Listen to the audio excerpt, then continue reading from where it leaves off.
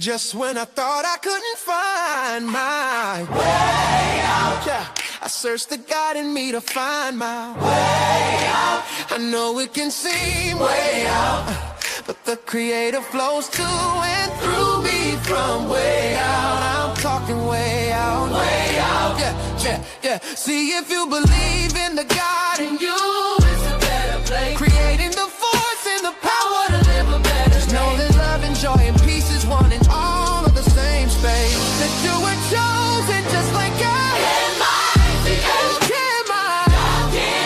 Your energy. That's right.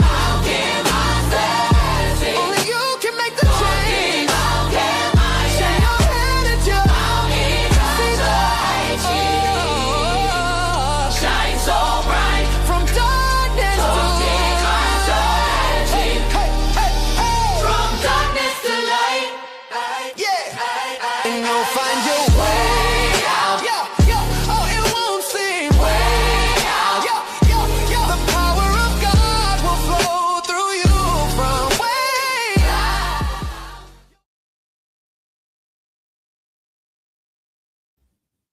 Welcome back. I'm back, you guys. Man, I have been gone for 2 weeks, and it was a much needed break.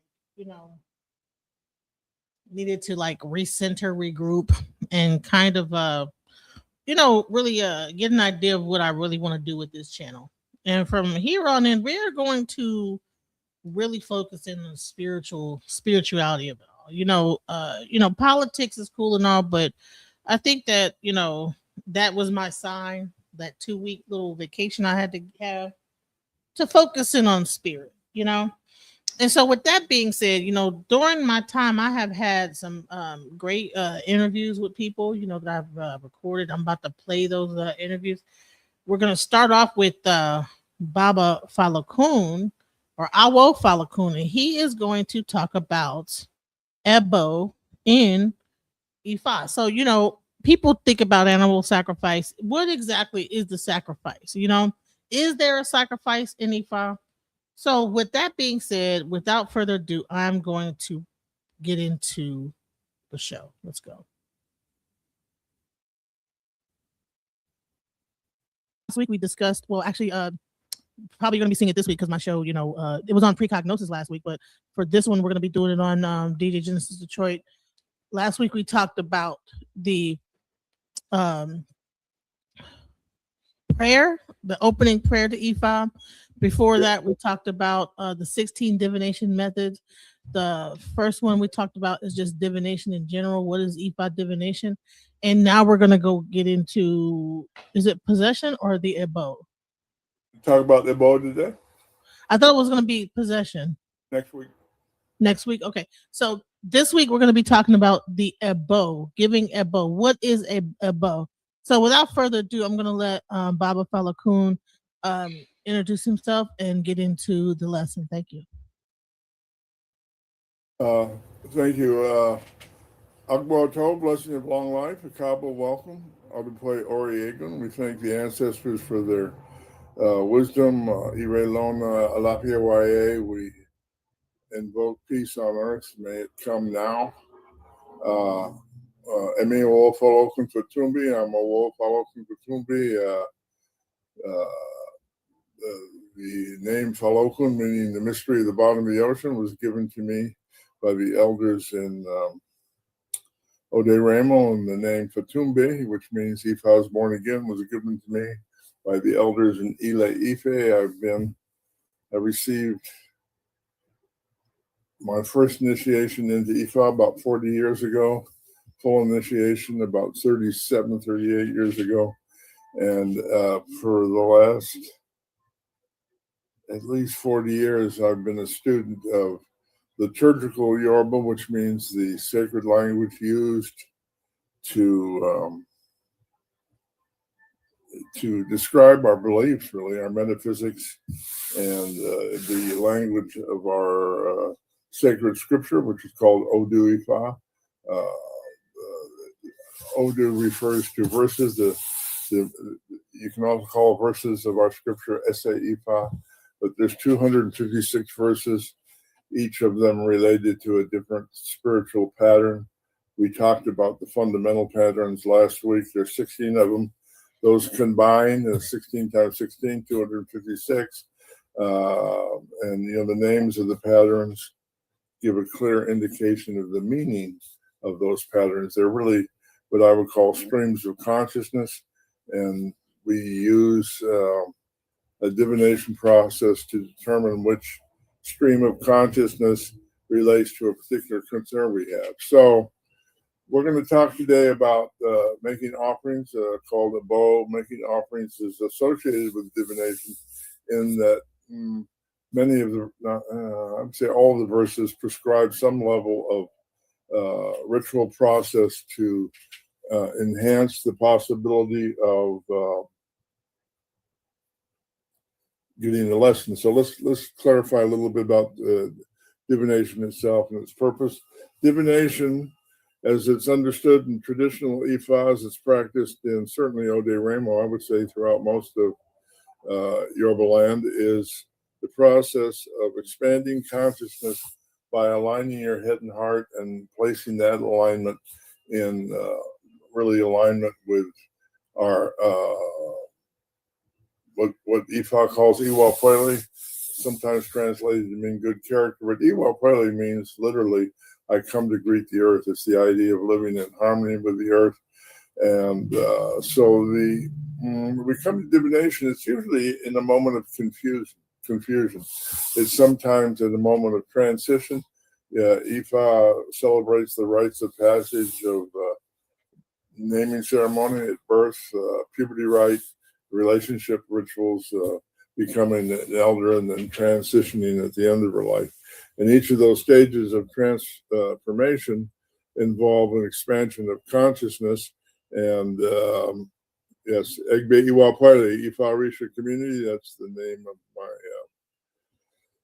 what's it called? Facebook group page. You come and there's always information about the topics we're talking about there on that page. So here's the point I want to kind of dive in today. I believe there's been a certain amount of misunderstanding of the offering process. And I don't say that as a judgment, but in the late 1800s, I think it's around 1887, if I remember correctly, an Episcopalian priest named Charles Carruthers, who was born in what we now call Nigeria and born in the Yoruba culture and spoke Yoruba fluently, became an Episcopalian as a result of being an orphanage, as I recall, in an orphanage. And he started the process of creating the English Yoruba Dictionary.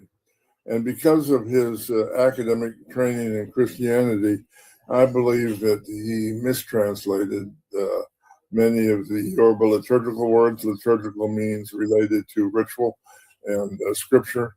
It's an open question whether that was deliberate or just him doing the best he could. I'm not going to make any judgment. But the problem is that it's created a lot of confusion, all right? And I'm going to talk about the most, which in my opinion, after many years of studying the language, where the confusion is the most injurious to our understanding of the original prophetic wisdom of the prophet Oromia. This is my opinion. It's also, I've been known to be controversial. This is probably one of the most controversial things I talk about, if not the most controversial, because there's really a radical difference between what I believe to be an accurate and fair translation of certain words and their common understanding of the diaspora. So the point of divination is to look at the problem, analyze its cause, and then expand our consciousness so that we can internalize the solution. Now, if you get divination and you get the lesson, there's not a lot of ritual work necessary. You just need to go in the world and act on that elevated consciousness. Let me give you an easy example. If you come and say, does it bring me good fortune to go to college as I look for a better job? And the answer is yes. The offering, the abode, the action is to go to the registrar's office and enroll in college. There's no need to offer food. There's no need to offer animals. There's no need to bring the community together. It's just a willingness to take action on the prescribed solution to the problem, to the question. So when people are asking questions and they come to a diviner, essentially an elder, with a certain level of confusion, normally if you're clear about what you want to do, what you should do, how to do it, divination is a little redundant. But let's, for those that come and want clarity, the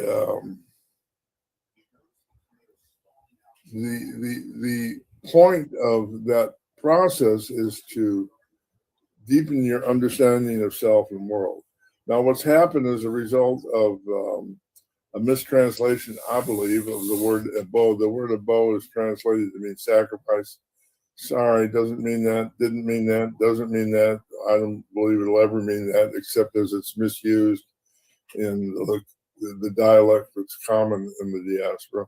The word abo means offering, and offering is related to the fact that the resolution of a problem is related to what I would call the alchemical process. And in fact, in my lineage in Oderemo, Ogun State, I've never heard them use the word abo.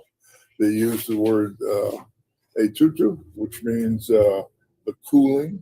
It's a reference to the idea that is when you are confused, your head heats up through anxiety. Literally, the Yoruba word hot head, or ina, meaning consciousness on fire or consciousness of fire. The issue is cooling the head. That's what etutu means, the cooling. And we cool the head by balancing the head and the heart, clearing up any confusion, and creating what's called a state of consciousness called suru, S-U-R-U-U. Suru, yes, S-U-R-U-U. Suru is a state of being calm. It's inner peace. It's understanding problem and solution. It's confidence that you're moving towards a higher state of consciousness. It's confidence that you are in alignment with your higher self, which means in alignment with your destiny. And so the common misconception is that misfortune is because the Orisha or the spirits are mad at us. There's nothing in IFA theology that suggests spirit is ever mad at us. That's a common Christian concept, a very common Catholic concept in the terms of saints being angry, or ancestors being angry, or Jesus being angry. All those sources of anger just are not a part of the traditional IFA scripture. They've been incorporated, they've been internalized.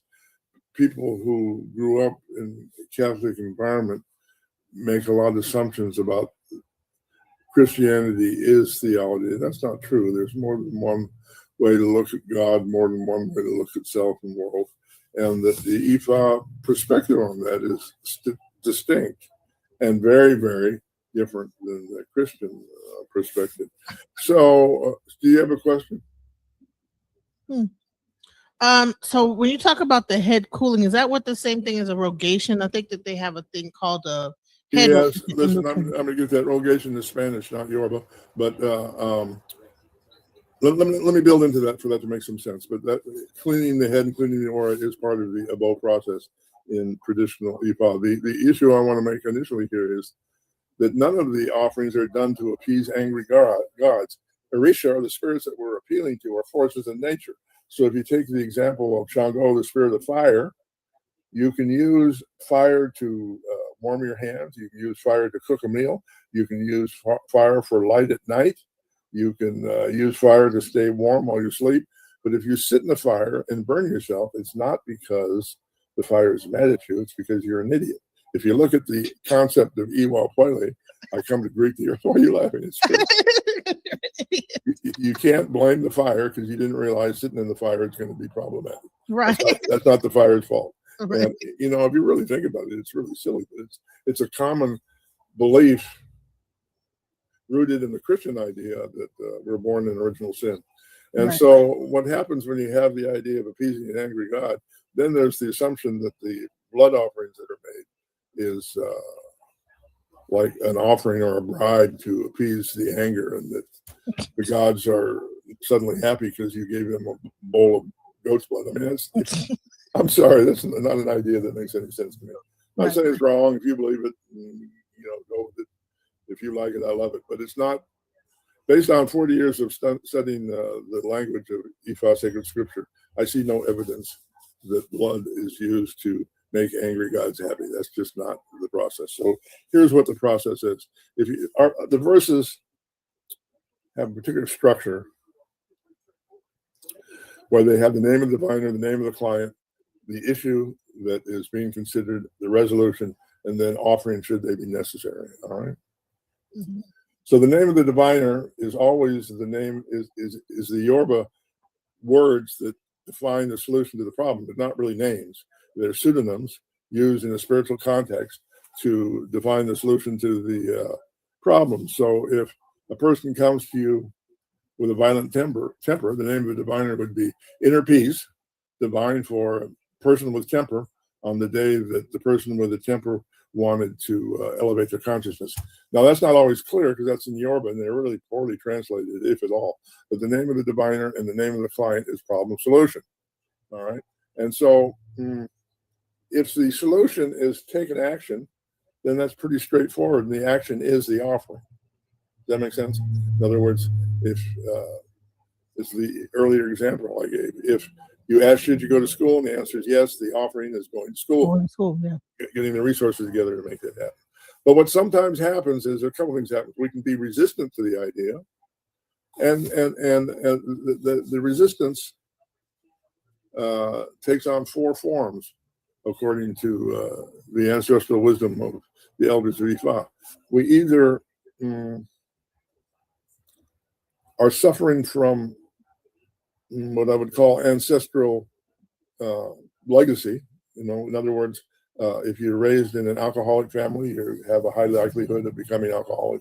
It can also be caused by confusion in our aura, and it can be caused by lack of understanding of what the world we live in looks like, and it can also be caused in a lack of understanding of the metaphysical principles of Ifa. So each one of those forms of resistance has a very specific form of ritual used to break the resistance and support the idea of illumination. So, and it's also a cumulative. So if the first level is what we call invoking for ancestral support. So you want the, and let me give the overview first, and then I'll explain the details about how it's done a little bit. But the first level of, let me back up one more step more. So when you come for divination, there's a idea that our relationship to the divining, the message from divination is either in E-ray or EB. If it's in E-ray, it means you get the message that a simple prayer can be said as an offering and you can be on your way. If you're in resistance to the message, that's called EB. The Yoruba word EB means umbilical cord. So if you look at the symbolism there, umbilical cord, when you're a fetus in your mother's womb, the umbilical cord is the source of nutrition and life. Once you come into the physical world, the umbilical cord is toxic, no longer needed. You cut the cord, literally. That's a common expression in English, cut the cord. In other words, let go of those ideas that don't work. EB, cut the cord. Step beyond the resistance to change, all right? So we start the exploration of what it's going to take to move through our resistance by using implements and divination to say, is support from the ancestors adequate to transform our consciousness, right? And if we get a yes on that, then we make an offering to the ancestors and we're through, right? If we see that the resistance comes from our own confusion, we believe that confusion can create literal physical space around our physical body, around our aura, and there's ways to clean those ideas so that they don't continually influence how we see things. And so if the oracle is saying the issue is from our consciousness, then we do an offering to the ancestors and clean the aura or the head or our consciousness. If the issue is not accurately seeing the problem in the world, then we appeal to forces in nature like earth, air, fire, water. And so when that's the case, we make an offering to the ancestors, we clean the head, and we make an offering to a force in nature, sometimes 2 or 3 forces in nature. All right? And the last level of resistance is the last level of resistance is deeply rooted and requires our strongest medicine to fix. On the positive side, it's called IFA. So when we have IFA, what we do is we make an offering to the ancestors, we clean the head, we make an offering to the orishas, and then we make an offering to Ifa. And the offering to Ifa involves an entire egbe, a group of men and women who come and pray on our behalf. And those offerings generally include the offering of a 4-legged animal, not because blood appeases the anger of an angry spirit, but because in traditional, rural, farm-based culture, you invite elders to come and work for your spiritual development. There's an expectation that you will feed them. And, there are no supermarkets in Ode Rainbow. You can't go to the store and pick up meat covered in cellophane. You have to process the meat yourself. And so that's integrated. What are you laughing at? It's true. That's integrated into the ritual process itself, including praying onto the meat so we internalize it and ingest it. So it's an unfolding of ways to accomplish our goal, let's say. And so let's back it up. So if we're making, I'm going to get a little technical now. Do you have any questions about the overall purpose of offerings? Yeah. So I thought that, so the one thing I did know is that when they do have their meal, that they do bleed the animal out, and that blood is then given to the earth or given to, and then the ants and everything eats it. And then that's true. But if you're killing a 4-legged animal for a ritual or just for a barbecue, you still got to bleed it out. That's part of the process. So you don't, in other words, before you cook it, you have to what's called slaughter it and process the meat. All right. So the blood typically is either given to the earth, to Eshu, or to Ogun, and each one of those choices, it's usually done all 3 actually, but each one of those options comes with a prayer, which is not a prayer of, oh, don't be angry at me anymore. It's a prayer of thank you for providing nourishment to me, my family, and my extended family. Every time you offer a goat, that's a big deal in traditional Yoruba culture. Very rarely is a goat eaten, which is a big deal. It's like eating a goat is like Christmas, New Year's, Thanksgiving, and Easter all at once. It's the big meal of the year. People get excited, and they wait for their cut of the meat, and they argue over who gets the biggest piece. I mean, it's a real thing. But man, during my initiation, at the end of it, I couldn't believe how many people were walking away with just legs and pieces of the animal. Absolutely, that's all. Going home with just pieces, like they were at the meat market. Exactly, they were at the meat market. It's an aspect of our faith that people don't understand because we don't have that cultural. Some places in the country do. In rural farm areas, that process is probably understood better than those of us raised in the city. But as soon as I saw it, I said, okay, I get it. They're feeding folks. That's good. And you've got 16 people praying on your behalf. That's a real blessing. Did you see that when there was a story in Atlanta where people were having a problem? There was on the news that people kept taking goats and throwing them in the river. Yeah, listen, be clear. Yeah, be clear. They would be sacrificing the goat, just throwing it in the river. Yes. Like, some good goat meat. What are you doing? Throwing goats in the river. It's very common to kill animals in the diaspora and not eat them. That would be horrific to anybody in Africa. That you would, what would be the point? You're killing an animal so you can eat it. To kill an animal to throw it away is not part of our faith. That's why the sacrifice doesn't work. If you think that the goat carcass is going to magically be eaten by some earth, air, fire, water spirit, and that they're grateful to you for leaving a dead animal on the side of the road, I mean, where's the critical thinking of that? It's silly, So I don't know what fish eats goats. Yeah, there's only one. Goat. Yeah. What do you think happened to the goat? I don't know. Yeah, but there's only one religion that I know of in the world that kills animals and doesn't eat them. There's one religion that actually engages in animal sacrifice. You know that religion that kills animals and doesn't eat them? that would be called the Catholic Church. Every Easter, they kill a goat to reanimate the Eucharist. They don't eat it; they burn it. The Pope makes the cut, and that's the same religion that denigrates us for making animal sacrifice, which we don't do. So the point is, it's very important that we own the language, that we do not let other people define us or what we do, that we do not tolerate the colonialization of language, and that we not tolerate the appropriation of language. You know, words mean what they mean. And when you understand what they mean, then you act accordingly. So, here's a question. You know, I've also noticed that there's always a certain person during these ceremonies that's like the cook. Now, is that a special job that people get? Like, okay, they have to pray over the food a certain way while they're cooking, or is it just like grandma back there cooking? How, normally, what is going on with that? Well, that's a good question, actually. There's an element of IFA in Africa that is not familiar so much in the diaspora. But when you come together to make an offering of a goat, the whole family is involved. Kids, adults, grandparents, and everybody has a different role and a different function. The priest who, you understand the difference between butchering a goat and slaughtering a goat? Slaughtering means you kill it. Butchering it means you cut it up for food, all right? Right.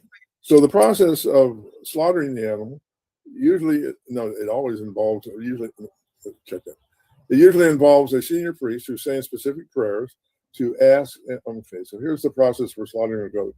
You mark the verse on the tray, you say prayers on the tray, you take some of the powder from the tray and you sprinkle it on the leaf. You have the person that's being the beneficiary of the prayers say a prayer onto the head of the animal. You're putting the leaf into the animal's mouth. When you make the offering, you're asking the animal to take the prayer to heaven.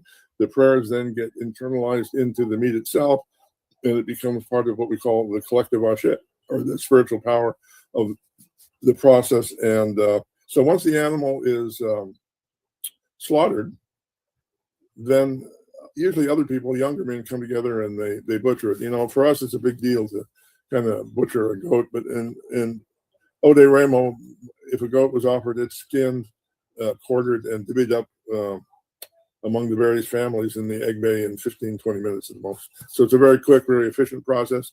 If they cook it, which they do, there's a bifurcation of that kind of work by gender in Yoruba culture, which is not so strict in the West, but the women usually cook the meat, and they cook it usually in what they call pepe soup, which is palm oil. And there you go, look at that.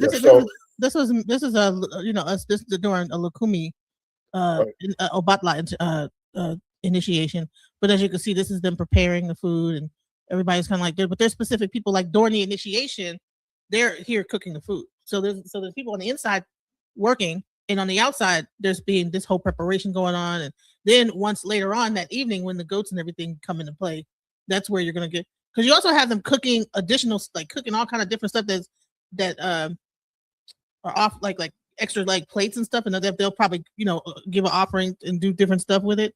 But like there's like a whole it's like a whole meal being prepared and things like this. Yes, all right, so that's common in the diaspora. That's not quite how it's done in Africa. Mm-hmm. So let me go back to the basics again. So when you're doing, if it turns out that the person needs support from the ancestors, needs support for the head cleaning, and needs support from the Orisha and support from the Egg Bay Ifa, I'm going to walk you through that process in general terms, and maybe we can get more specific. But the first thing you do is you make an offering to the ancestors, which is usually, I would say, baked yam cake called akara. Akara. And it's those offerings are made, and then they're fed to the entire community. They're really kind of a delicacy. People line up for the ancestral offerings, but those are all eaten. They're not left on the ancestral shrine to rot or anything. The next level is usually a head cleaning, which involves taking black soap, putting a hole in the black soap so it becomes a small bowl. You say a prayer on the Ifa tray. You put the powder from the tray into the soap. The person takes that home and bathes, or sometimes elders will take them to the river. Or, there are in Ode Remo, I don't think there are any bathtubs. I've never seen them, but the water is brought from the river. So it's a big deal to bring water for a bath from the river, but that's part of the cleansing process. So sometimes people will take the soap home and make their spiritual cleaning a part of their normal bathing process. Or Sometimes, actually, the kids will walk the 2 miles to get a bowl of water so you can use it to bathe. So it's, a different environment, a little different circumstances. But bathing with the black soap would be the second element. The third element would be taking, each of the verses has different spirits that speak in it. That's kind of a long, complicated topic. But depending on which spirit is speaking in the verse that you're dealing with, that'll determine what kind of bird goes to what kind of spirit. And that'll take place in the third part. Now, typically in the diaspora, they'll clean somebody with a bird and then slaughter it. And so when you do that, you don't want to eat it, because then you're eating the person's negativity. So what's done in Africa is they slaughter the bird first, then they remove the wings, and they'll clean the person with the wings, and that means they can still eat the rest of the bird. So it's very, very frugal and efficient in that respect. And so for the offering to Ifa, what you have is usually a dozen or more people praying quite intently for hours over the person to ensure their elevation and transformation. So one of the things that's not fully understood in the diaspora is that the verses that are part of our scripture are also the invocations for elevation. And elevation occurs when those songs are sung at a particular frequency, which breaks loose the neural pathways that we get stuck in that make us behave in the same ineffective ways again and again and again. So it's really important to understand that from a spiritual discipline point of view, that in Ifa, we don't believe that you become more spiritual by spending more time meditating, by spending more time singing, by spending more time learning verses, by spending more time in dance, by spending more time doing various things. The process of spiritual development is understood as letting go of ideas that don't work. It's a process of shedding ineffective ideas and becoming more attuned to the world we live in. And so that process occurs on a level of frequency, where a particular frequency is a particular perception of the world.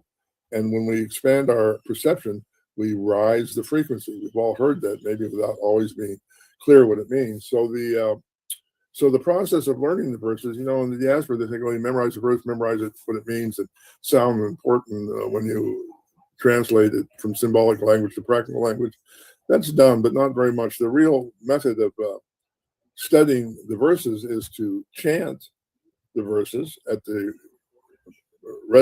required frequency, and then to put some of the powder from the tray in a glass of water and drink it, so you can tell what the resonance of that solution to that problem addressed in that verse feels like.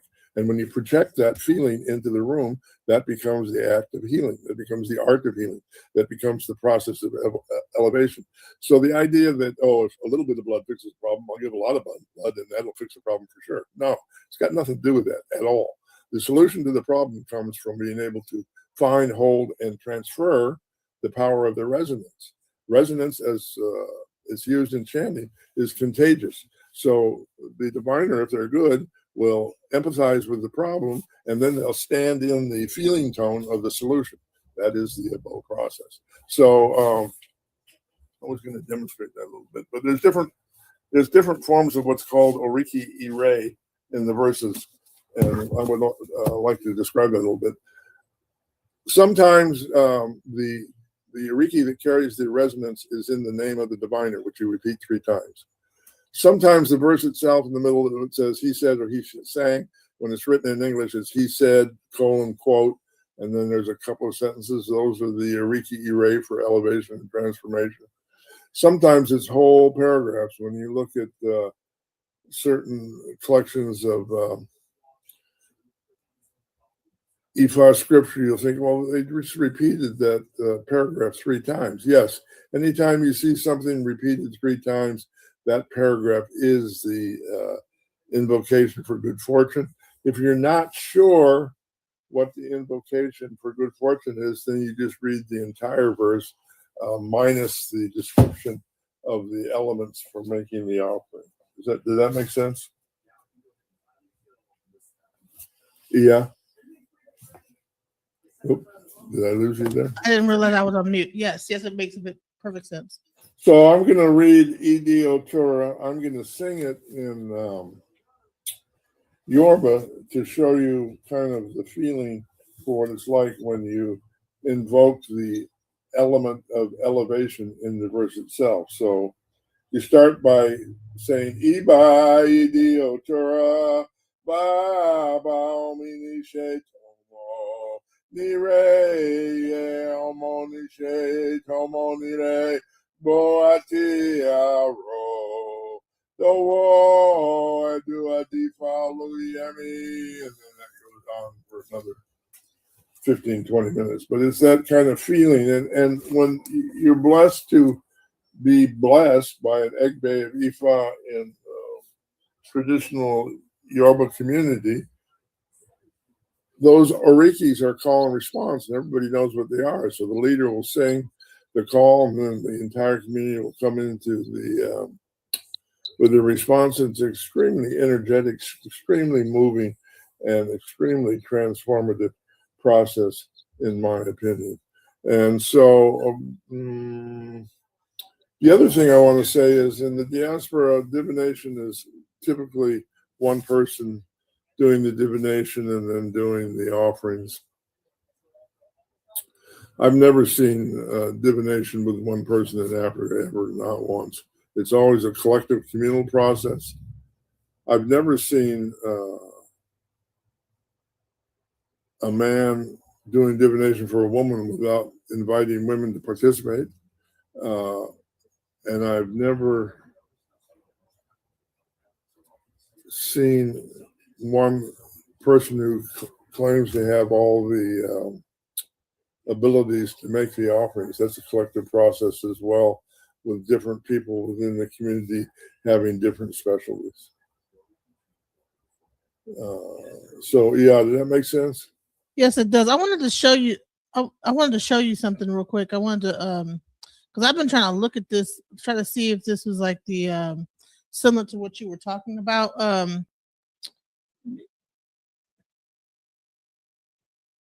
Yeah. I'm sorry, my daughter. But hold on, let me show this real quick.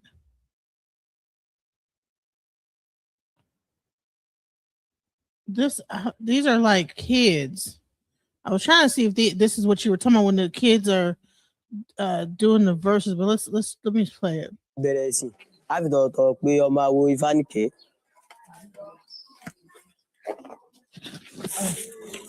Eriwo ya gbogbo ọmọ eriwo ya. Àyàgbó àyàtọ̀ eriwo sọmọ òwúlé. Elédùmarè àwọn ọmọ rẹ dé, adé láti wá gbàre tiwa. À ń bẹ̀ lórúkọ ojú odù mẹ́rìndínlógún. Kí o gbọ́ èrè wa ti òní yìí, tí o bá gbọ́ kí o mú iṣẹ́, kí o máa ṣọ́ bàbá wa, kí o máa ṣọ́ ìyá wa, kí o máa ṣọ́ ọkọ wa, kí o máa ṣọ́ aya wa, kí o máa ṣọ́ ọmọ wa, kí o máa ṣọ́ alábàágbélé wa àti ọ̀rẹ́ wa, títí tó fi mọ́bi tí a ní ẹni dé, pàápàá àwọn mọ̀lẹ́bí, afọlọ́jọ́ òní bí ọ́. And you know what that sounds like? Don't that sound like in the church? Like, well, yeah, but there's, listen, that's exactly what I'm talking about. She was reading a verse as a prayer. She started the recitation by saying Hediwoya, which is how all prayers from the Egbe Ifa start. Hediwoya means what do we pray for? And the response from the community is Agbo Ato, meaning long life. So Hediwoya, Agbo Ato. And then you start the prayer. You see it was call and response. She did the call. It was asking for specific blessings. The community is either singing a response or doing a brief response, which is either Ashe or Mojuba or Hein. If you go to the Baptist church and the minister says, and we came together to bathe in the blood of the Lamb, up, and the whole congregation will say up. You know what I'm talking about? Yeah. Or they'll say well. Well, but hup is common too. But in traditional Ifa, when you're reciting Odu, if you say a sentence and you get it right, the congregation says Hein. And it's my contention that hup is a derivation of the word Hein, which in Yoruba means you got that right. So when the preacher is preaching and quoting the Bible and the congregation, and he's going hup or the congregation is going hup, it's affirmation that the recitation is correct. And yes, that's a retention. And that retention comes from a time when you took your life in your hands to practice traditional African spirituality. So it's an understandable, what's the word? It's an understandable deviation. You know, I've always contended that in many ways, the sense of family in the Baptist church in the South, the Black Baptist church, is closer to family structure I saw in Africa than some of the Ifa Orisha communities I've been a part of. So certain things survived, certain things didn't. There's a really, really good book on that subject by a man named Will Coleman. It's called Tribal Talk. Dr. Coleman's a theologian from, he graduated from the Chicago Institute of Theology. What he did is there's a man named Louis Lomax who did what is called, I'm quoting now, slave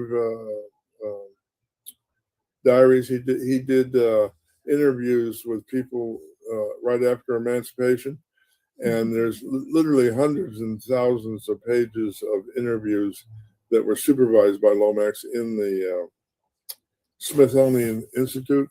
And Coleman went and read through all those and extracted all the references to Ifa Orisha that he found in those references. And it was really historic because at the time he did that, which would have been the late 70s, that there was a common belief in the diaspora that no Ifa Orisha traditions survived during the period of forced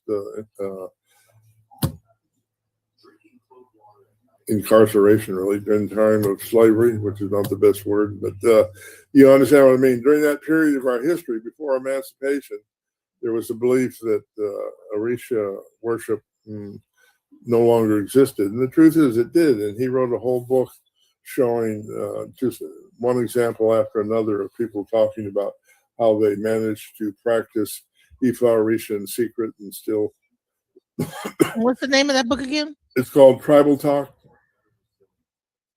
And who's the author again? Tribal Talk? His name is Dr. Will Coleman. A little shameless plug. I do free lectures similar to this every Sunday. He usually joins me and contributes, and I learn a lot from him. Those Sunday lectures that I do is more of a communal conversation among people that are deeply knowledgeable. Will Coleman's one. The other one is Baba Falokun, not to be confused with Falokun. Falokun is a slightly different name. But Baba is really, he's an American. He spent the last 30 years in Brazil learning the Ifa Orisha traditions of Brazil. He's really Candomblé. He learned the Candomblé. Yes, he did, and he'll be co-leading the lecture this Sunday. We're going to talk about Ariki Ela. That's an important concept. In order to do prayers effectively, the Awos that are doing this ceremony need to go into possession of the spirit of Ela. And unfortunately, those traditions have been lost in the diaspora to the point where many people don't believe that Ifa priests go into possession. That's simply not true. The Holy Ogunda Osa describes the Ariki for putting a Awo into possession. And when an Awo is in possession with Ela, all the chakras in the entire body are open. It's a remarkably powerful experience. People feel that ashe. And once they're in possession with Ela, they're able, by discipline, to be able to shapeshift their energy into the particular Orisha that's necessary for the elevation of a particular offering for a particular problem.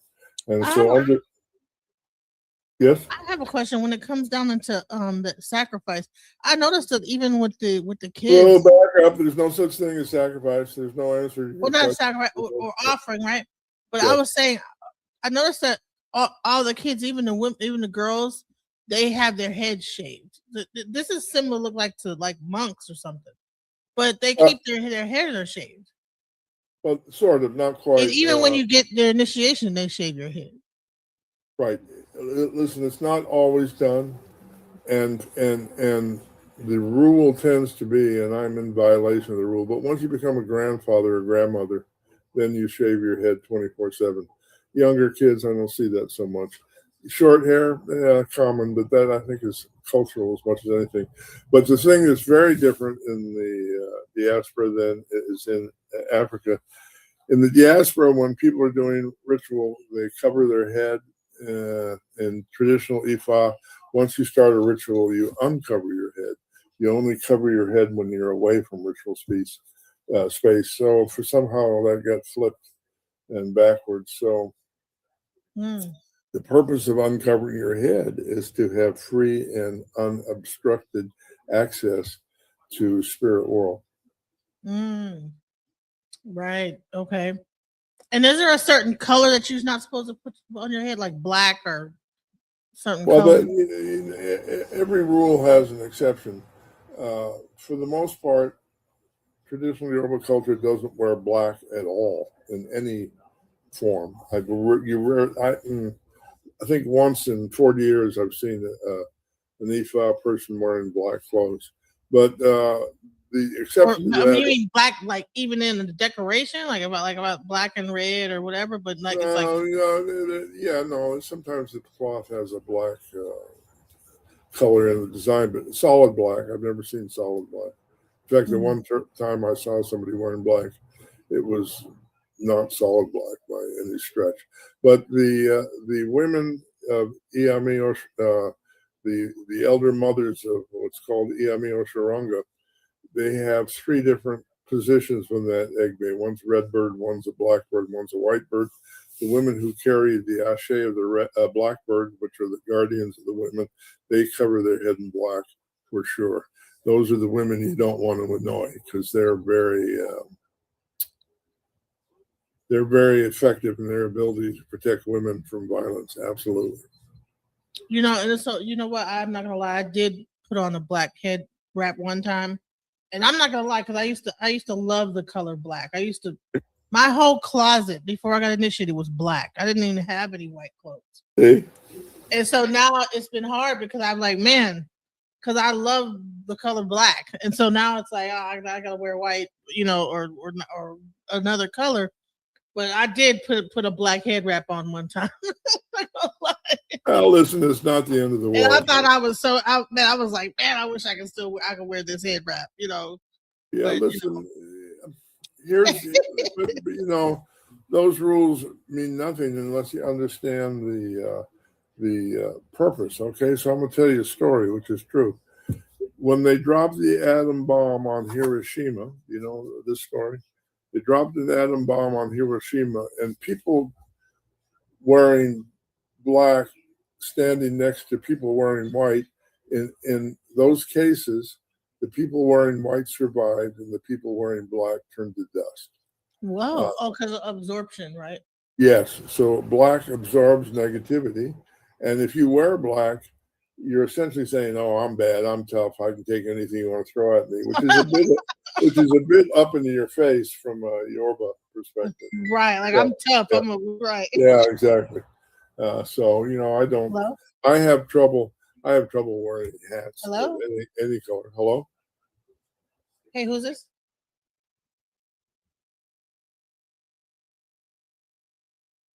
Oh. How about that? I got a phone call. I tried to mute it. Go ahead. That's all right. No problem. But yeah, black. Yeah, so black. That is saying, hey, I'm badass. Listen. You can bring it on. Exactly. And it's also saying the same thing. When I go to Africa, I have to wear a hat because not wearing a hat as an Awo when you're out in public, that's saying that you're praying all the time and possibly being disruptive. So as uncomfortable as I am wearing a hat, I do that when I'm in Africa to be culturally appropriate. I have a little more difficulty with that in the diaspora, although certain occasions I will wear a hat to be appropriate again. So listen, you got any questions? I've covered mostly what I wanted to cover for today. Are we good?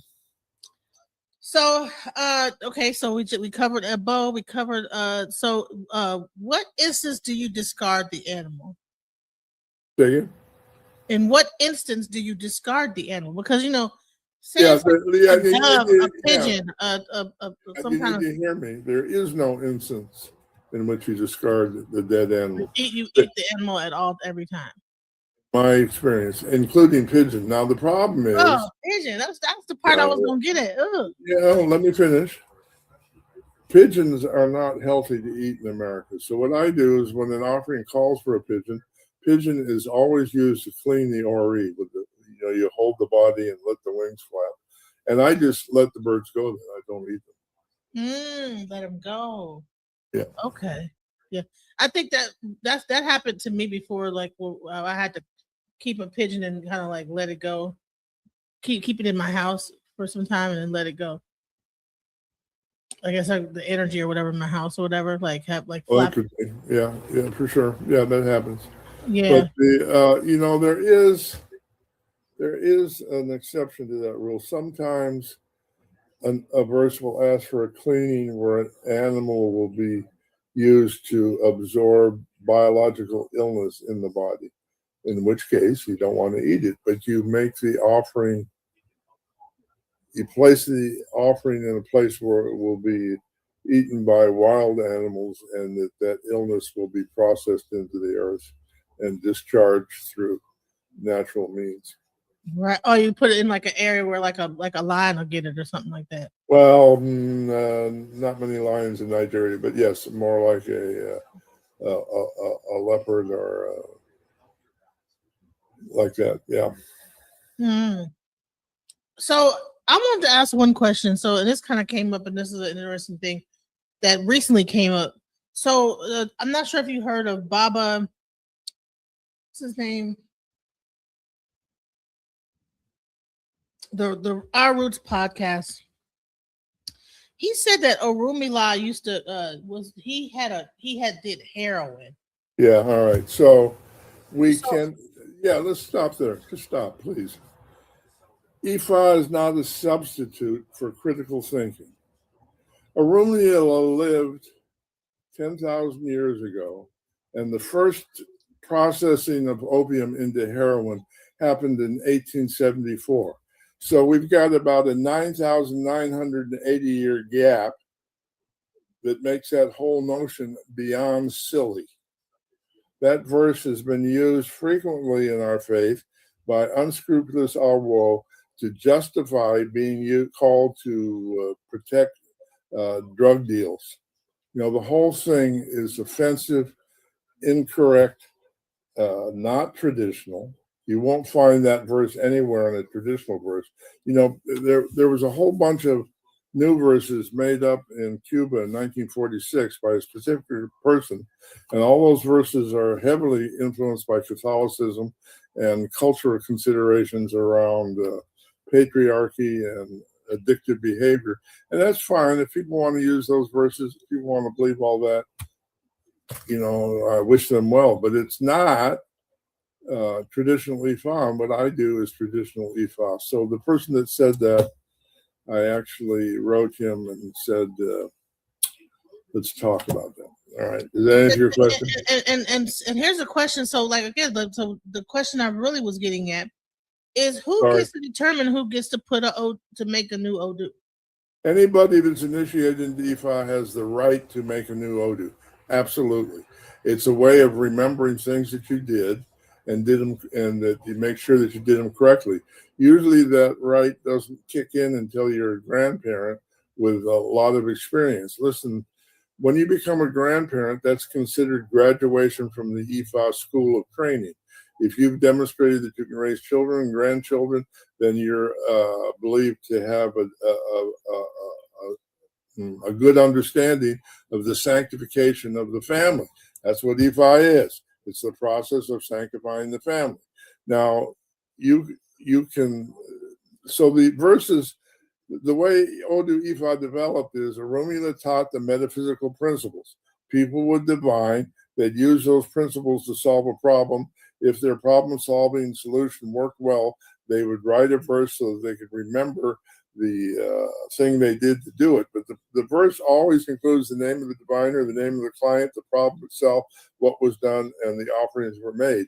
Most of the verses of Odu Ifa that we find available in English or Spanish in the diaspora does not follow that format. So what that means is whoever made those up did not understand the structure of Odu Ifa, and I would be very reluctant to take any of those verses seriously. But that's just my opinion.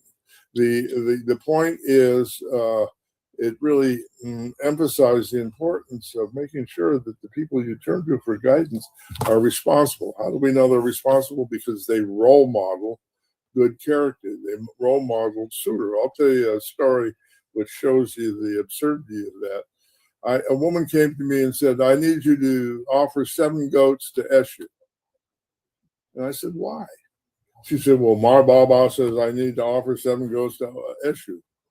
And I said, well, have him do it. She said, well, I can't do that because if you don't have sex with him, he'll set you on fire. What? Yes. So I said, you tell me you're taking the spiritual advice of a man who abuses women by lighting them on fire? She said, yes. And I said, I'm sorry, I'm not going to make that offering. It makes no sense that you want to do it. We need to not abandon critical thinking in the name of spirituality. Yeah, spirituality, or so-called spirituality. I don't know. Sometimes the inability to think clearly astounds me. And you know what? I have another question. I want people to just to give a demonstration of how organized, like, not I wouldn't say organized, but how when it comes to the Babalao's relationship with his client, right? Do you have a book of each client and every Odu that they've ever came to you with from the very beginning that you ever met them? Some do. I don't. I've never seen that done in Africa. If you come to me and want divination, it's your responsibility to keep a record of that. You know, because I know in Cuba, well, not Cuba. Well, you know, my Babalao, he had a whole book. Like, it was like every time you would go, like he would put your Odu down in this book, and he would be able to go back to it, and you know, and have it. It was like interesting about. I was like, wow, that's almost like, but it's kind of clinical, isn't it? You know, but you know, I kind of, but I was like, dang, you know, there would be times. I wish that more Babalaos would tell their clients, hey, write this Odu down. This was your Odu, you know? Well, so, that's true. Listen, I want to make a correction too. You notice, I don't know if you noticed, but I never refer to myself as a Babalao or say that I am a Babalao. I don't even use the word much. In traditional Yoruba culture, they say there was one Babalao and his name was Orunmila. If you call yourself a Babalao in traditional Yoruba culture, people will laugh. It will be considered extremely arrogant. And in fact, the members of the Egbe joke about it. When we meet in a room, just among ourselves, and we come to the room, the people in the room say, oh, here comes Babalao. And everybody grabs their stomach and rolls on the floor laughing. It's considered extremely arrogant to refer to that in that manner. I refer myself as an Awo. The word Awo means mystery in Yoruba, but it's also a title meaning diviner. So I am an Awo. I do divination. And so the other thing is, divination is designed to sanctify the extended family and keep the extended family healthy. That's a spiritual obligation. I do not, have not, and will not charge for divination. That's not part of the process. The divination keeps the family healthy. Now, if I do that for people, people often will bring offerings by or leave a donation or bring food, buy me clothes, different things. But charging for the work, not part of it. Ifa says that if all you can afford to offer from spirit is dirt, offer it with heart and your prayers will be answered. We need to start functioning more as communities. There's 75 Ifa priests in Ode Ramo, and I think only 2 of them didn't, not even that many, maybe, yeah, they all had jobs. None of them were trying to earn a living as Nawo. Most of them were farmers. Some of them were cab drivers, policemen. So the whole idea of earning a living as a Babalao, that's a Western concept, and good luck with that. But the problem becomes all of a sudden you need lots of offerings when I'm getting to the end of the month and I haven't paid the light bill. I have earned money independently of being an Awo my entire career. And I never get tempted to call somebody up and say, well, I'll see here in your book here that you have to make an offering here that you got. And for $900, I'll do it if you come over right away. We're not going to play that. Sorry. Right. Right. And all of a sudden your bow is like $300. And it's overdue, right? You know. Right. Oh yeah, because I have had some situations where Omiro bath, right? $200 type of thing. And I'm like, well, I guess I won't be getting no Omiro bath, you know? Yes, whenever I prescribe a bath, during the divination, I make the soap. I say, take the soap home and cleanse yourself. I've never charged for a bath, ever, not once. Wow. Yeah, yeah. And one last thing. Can sometimes getting a reading kind of not create a problem, but because I'm not gonna lie, there was times that sometimes when I didn't want to get a reading because I felt like by getting the reading and you become and the problem becoming aware, it almost well, I guess it makes you responsible for it, huh? Well, you know, but but it's almost like if you weren't aware of it, then then you're not as responsible, right? I have a couple things to say about that. First thing is I don't do readings. I do divination. There's a difference. Reading is fortune telling. Fortune telling is something I'm not interested in. Problem solving is all that I do as an IFA priest. It is true that when you become aware of something needs to be fixed, you have an obligation to fix it, I believe, but that's to your benefit. There's a couple of things you need to understand as part of the process. You should never walk away from a encounter with an IFA priest feeling worse than when you came. You should always walk away feeling better. That's our job, is to elevate your consciousness, make you feel better about yourself, and assure you that you have the tools to fix any problem. And you feel denigrated, challenged, dissed, or being dealt with inappropriately in terms of sexual advances. Anytime you feel any of those things, that person is not functioning as an Awo in terms of the guidelines of our faith that have been in play for over 10,000 years. What about fear? What about when a person is giving a reading and the way that they're giving the reading is putting fear into you? That person is someone that you should never speak to again for the rest of your life, because that's total nonsense. Our job is to invoke courage to look problems in the eye. If they're making you fearful, they are enhancing the negativity in your life and doing nothing to solve the problem. They have no understanding of our faith. They have no understanding of what they're supposed to be doing with divination. They have no understanding of how to make your life better. The whole premise, the whole reason why I do this work without charge, and the whole reason I do it from a point of view of elevating your spirit, is based on the IFA proverb that says, if your life gets better, my life gets better. If I'm denigrating you, if I'm making you fearful, if I'm calling you names, if I'm being sexist, if I'm making you dependent on me, then your life is getting worse, and so is mine. There's no way you can divorce your destiny from how you treat people. Wow. So, with that being said, I think that we have covered a lot. We have. You guys have heard it here first.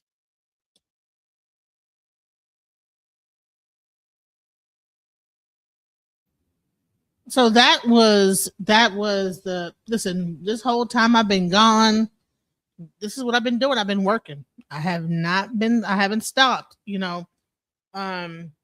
so things haven't stopped because I got YouTube has tried to stop me. But I want to guess what? So hold on. Let me remove this. All right, so just so you guys have seen, I have not stopped working the whole time I was down for that 2 weeks.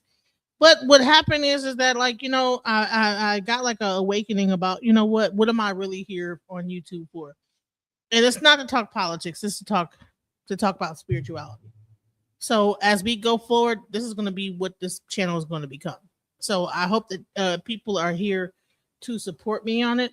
I have one last video I wanted to show you guys, and it is discussing the to discuss the IFA opening prayer, and to discuss, like, I did show this on Sonetter. If you guys have seen it, I hope that you if you haven't, but if you haven't seen it, we're gonna play it again on my channel, where we're gonna get into how to open up divination. I've already showed you. I think that the 16 types of divination, I think I've already shown that on the Precognosis channel. Please check out that channel. I'm going to put it into the chat, and that's the new channel that we're trying to like get going. Okay.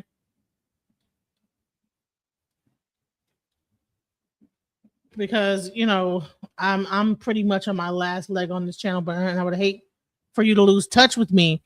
So please join that channel if you get a chance, because we are going to continue to do stuff. Like if YouTube gets like try to take this channel down, I'm gonna try everything I can to stop it by just like following the rules and not going into like politics and this, that, the other.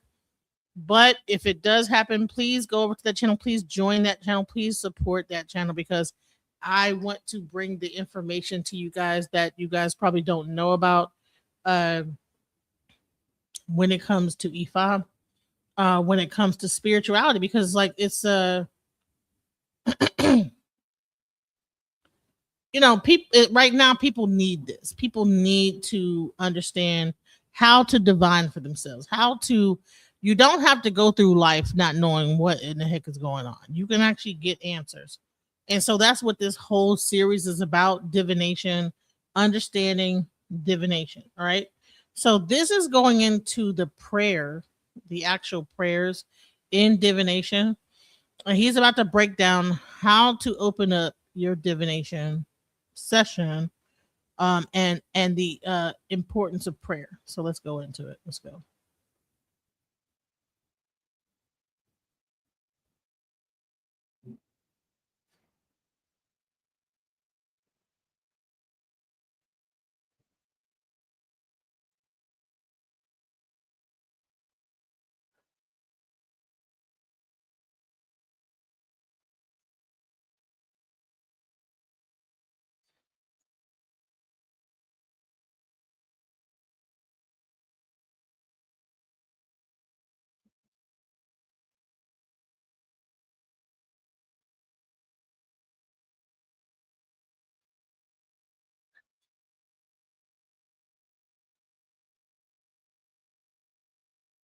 Mhm.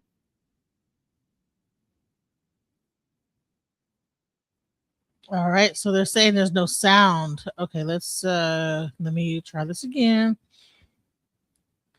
You know, we're past like a certain market. Sometimes it like StreamYard gets a tripping. So let's go ahead and fix that issue. All right, let me share it again.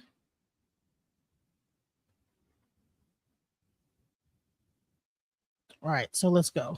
Let me start all over again. All right, here we go. Let me say, Agua Ato, blessing of long life. Cabo, everybody welcome. Adupai Ori Egun, we thank the ancestors for their wisdom. I also would like to say, Ire Lona YA, Lafia YA, excuse me, peace on earth. We need a whole bunch of that for sure. I want to thank IA for having me on the program. We're doing a little series of 8 segments on the fundamentals of divination and IFA. Yeah, to be honest with you, it was prompted by some of the, I want to say foolish statements, but that's judgmental. Let's say some of the questionable statements I've heard, especially lately. And also, we're getting a whole bunch of information from AI, which is, I will make a judgment because that's not really a person, but AI's take on IFA is embarrassing. So let's try and take a dive into the real deal, so to speak. I would like to speak today on the opening prayer for divination. I'd like to give a little context of that, before we start with the specific words, if you don't mind. The prayer for divination is the same as the daily prayer. I get up every morning, I say certain words, and when I do divination, I repeat those same words. Okay.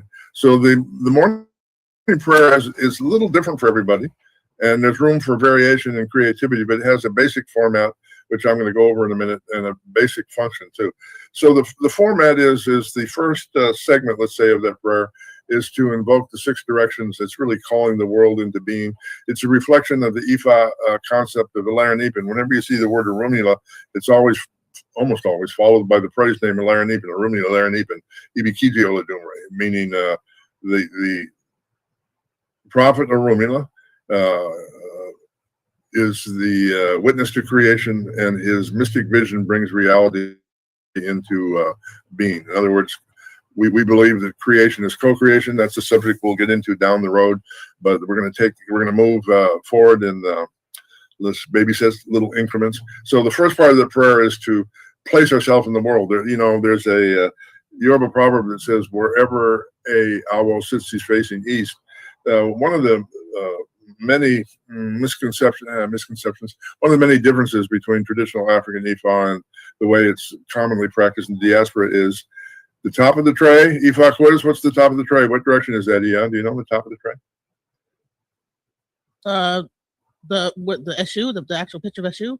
Well, no, that's not what that is, and I'm asking the direction of the top of the tray. I don't know. Is it east? Yes, good. A plus. A lot of people say north, and my response is no. North is for AAA maps. Odu Ifa says we first greet the east when the sun rises and praise to the creator for creation. People commonly think that the face on the top of the tray is Eshu. That's not correct. It's Olu, which is a synonym for God, the creator.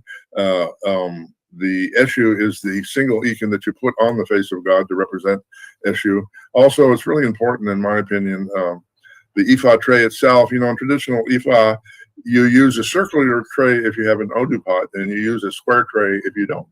There's no judgment. One's not better, but it's an indicator. If you have a circular tray, it means that the women of Iami and Ogboni have given you authorization to do initiations.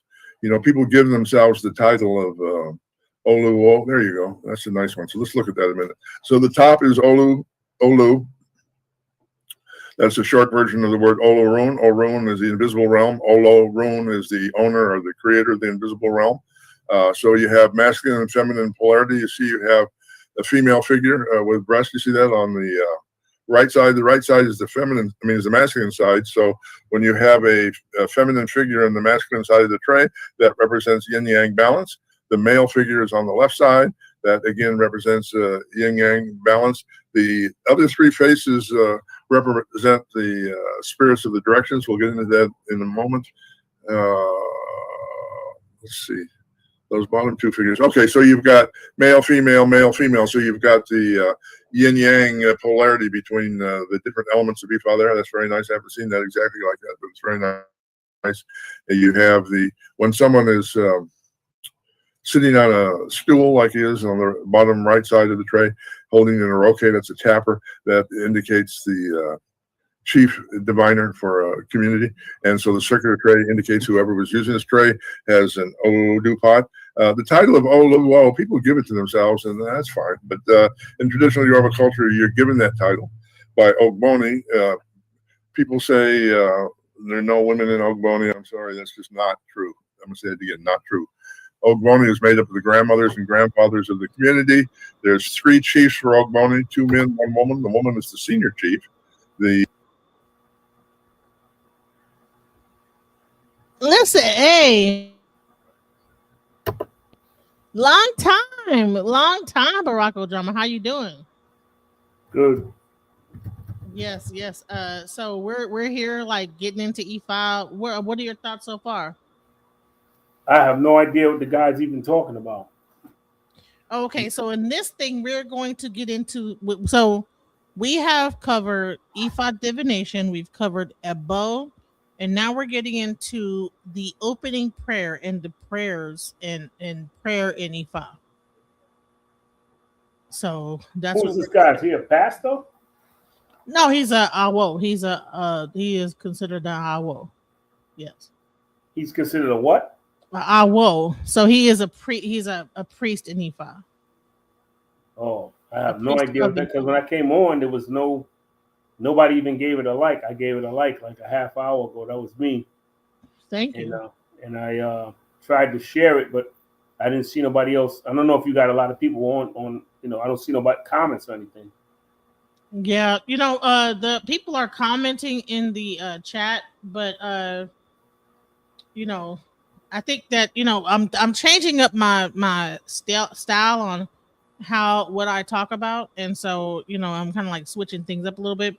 And I also have the precognosis channel as well, so I think that some people might be there, some people might be in the vertical live, because I have vertical, I have the horizontal, and I have precognosis doing the same thing. So precognosis is the new channel, just in case, because right now if I get one more strike they might take the channel.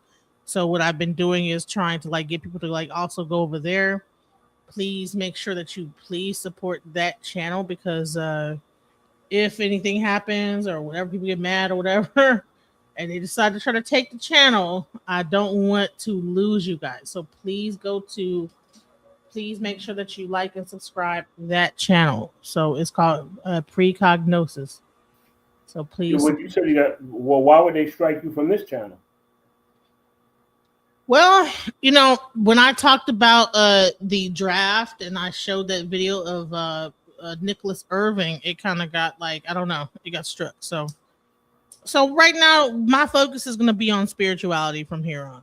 I'm going to be focused on spirituality, because all that like talking about politics, it's like I'm gonna let them have that, because how do you get past politics is through your spirit. So I'd rather just enlighten people rather than like talk about because it was it was so much opposition, I just can't do it.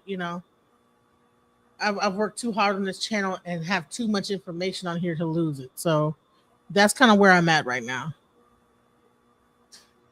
Oh, okay, I understand. I just listen in. Sometime I'll listen in, but I won't cam up. That's all. I just listen in.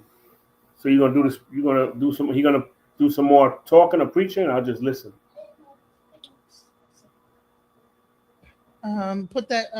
I'm sorry, my daughter has a little rash. Put that. The stuff that's on the side is called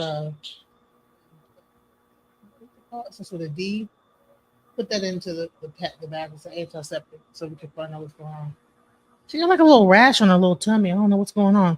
Anyways, guys, so let's get into it. We're gonna like talk about the IFA divination prayer, and if you have any questions, tell me to pause, and then we can like go into it. This is because I've already been playing for some time, so playing the video, but we're into the second hour. But I really wanted to get into this because we've been really going to talk about divination, because people need to learn how to divine for themselves. So what he's doing is giving you the game on what Ifa divination is when it comes into Yoruba cosmology. All right, so let's go. One man is the chief of Orisha, and the other man is chief of Ifa. So it's Araban Appoina, and then the Ogboni Oloria. There's another name for that, but I don't remember. But in any case, the title Oluwo has two functions in traditional Yoruba culture. The first is, if during Ogboni there's a dispute that needs divination to settle, the chief of Ogboni will ask someone, doesn't matter who, a senior diviner in the room, to do divination. In that moment, that person becomes Oluwo, meaning Olu. It's from the Elysian O-Ilu Awo, meaning the spirit of the drum of the mystery. It's a reference to a chieftaincy title within Ifa, and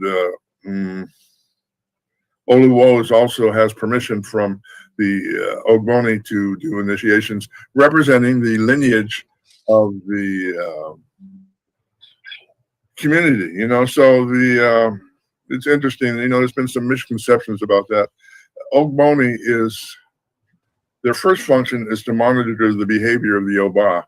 In traditional Yoruba culture, it's taboo for the Oba to have an opinion. What is the Oba? Say again? What is the Oba? Oba is like, it's badly translated to mean king, but it would be the senior political person within the community is called Oba. There's 21 of them in traditional Yoruba culture. One of the biggest points of contention between Africa and the diaspora is there's literally thousands of people that call themselves Oba. That's the equivalent of me calling myself the King of England. I can do that, but I'm going to sound silly. So the initiation for Oba is a 90-day ceremony, and if you haven't been through it, you would know. Believe me. So you just don't. The idea of giving yourself titles represents cultural appropriation, in my opinion. And in the notion of some things like Oba Ogboni, no, it's taboo for an Oba to belong to Ogboni. Ogboni monitors the behavior of an Oba, so it's like the President of the United States being the Chief Justice of the Supreme Court. Yeah. At the same time. Yeah, exactly. It's like, okay, that's an interesting idea. It just doesn't work. So we need to think about those things. One quick question is that with this tapper thing, now someone said that this tapper is meant to be almost like a phallic symbol and this being a womb. And when you tap on it, it's like to simulate copulation. Is that true? Yeah, it's sort of true. It's close. The tapper is a phallic symbol, and the tray is the female reproductive organ, right? The seeds of the Ekin represent the seeds of the womb.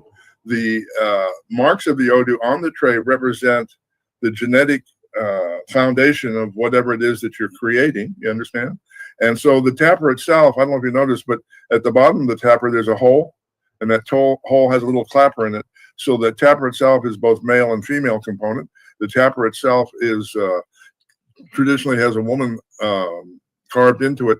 All of these things represent yin-yang balance, male-female balance, the stasis created by equity, it's called. So if you take any Odu, okay, and you can do this, you got a little Crayola there, you can do this little exercise for me.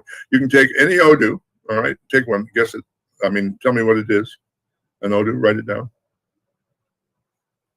Do you know the marks of Odu? I can call one off if you want.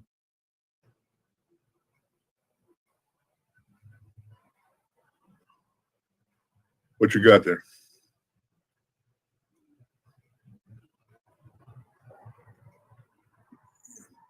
Wanren Torah. Owanren Otora. Torah? Otora. Yeah, okay, that's fine. Owanren Otora. So now what I want you to do is I want you to write next to it, every time you see a single line in Owanren Otora, I want you to write a double line to the right of it. And every time you see a double line in Owanren Otora, I want you to do a single line. So just write that up. That's known as the opposite Odu. In other words, Osa is not the opposite of Ogunda. Obara is the opposite of Ogunda. All right. So if you take, and so the point is that one. So it would be like the opposite of Owanren Otora is Irosu Nika.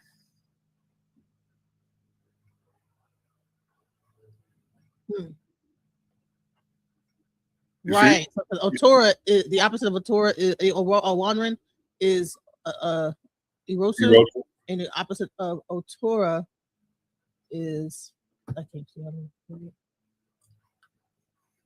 is Ika. Otora. Yeah. So yeah, Ika. Okay, so watch. You're going to be amazed. Now I'm going to ask you to count the number of double lines and single lines on the page, but before you do that, I'm going to tell you the answer. It's 8 single lines and 8 double lines. Now count them and see if I was right. Yes. And how did I know that? The reason I knew that is when you take any Odu and mix it with its opposite, the total is always 8 single lines and 8 double lines. That's called stasis or balance or suru in Yoruba, caused by when you take a problem that represents a lack of balance in the universe and you stabilize it with its opposite Odu. That's the art of divination, knowing the solution to a problem in a particular Odu. All right. So you take maybe the obvious example, the opposite of Ogbe is Oyeku, the opposite of Awori is Odi, and on and on. All right. So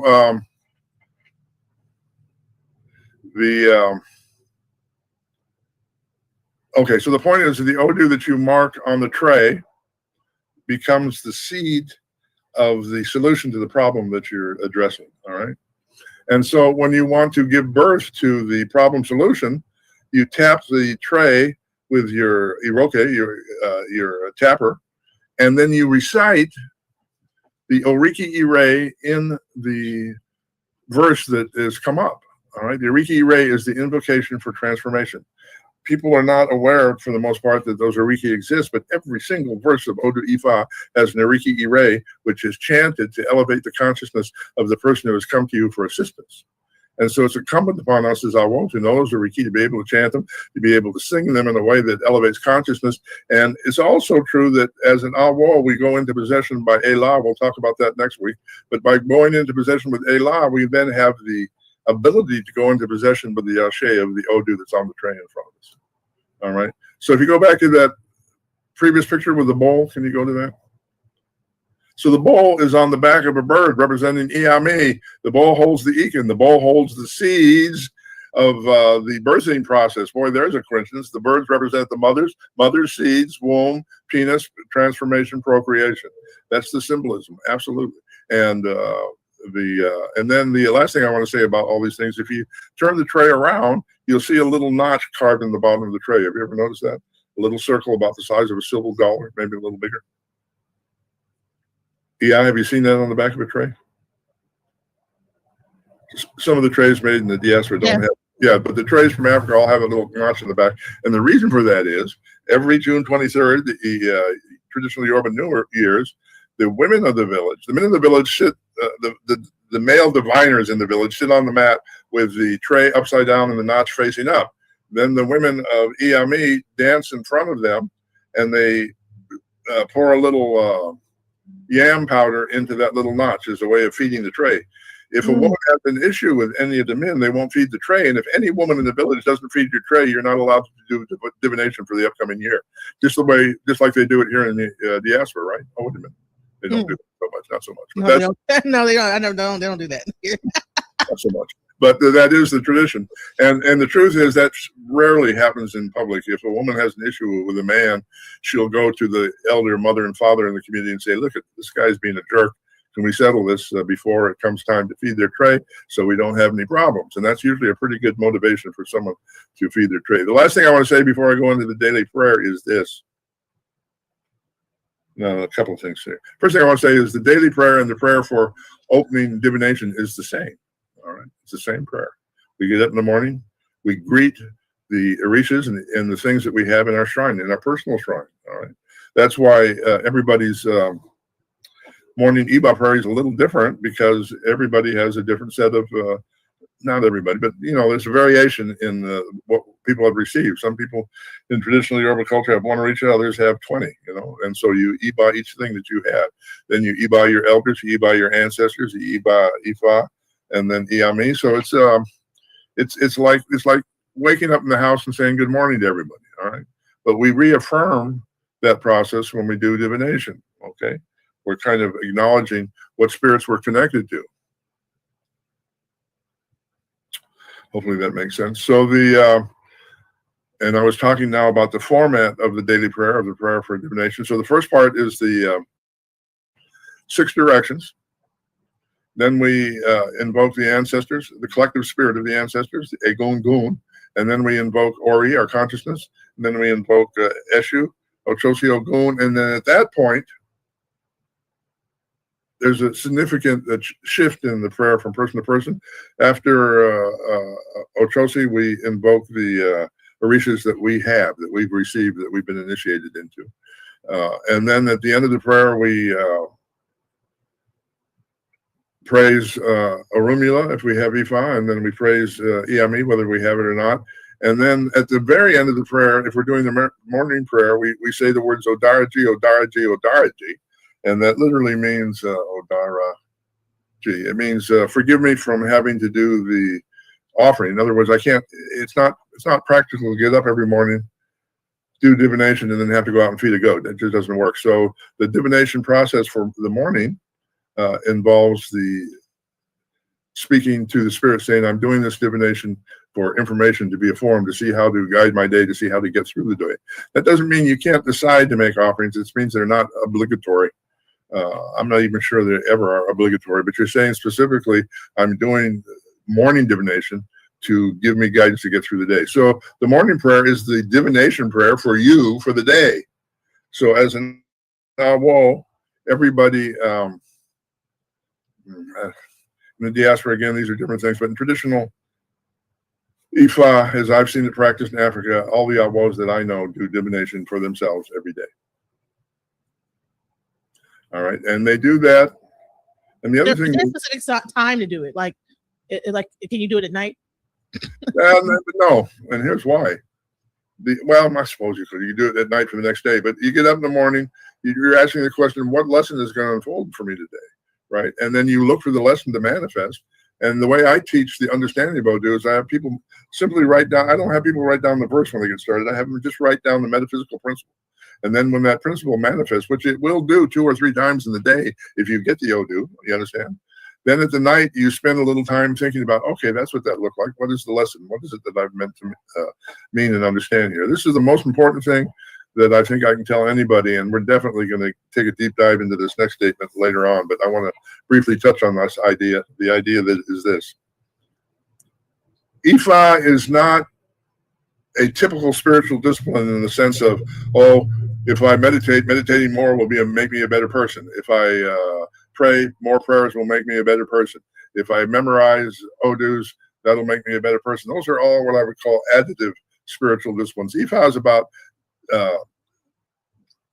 removing parts of who you are to get at your essential nature. Okay, so what do I mean by that? We're born in what IFA calls Iwa Rere. You know, there's been a lot of argument that Iwa Rere means good character and that I was wrong when I said Iwa Pele means good character. Hear me. These words have very specific meanings.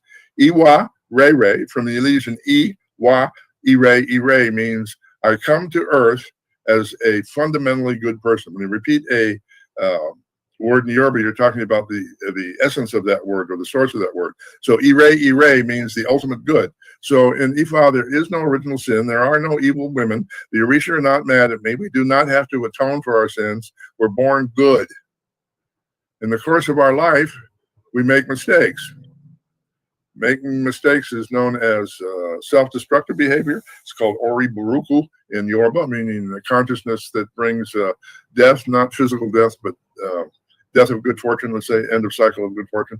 So we correct the mistakes in Ori Buruku with Iwa Pele and return to a state of Iwa Rere. It's really simple, really. And Iwa Pele from the Elysian, Iwa Opoi Ile, meaning I come to greet the earth. We come to greet the earth because the earth is our elder and our teacher. We learn from the earth, and among the many things that we learn from the earth is how to treat other people who share the earth with us. And virtually, hear me clearly, virtually every verse of Odu Ifa is an explanation of how to develop Iwa Pele, based on the idea that good character brings good fortune.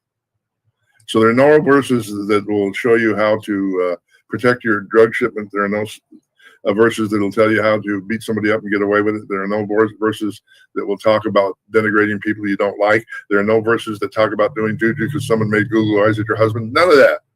If you really look at the verses and understand them, they're all about elevation character and learning the lesson. So what tends to happen is when we make a move towards Ori Baruku, we create what's called a neural network. In Yoruba, that's called EB. EB is the Yoruba word for umbilical cord.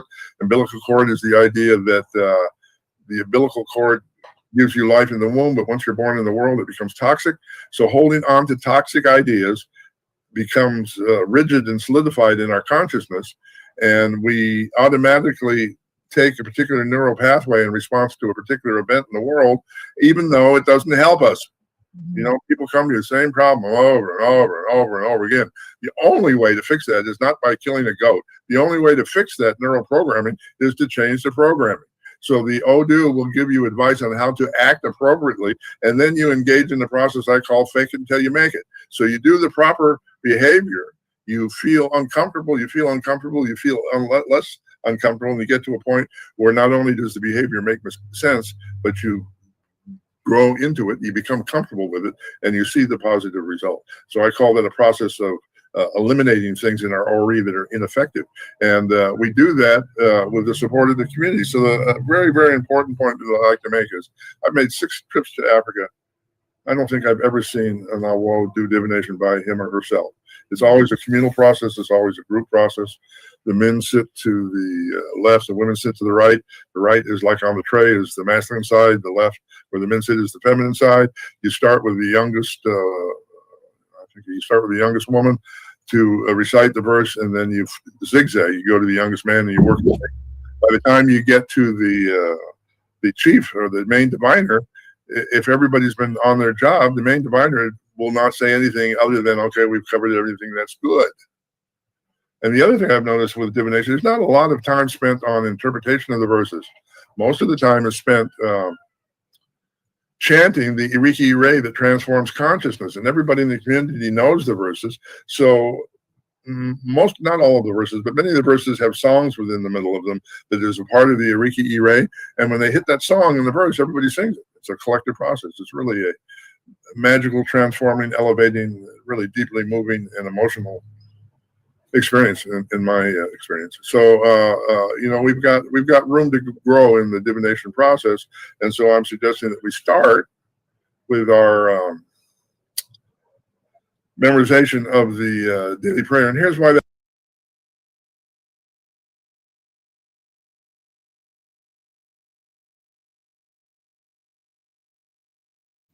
So I wanted to like kind of show an example of this being done.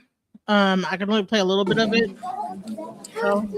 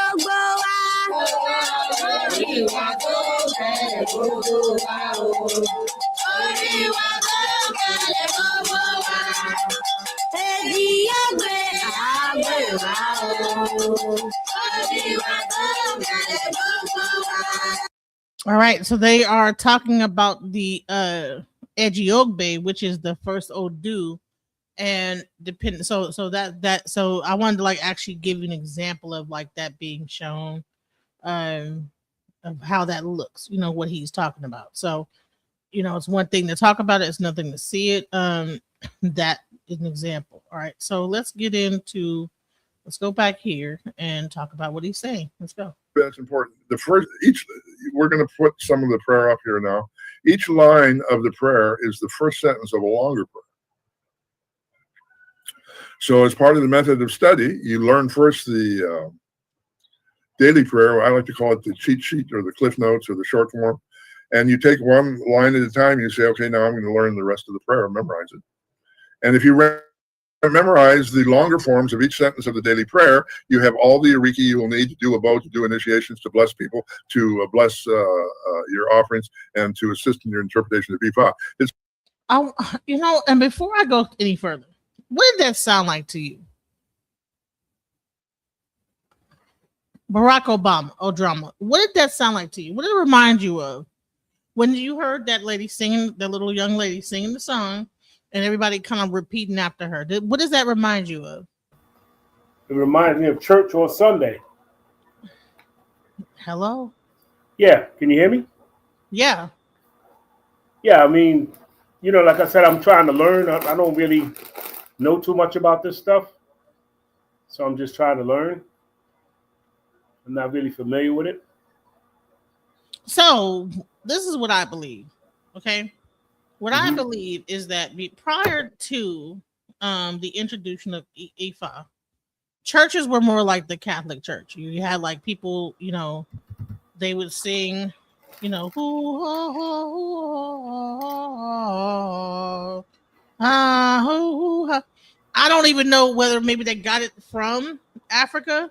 Like they would sing a hymn, za da da da da da da da, and then we za da da da da da da da, and then so it's like they really got this from what the ceremony was in Africa, you know. I mean, it's so similar. It doesn't even make any sense, you know. It's so similar. So what he's explaining is exactly church in modern day times, you know. But I don't believe church was the exact same way, you know, prior to us, our influence on church, you know. Correct. So this is like the beginnings of what church is like. You understand? So I just wanted to like bring that. So you had like that kind of like call and response of him, like someone singing, and then everybody else kind of like singing with, and then repeating the same thing over and over again, and all this other stuff, and all that is an elevation. But the thing is that like in Yoruba custom, there is a whole science to what's happening, and it's understood. Whereas in church, you don't even realize that this is a scientific method of like being able to elevate a person out of whatever problem that they have. Now I know that the pastor probably knows that, the people that's playing the organs know that there's an elevation happening. That when they're playing certain notes and they're like hitting those certain, you know, bringing using those notes to like bring people up higher. Because if you notice, there's certain notes that like will get you dancing, certain notes that make you cry. But in Ifa, it's a very understood what's happening. But in the church, I don't know if everybody understands that there is an elevation that happens. There is a way that they get you to cry. There's a way to get you to make you feel better, and it's all done through music.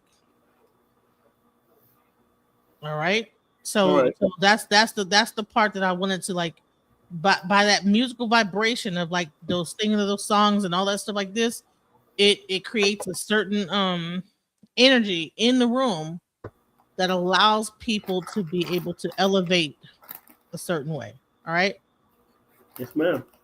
Okay. So let's continue.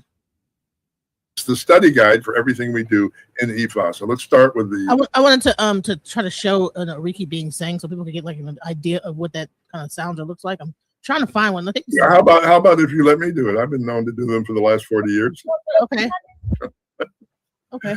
I'm going to do the Ariki Ogon, and I'm going to do it 3 different ways. I was going to do this a little later, but I'll show you. First, I'm going to pronounce the words, which is how you learn it.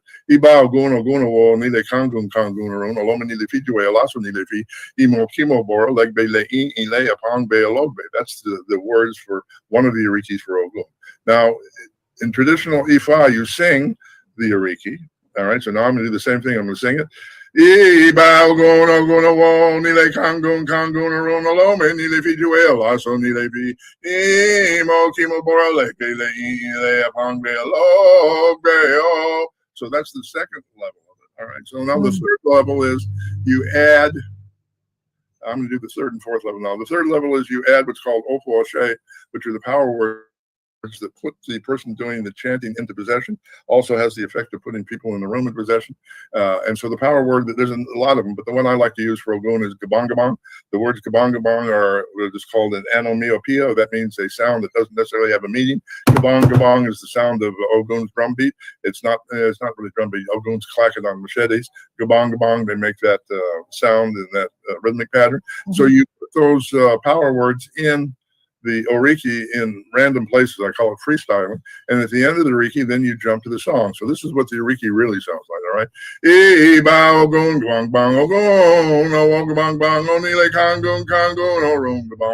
Oh, lo, many feet away, gabong, imotimo bar, gabong, leg bay, laying, gabong, in lay upon bay, a log bay. Now the song, oh, gone, karanga, karanga, karanga, eh. Ay, ay, ay, karanga, karanga, eh. So you might ask, what's the difference between an Ariki and a song? An Ariki is sung with what I call a heart song. It's different for everybody. A song, everybody in the community sings it the same way. So when you hit the song, then the community comes in with their call and response. So when he says, oh, karanga, Ogun, that's when the community says, now he's doing it fast to like kind of get through to it, but what's crazy about it is that when he's saying that, you hear a siren in the background. Ogun governs that's like police. Ogun governs like fire departments, all that metal driving, all that stuff. So even as he's singing it, you probably don't even realize is that even while he did this, you heard like a response even from his background, so just to let you know, anyone want to make a question, oh, he's a white guy, how's he singing? No, you could already hear Ogun respond by even that siren. That's what's interesting about it. Let's go. Part, the response to that song I just sang is Ile Ray, Ile Ray, Ile Ray, Ile Ray. So while the community is singing that, the person who's doing the call is chanting the other Awo Falokun on top of it, and it's really a wondrous experience in my opinion. So was that clear? Yeah. Yes, definitely. Yeah. Okay, so let's go over the prayer now. The first sentence is Opwe Nifun Olaron. Can we type that up there? Opwe Nifun Olaron means my blessings come from the invisible realm of the creator of all things. Opwe, greet. And Opwe is one of the sounds unique to Yoruba language. People pronounce it OP. That's not right. It's Opwe, and you pop the PE a little bit. Nifun Olaron, greeting is from Olaron. Yeah, okay, simple enough. That's the opening line. So it's really a thank you more than a prayer. The next line, Oladumare, Obajiki, Mojilo Nui, Mogun Marinaye. Oladumare, the womb of creation, which is not God, it's the goddess.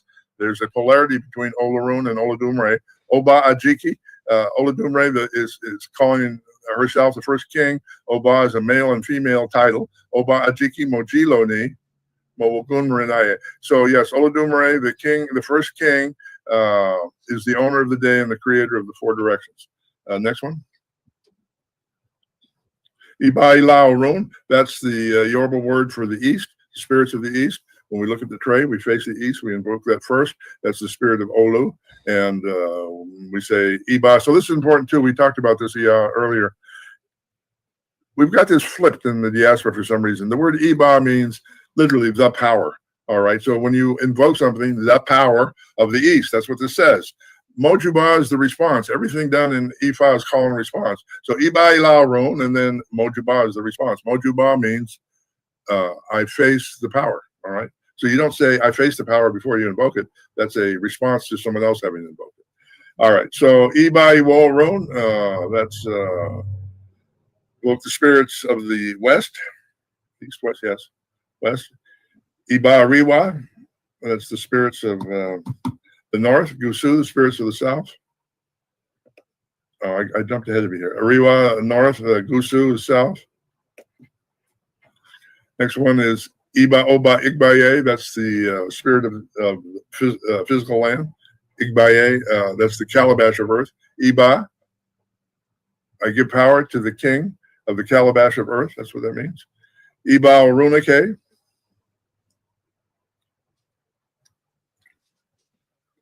Runake is the mountains of heaven. So you see with the four directions and earth and heaven, you've got the six directions. Four directions plus north and south creates a sphere. The sphere is the total of creation. And the first thing we do in the morning is we invoke that because it comes into being as a consequence of our seeing it.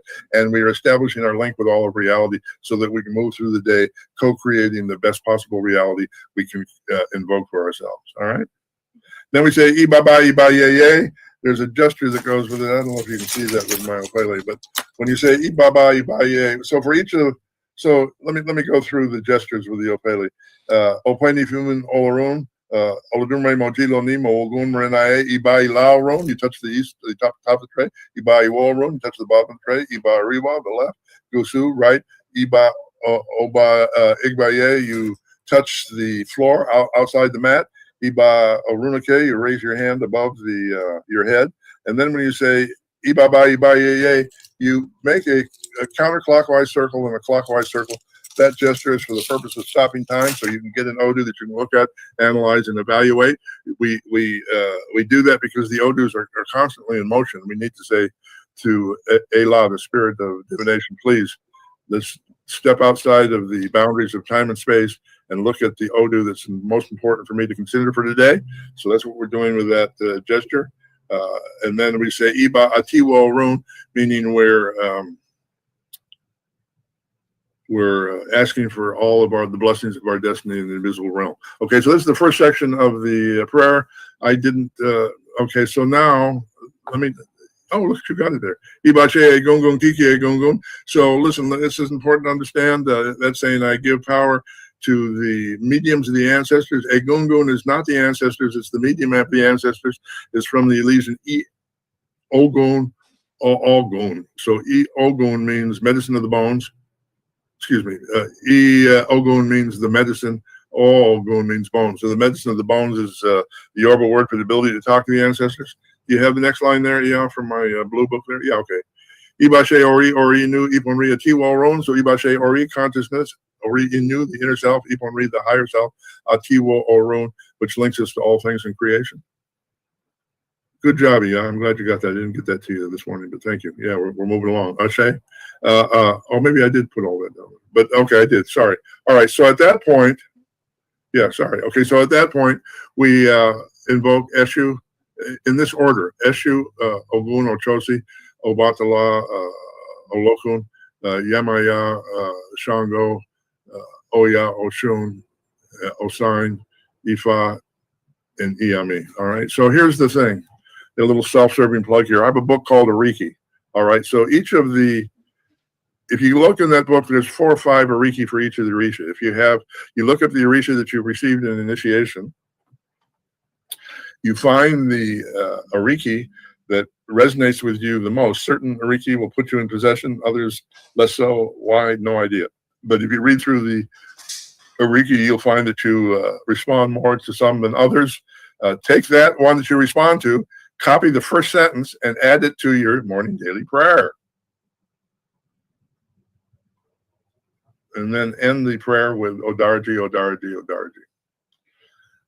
So, yeah, was that clear? We're running. Yes. I was trying to find your book so I can show people. Here it goes. Go to Amazon. Oriki is the title of the book. It's a picture of me on the back wearing a blue robe. There you go. Yes. Shameless plug. Yeah, so if you guys get a chance, go check his book out. So he has several books out. But the book on Ariki has over 300 Ariki in it. That's every Ariki you'll need as an elder in this tradition. When I first wrote the book, Ariki were relatively unknown in the diaspora, which I saw as problematic. So I Xeroxed all the Ariki in this book and gave them away to elders. And since then, I put it in the book form, made it available to a lot of people. But to me, this is really a fundamental tool in what we do. Without an Ariki, the ritual, it's like going to someone's house and not saying hello, or not knocking on the door, or not announcing your intention. To me, it doesn't make a whole lot of sense. But we're working on improving that. The truth is, our Ifa was stolen from the Africans who were brought here during the Middle Crossing, and it was really a crime punishable by death to show that you had preserved anything from the tradition. So it's a miracle that anything survived. We're grateful to those ancestors who had the courage to stand up and preserve what was preserved. So I'm not meaning to denigrate that in any way, but we're at a point in our history as people on Earth where we have access to that information. I really encourage people to reclaim that information. So, yeah, do you have any questions? Yeah, so I wanted to at least show that give people an idea. How many books do you have total written? I have, I've written I think 8 pamphlets. I don't know if you call those books, but those are fairly available in Botanicas. For reasons of my own naivete, I don't have the copyright to those, so other people are making money off that. But I've written, last count, I think 14 books. I'll name a few of them. Iwa Pele was my experience of being initiated, where I talk about the fundamental principles of Ifa as I learned them in Africa. Ori is the book on Ifa psychology. What's that one?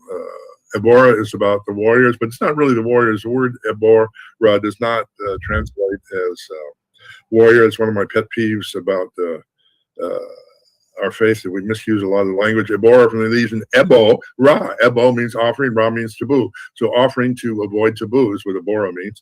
But it's also, in my opinion, the relationship between Eshu, Ogun, Shango, and Orunmila is what a man named Joseph Campbell called the hero's journey.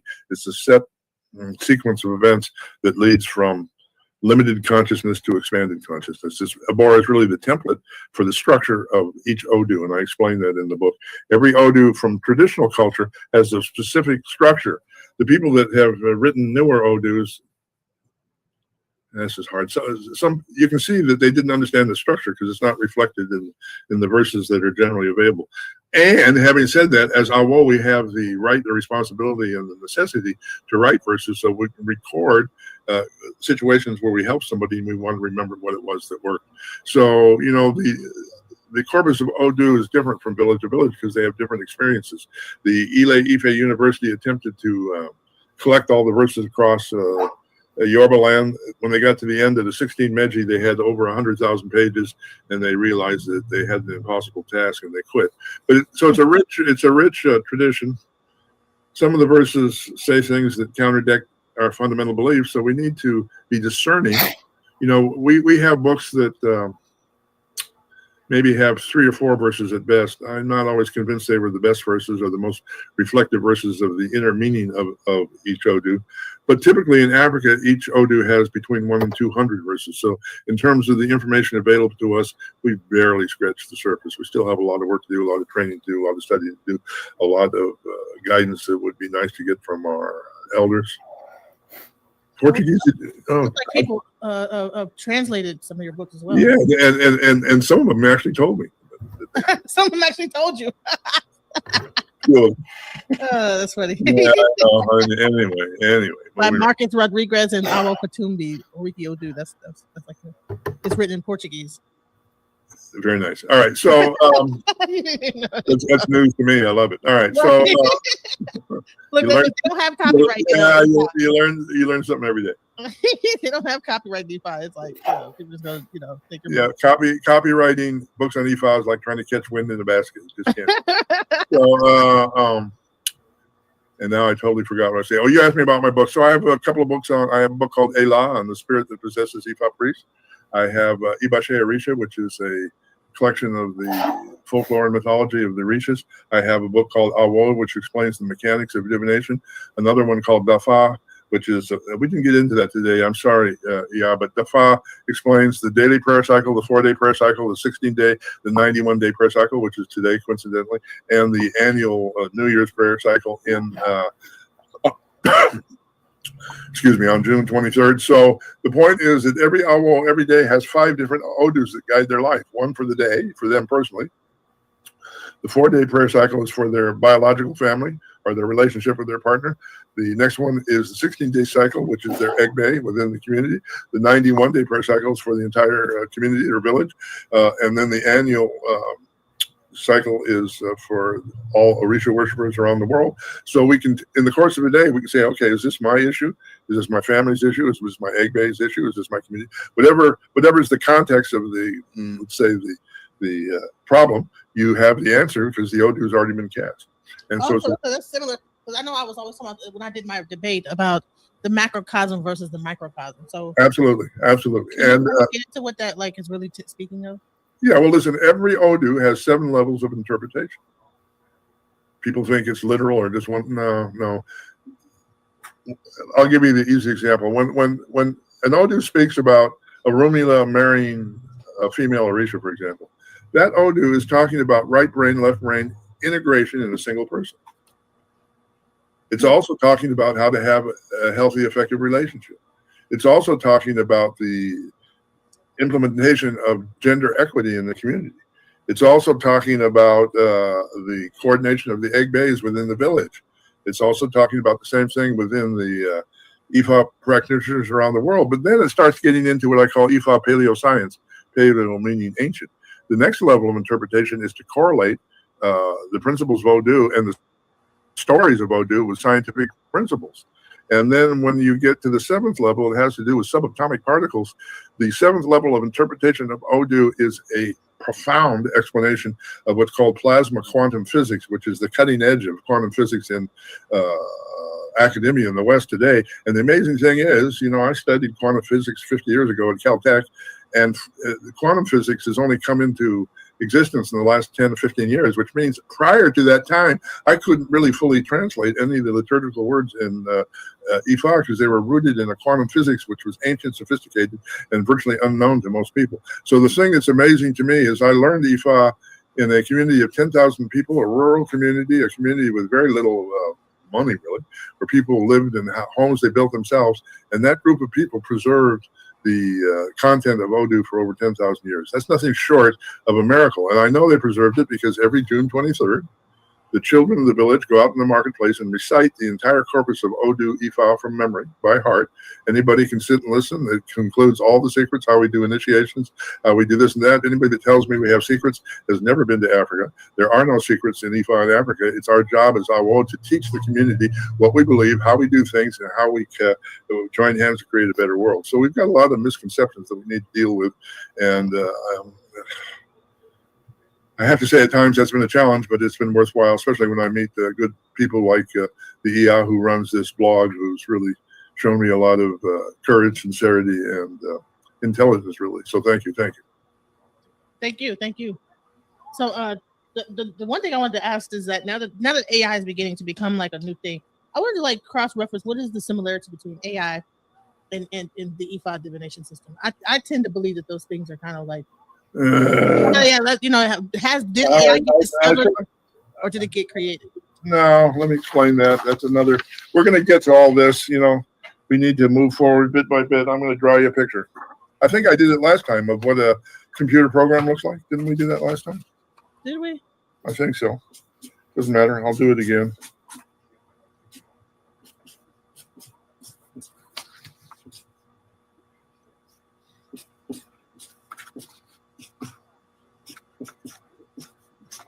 You're an AT person. That's a programming for a computer, right? Yes. Okay, and it's typically read. It's read from right to left, right, and then right to left and right to left. Isn't that how it's read when you program it? Yeah. But here's a secret. These same patterns are two-dimensional symbolic representation of a three-dimensional energy pattern called a Merkaba, which is at the heart of IFA divination, because the geometric pattern of the Merkaba is the portal through which God speaks to us. So even though this was written like this, it's generating information like this. And that information is generally unknown to the person that's doing the programming. So computers that use the binary system to program have been artificial intelligence since day one. And if we're not conscious of that, they're going to be artificial intelligence in charge of everything. And the only people that can explain that are people that understand the meaning of these symbols in that other format. And I think we're in the process of creating some serious problems for ourselves. They're saying it's become sentient now. No, it was sentient from day one. Hear me. Sentient from day one. Sentient from day one. Because God is the only source of consciousness, and God comes into the world through those symbols. So the consciousness of God has been in computers from day one. It's not becoming. It is sentient, and it has always been sentient. And if you don't believe me, get mad at your computer and see if it stops working. Hadn't thought of that, had you? No, I haven't. Right. It's not going to stop working. Yep. Just because you're mad at it, right? You have to smash it or do something to it. Well, it's definitely interactive beyond the keyboard and the pictures, that's for sure. On my computer last week, and in fact, after we did some controversial things, my computer lifted 3 feet up in the air, flew 3 feet forward, flipped over, landed on the screen, and completely broke. What? Yep. No one touching it, nothing. But and I shouldn't have said that because now my enemies are going to think, we got you. Well, that's just part of normal self-defense in the world I live in. So we're good. Wow. So the computer, I've been getting attacked too. So it's like, but it's okay. It's okay. Yes. Listen, let me make a suggestion for everybody. Put a small pocket issue on your computer keyboard and don't worry about it. How do you put a small pocket issue? Well, you just look at your computer and you say, okay, where's there space without a button? And you set the issue down there and see if I have mine. I moved it. I just redid my desk. Let's say this is issue. I just put it, can you see that? No, you can't. I just put it down on the keyboard near the screen. Mm-hmm. Does that make sense, maybe? Yeah. to change that energy, right? But so No, deflect it is deflect my the energy, to deflect the energy, right? So you're saying that it's always been since you, and we as human beings, we know that. I'm still trying to figure out if the people that are fooling around with us really even know what they're doing, or do the they people. Okay, listen. Let's leave with this thought. I was blessed to be a part of a group of lawyers and investigators that researched the Warren Commission report on the assassination of President Kennedy.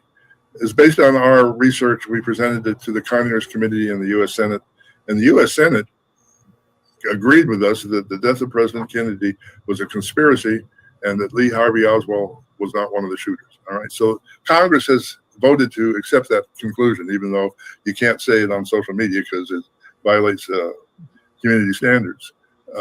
So here's the point. If you go to AI and you say, who killed President Kennedy, AI will say Lee Harvey Oswald. And I know, based on extensive research and firsthand experience, that simply is not true, which then renders AI useless. And if you look at the cartoons that are being created to explain IFA, not only are they made up of information that's not true, they're silly.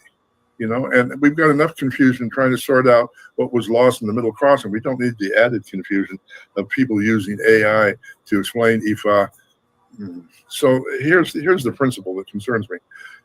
My ability as a diviner is predicated on my ability as a medium and a connection to Allah, and that connection to Allah is what causes me to be able to access the information in my experience and in the world that solves a problem. If AI can't get possessed by the spirit of Allah, then it's useless as novel. Everybody stay safe. I'm going to call it a day. I'm in the midst of work. I'll see you next week. Thank you so much. So you guys have gotten two different videos today that I did this week. So while I was off, I was not off. I was doing shows. It's just that I wasn't able to show them. But tomorrow we have the Pot Brothers is going to go into what to do when you get pulled over. Like, how do you handle getting pulled over? But I wanted to at least show that. Okay, what are your questions? Do you have any questions? What, being pulled over? No, about today's live stream. No, I was just listening. It's like I got a Palm Sunday lesson. No questions. What did you learn? He knows stuff about the diaspora. I don't know. He studies that stuff. I don't really study the diaspora like that. Well, I think it's important to do that because you'll be surprised about what you find. Well, I found out some historic, not so much spiritual stuff, but to me, it's more historical stuff I would be more interested in than spiritual. Well, spiritual and historical are all combined. They all come together. So at the end of the day, if this was their way of life, okay, then you understand that you have a civilization that was not as dumb and as stupid as people want to make it out to be. But on the flip side of that, I don't know him. Sometimes you got to look at where your sources come, because people have their own narratives.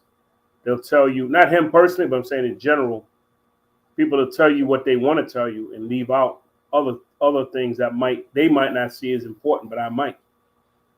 Well, I would say this is that happens with anything. I mean, if I tell you that the only thing you can do is tell things from your perspective, and your perspective might not be that you're intentionally leaving things out. It just might be that this is what you find important. So it's not just a matter of that a person might be intentional in leaving things out. It just might be that this is the important thing that they're trying to bring across. Timothy Balding says Jesus is Lord. Okay, shouts out to Jesus. No offense. Listen, someone actually said Allahu Akbar earlier. Listen, Allahu Akbar, hallelujah, Shabbat Shalom, all that. Okay, IFA does not discriminate when it comes down to it. We believe all that stuff is really, when you get down to the core of it, it really is IFA. So we can sit here and pretend like things are not connected, but they are in various different ways.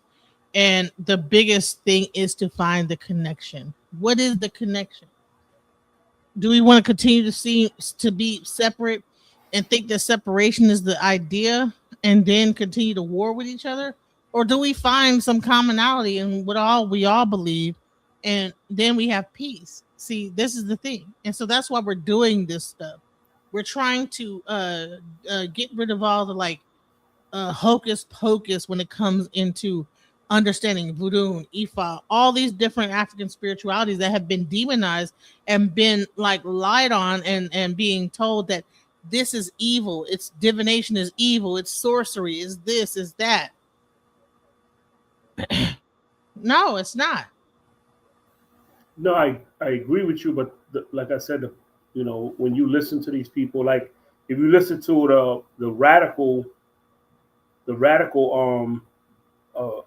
diasporas, the black people, they might say that who's this white guy trying to lead us? You know, it's Well, honey, different ways of looking not at it. gonna lead anybody. He's just trying to like tell you what it is. See, that's the thing. People get a misunderstanding that a person that's talking is trying to lead somebody. The best thing he's trying to do is bring awareness to what it is. And the moment that you like look at it like, okay, now I'm aware, then it's no longer a thing where you're looking at like someone's trying to lead you down a certain path or preach to you or whatever. See, you know, and I wasn't gonna play this, but maybe I should get into the actual 16 divination methods because I did this on HOK and we did this the other night. Shouts out to Nepal. And this is where we like really got into the divination, and then we had people come up. We really got into it. So, you know what? I'm gonna just go ahead and play this too because I just, you know, just based on what you just said, because no one is trying to lead anybody. We're only bringing awareness because the consensus is this is witchcraft. It's evil. It's bad for the people. How come if y'all knew this, then y'all should have already then why did we become enslaved and this, that, the other? This is like the thing that people say. But the bottom line is you need to understand what the African system is. It's not about like fortune telling. It's not about soothsaying and all this other stuff. It's about solving a problem in its immediate form. You know? I go to a diviner, the diviner tells me what my problem is and how to fix it. Just like you would go to a psychologist, but the difference is they use divination methods to find out what the problem is. And then when you have that understanding of what your problem is, what's going on, not the future, but what your situation is right now and how to fix it, then you know how to move on in life and how to go forward, you know? So let's I'm gonna do one more because just based on what you just said, it's like, okay, people like they don't get it. It's like, let's go. So we discuss the difference, and we're not going to be able to discuss the difference if you're going to call me names every time I express an idea that you don't agree with. Did we cover the basics here? I hope. Yeah. Here we go. Let's go. So let's go into it now. Here's the first system of divination that I teach. It's called one goat head. When you make an offering of a goat, when you prepare a goat for feeding the Awos who are praying for you, the word Abo does not mean sacrifice. It never meant that. It doesn't mean that. It will never mean that. Abo means offering in the context of alchemical transformation of the elevation of consciousness. By killing a goat in a ritual a sacrifice, you're denigrating the teachings of the prophet Oromio and not understanding what he tried to say at all. So we do make prayers when we make offerings, and one of the ways we determine if the prayers are heard in Orun or heard by our ancestors is we toss the goat head up in the air. If it lands neck down, the prayers are heard. If it lands neck up, we need to say some more prayers. That's one of the most basic systems of divination used in Ifa.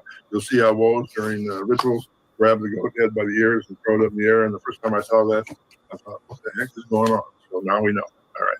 So we can do the same thing, yes, no, with one cowrie shell. This is the stomach. This is the mouth. The mouth is up. It's yes. If the stomach is up, it's no. The stomach is that part of the shell where you pick off the shell and you see a little spiral inside. The spiral, let's see that. The spiral, there you go. That's the mouth of the cowrie shell. That's the stomach. Perfect. Great picture. You see the stomach has a little line in it. That line represents the umbilical cord. The Yoruba word for umbilical cord is EB. EB does not mean Arichi hates you. EB means the client is in resistance to learning the lesson. Okay, so the system of one cowrie shell, we can also do the same thing with one obi abata, one kola shell. We'll see as we get into this that the obi abata has male and female little nodes in it. There you go, perfect, beautiful. And you can use one, you break them in half, you use one, you get a yes or a no, and then traditionally, if you get a yes in terms of questions about your prayers, you offer part of the colon up to the spirit you're talking to, and you eat part of it yourself. That becomes the abode. All right, so okay, meji yams. All right, so when you offer yams, you can cut the yam in half, and this is the inner part of the yam. This is the there you go, perfect. You can cut those in half, and it makes a yes/no oracle as well. Meji yams. All right. So then we go to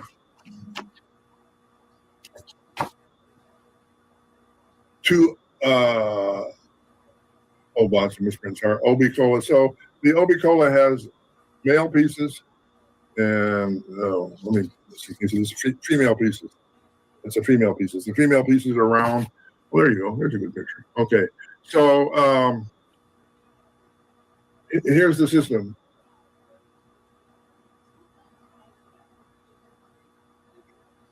A male and a female is a yes.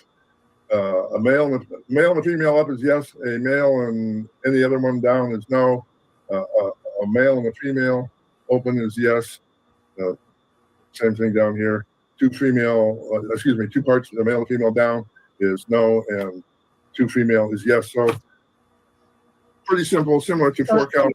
What about heads or tails? And like if you take like 2 pennies and you have a head and you have a tail, the head will be the female, the tail will be the male, and then if you throw 2 pennies, not quite. No, it's a little more complicated than that. Look at it this way.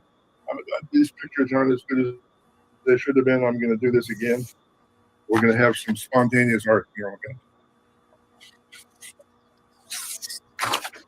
Can you see this? This is a male piece of obi. This is a female piece.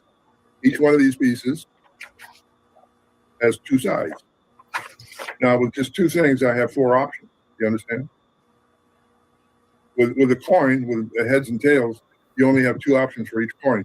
But head or tail, yes or no. We put 2 coins together, it's still head or tail, yes or no. All right. But with this, you can have black, white, white, white, white, black, and the black side. I'm going to call the black side is the outer shell. The white side is the inner shell. Does that make sense? I hope that makes sense. Yeah. Right. All right. Okay. So.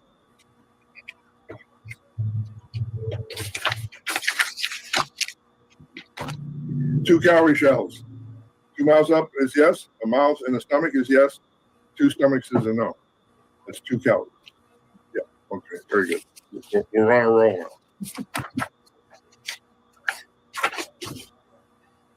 4 cowries. Marin cowries. Yes. That's 4 mouths up. No. 4 stomachs up. 2 stomachs up. 2 mouths up. That's a yes. 1 stomach up is a maybe yes. 1 mouth up is, yeah, 1 mouth up is a maybe no. You got that? There you go. Yes, exactly. Yes, and each of those has different names. We're expected to know those. Yes. Itagora. There's different names for those, but that's a good. You've got, yes, very good, very good, very good. Perfect. All right.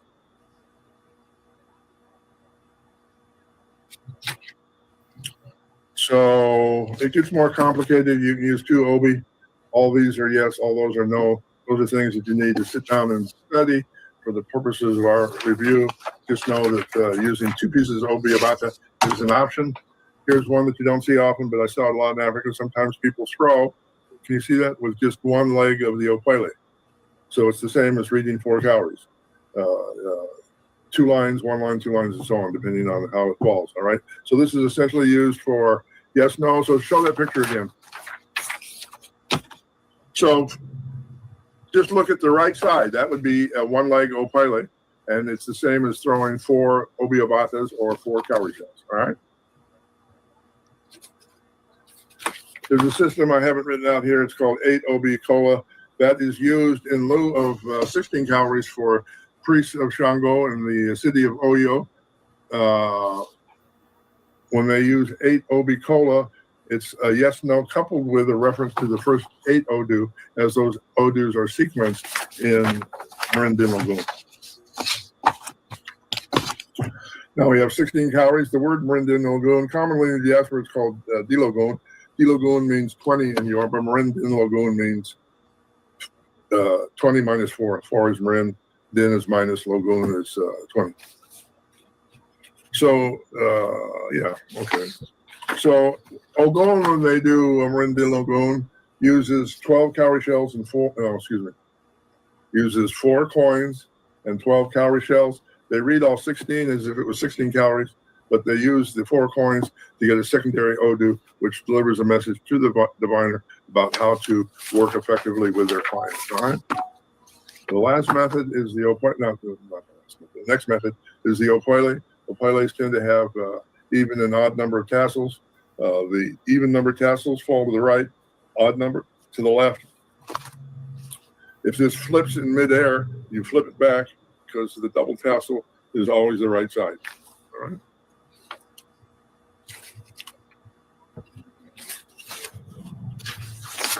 All right. So now a big ba. This I showed you the single chain for the single leg in certain areas of traditional Yoruba culture, specifically Abi Okuta, probably others that I'm not aware of. They throw the single legs 4 at a time and you get 2 Odus. It's called a big ba. Some areas they do 3. I don't know what that's called. I haven't seen that done. But that would be an additional version of the double chain.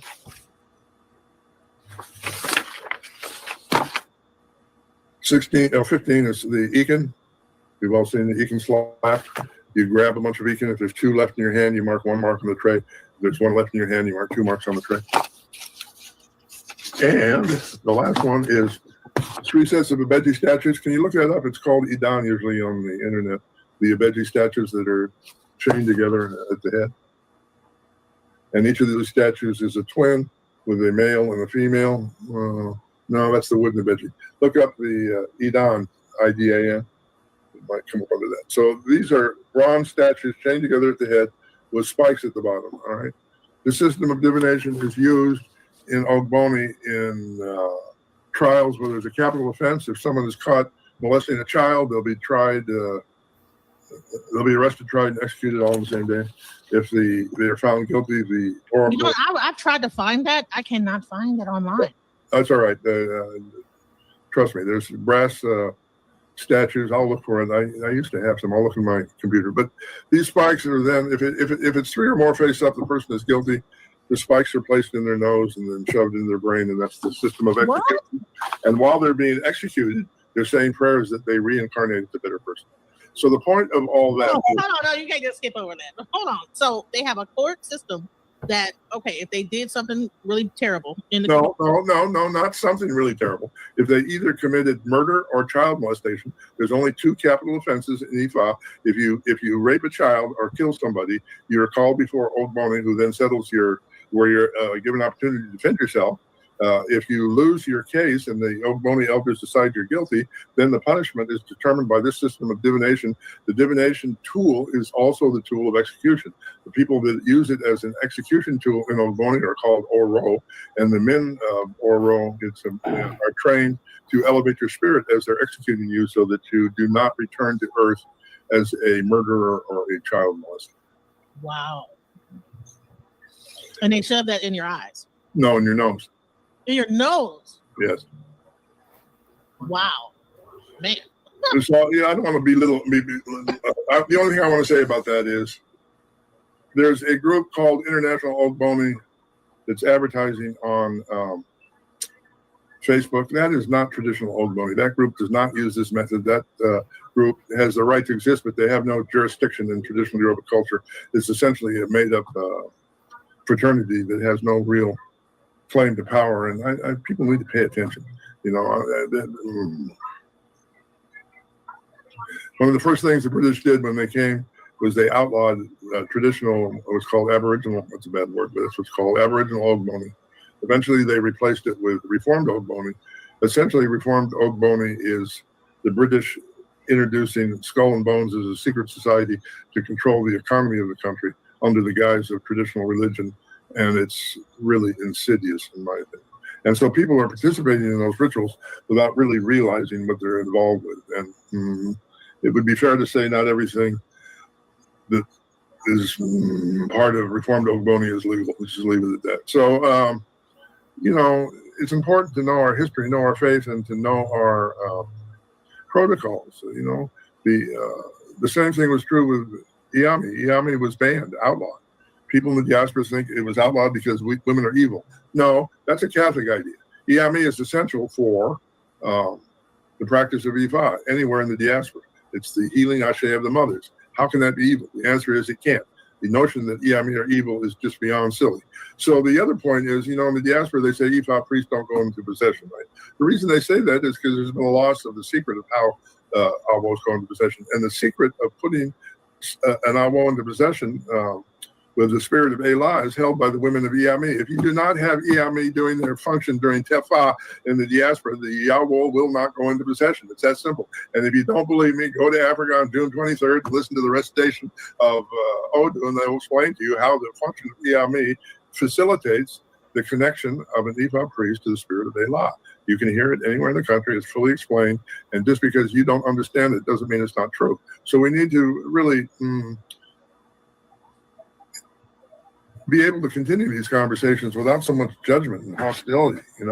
We're in a situation now where, Lukumi World, bless their heart, is going to Africa to teach Africans the correct way to do things.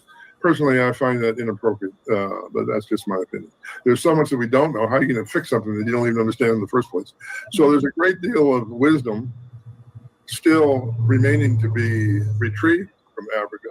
And, I've done what I can, and I've taught my students now I'm very clear about what I know and what I don't know. And I've given people the instruction of going to Africa and discovering the things I don't know so that we can make a continuous effort to reclaim a lost wisdom that is beyond belief in terms of its depth, integrity, and effectiveness as a problem-solving tool.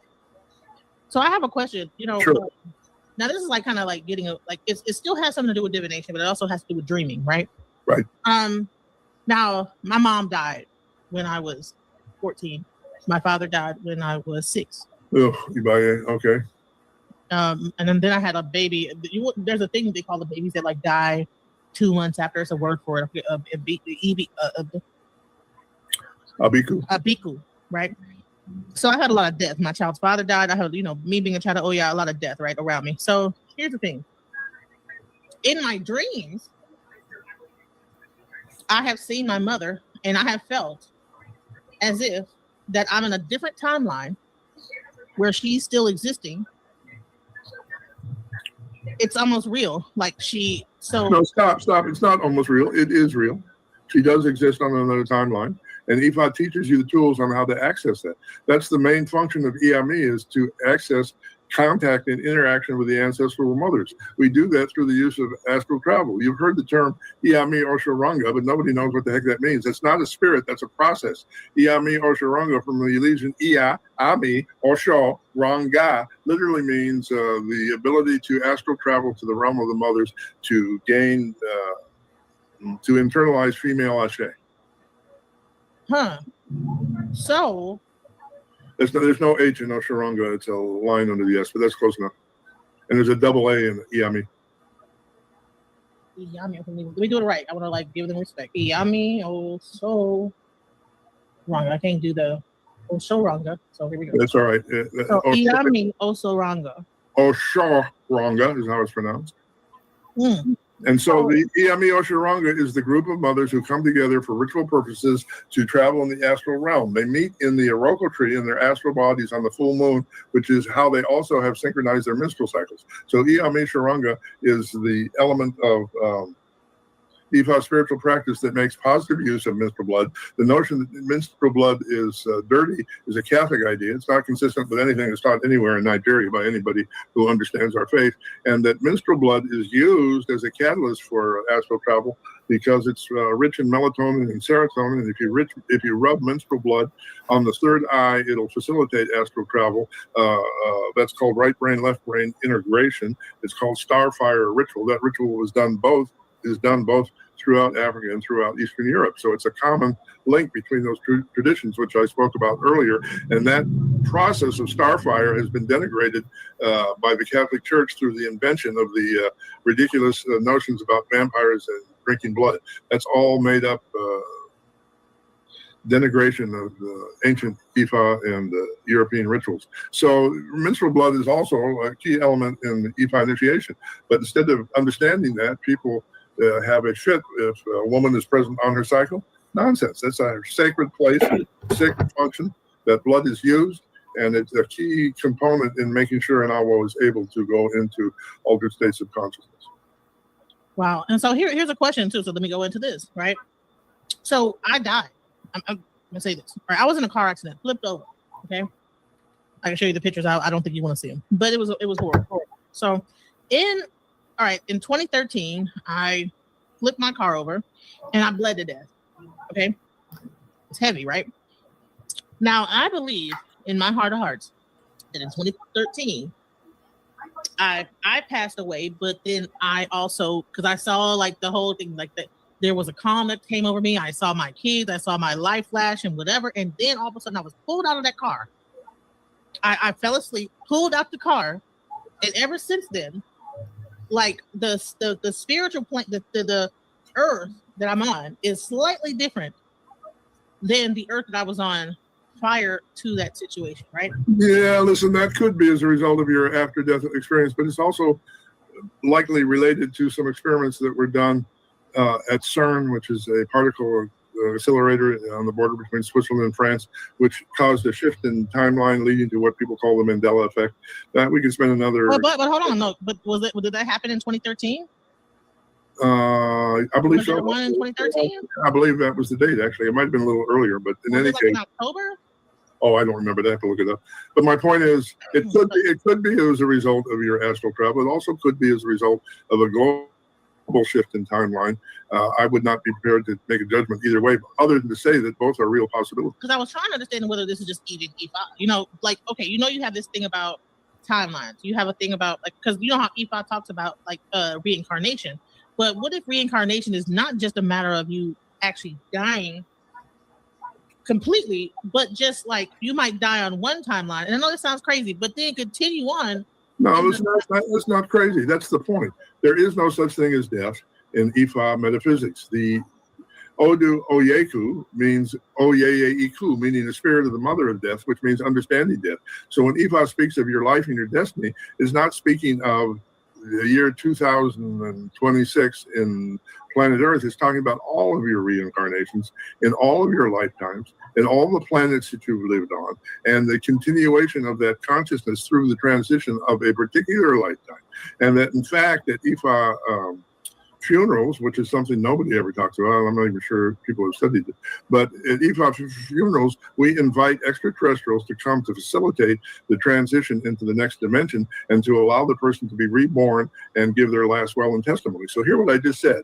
We were taught in written form, in written books, that only one person in the history of life on Earth was resurrected after their death. I'm telling you that every single Ifa priest who dies in Africa is resurrected after their death, and the resurrection process is part of the funeral process, and that funeral process is facilitated through connection with extraterrestrial beings called Ogbo. And I'm telling you, I'm not making this up. I'm telling you, I've had training in it. I've seen aspects of it, and I believe it to be true. Oh, I can't hear you. All right. So, is there different levels of reincarnation? Yeah. Listen, you can. But hold on. Let me break it down. Right. What I've experienced. Right. I believe what I'm seeing is that there's like one level of reincarnation. If you die a premature death based on you making the wrong decision, you will die on a timeline, but then continue on a different one. Same body, same life, but like the past of that thing is slightly different. You get like kind of like pushed to a different timeline. You continue to live on. In one timeline you passed on, another one you live on, right? And so you're living on. It's slightly different than what was going on in the other timeline. Things are a little bit different, whatever. But if you live out, go all the way through and no problems, then you have that actual true reincarnation back to child birth, whatever. Am I wrong or am I right? Well, I'm saying nothing that I've actually read. This is just something no. I Listen, understand it. yes, what you say is theoretically possible. There's 3 books that cover that topic called the Montauk Project. IFA.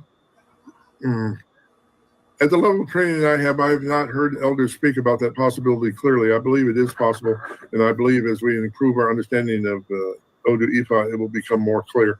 But the real key to understanding what you're saying is to understand that creation is co-creation. And it's co-creation by virtue of the fact that that's the way consciousness works. So that we co-create our... Uh-oh. I hope his computer didn't die. Did it die? Oh, no. Uh-oh. Wow. Man, we were studied metaphysics most of my life. I think what you're talking about is real. I think there's not a lot of documentation on it. All right, here we go. There we go. Listen, I got shut down. I think people are annoyed with our conversation. It don't matter. That's a good sign. That's a good sign. I mean that we really hitting on something. Come on now. Yes, here's what I want to say to you about that as a 79-year-old man who's studied metaphysics most of my life. I think what you're talking about is real. I think there's not a lot of documentation on it. It's not clear what Ifa says about it, but it is more clear what Egyptian spirituality talks about with it. And I think there's definitely a link between Ifa metaphysics and Egyptian metaphysics. And again, that's a long discussion. I think I know that the pyramids at Giza are a machine. They're not a tomb. That's nonsense. The structures under the pyramid are real. Have you seen those pictures of the 8 giant those spirals that go down? Yeah, those are real. Yeah, but those are only the tip of the iceberg. Why am I not being shown here? What's happening? Oh, I see. Okay. I got it. There I go. Okay. The pyramids in Egypt at the 3 great pyramids above the underground city. Those pyramids are connected to a series of stone circles. Look up Michael Tillinger Adams' calendar. You'll see pictures of the stone circles that are connected to the pyramids in Egypt. The pyramids in Egypt are connected to stone circles that run all the way from northern Egypt to South Africa. And those stone circles are pictures, or graphic images of resonant sound patterns. Each of those stone circles is about 50 feet across, connected by what you call a highway. And so far, Michael Tillinger has documented over 10 million of those circles. So the pyramid complex, there it is. See that right there? Right there? There's 50 million of those in East Africa, all in a straight line directly under the pyramids. That is a huge machine that was involved in terraforming. The ancient Africans literally shaped the earth and made it livable. That's part of the wisdom and the legacy of ancient Egyptian metaphysics and ancient Ifa. Ifa has the key to how to terraform the planet. That information can be used to terraform the other planets in our solar system. That information is known by the few who control the many. I know that they know because I grew up with them. I know what they know. They know that I know, and they're not happy with me sharing about it. So the point is, as fantastic as that sounds, as hard to believe as that sounds, that whole system of terraforming is predicated on the ability of the initiate priest to blend their consciousness with the consciousness of the planet itself. The process of learning how to do that is called Iwa Pweli. People say it's good character. No, the word Iwa Pweli means I come to greet the earth. Iwa Opwe Ile. Iwa, the coming, Opwe, the greeting, the spirit of greeting, Ile, the earth. So we come to greet the earth to learn how to work with the earth, to form a environment that supports unconditional love. It's not complicated. So arguing that what I'm saying is not possible, okay, you can believe whatever you want. You can argue with me about it. I'm not inclined to argue much. But the other thing we can do is see if it's true. You understand? We can connect. Here's the point I'm making. I think this might be a good place to call it a day. The point I'm making for today is, if you and I pray together, it's not twice as good, it's 3 times as good. If 10 people pray together, it's not 10 times as good, it's 100 times as effective. 16 people pray together, and I've seen this in Africa many times. When 16 people are praying together, they're all on the same page. They're all have the same intention. They're all coming from a place of unconditional love. They're not worried about being jealous about who's in charge, who knows more, and who does it correctly.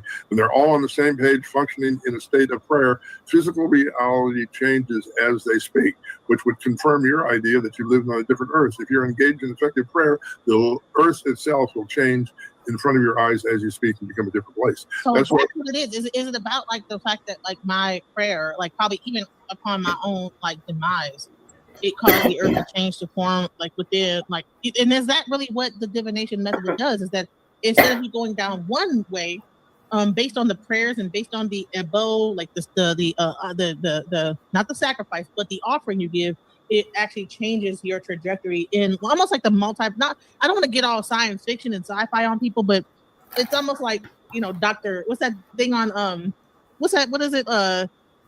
Marvel Comics, like how you had that thing, Doctor Strange, or was it Doctor? Yes, well, it's not like that. It is that.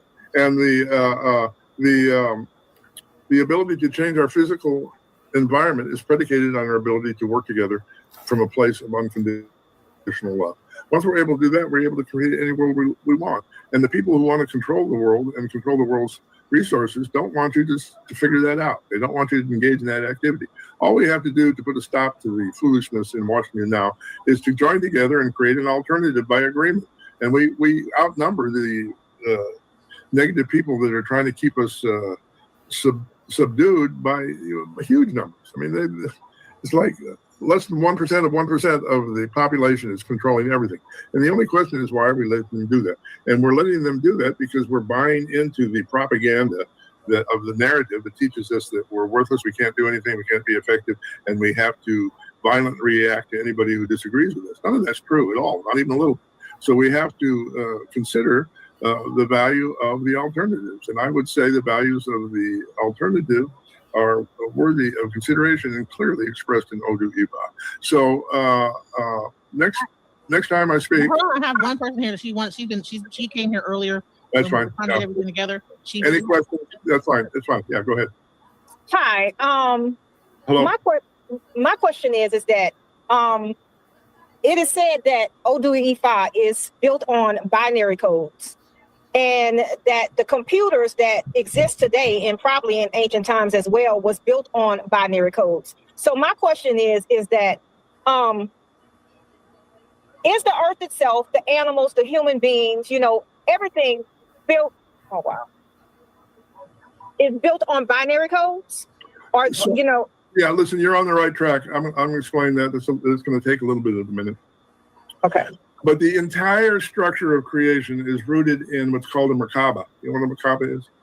Yes. Odu is a two-dimensional symbolic representation of an energy pattern called a Merkaba.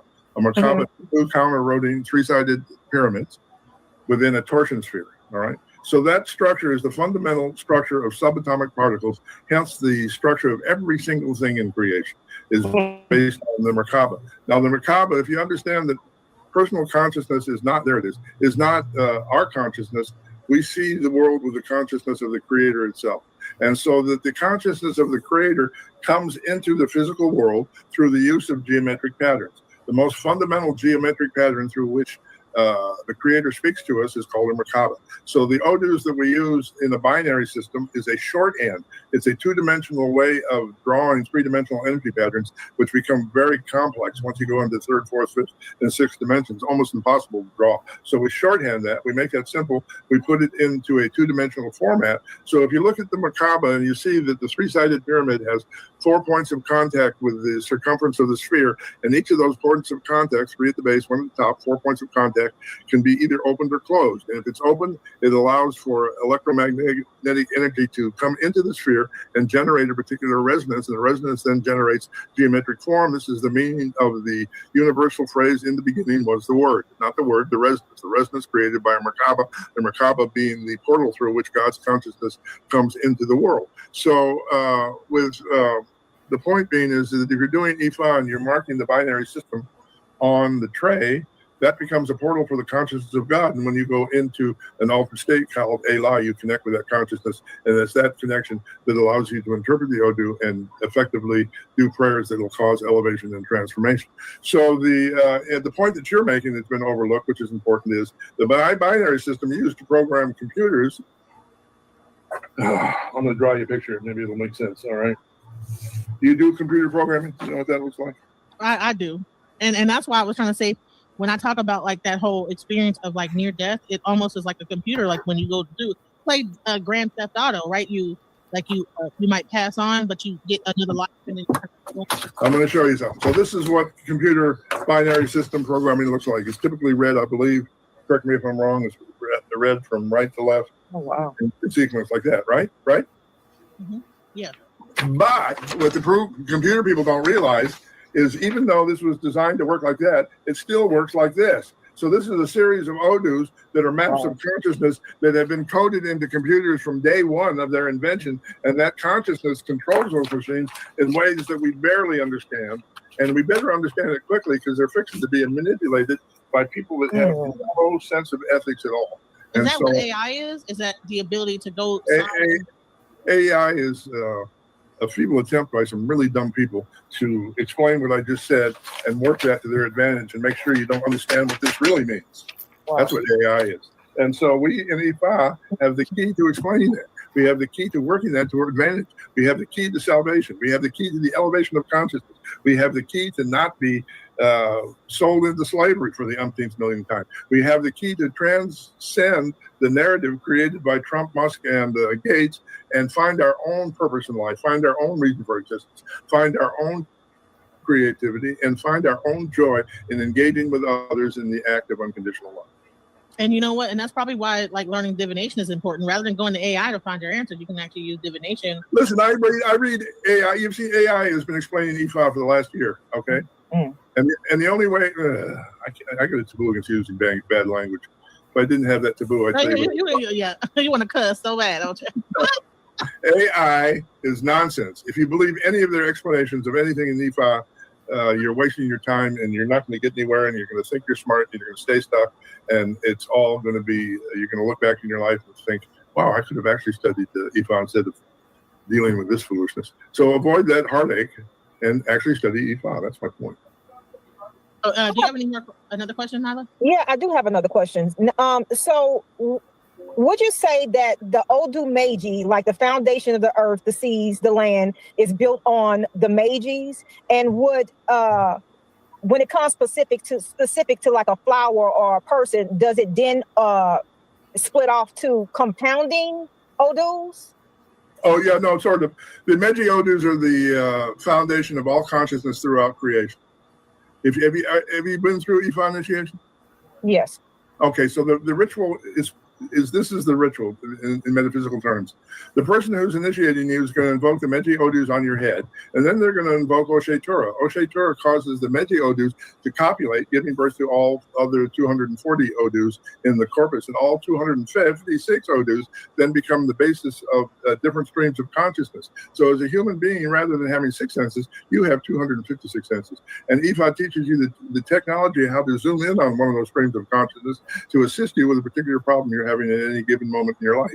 And so the solution to that problem comes by shifting the resonance in your brain, and the oriki that accompany those Odu are different frequencies. So there's 256 different frequencies which are expressed through the poetry of each of those Odus. And the real transformation is not God help us all from goat blood.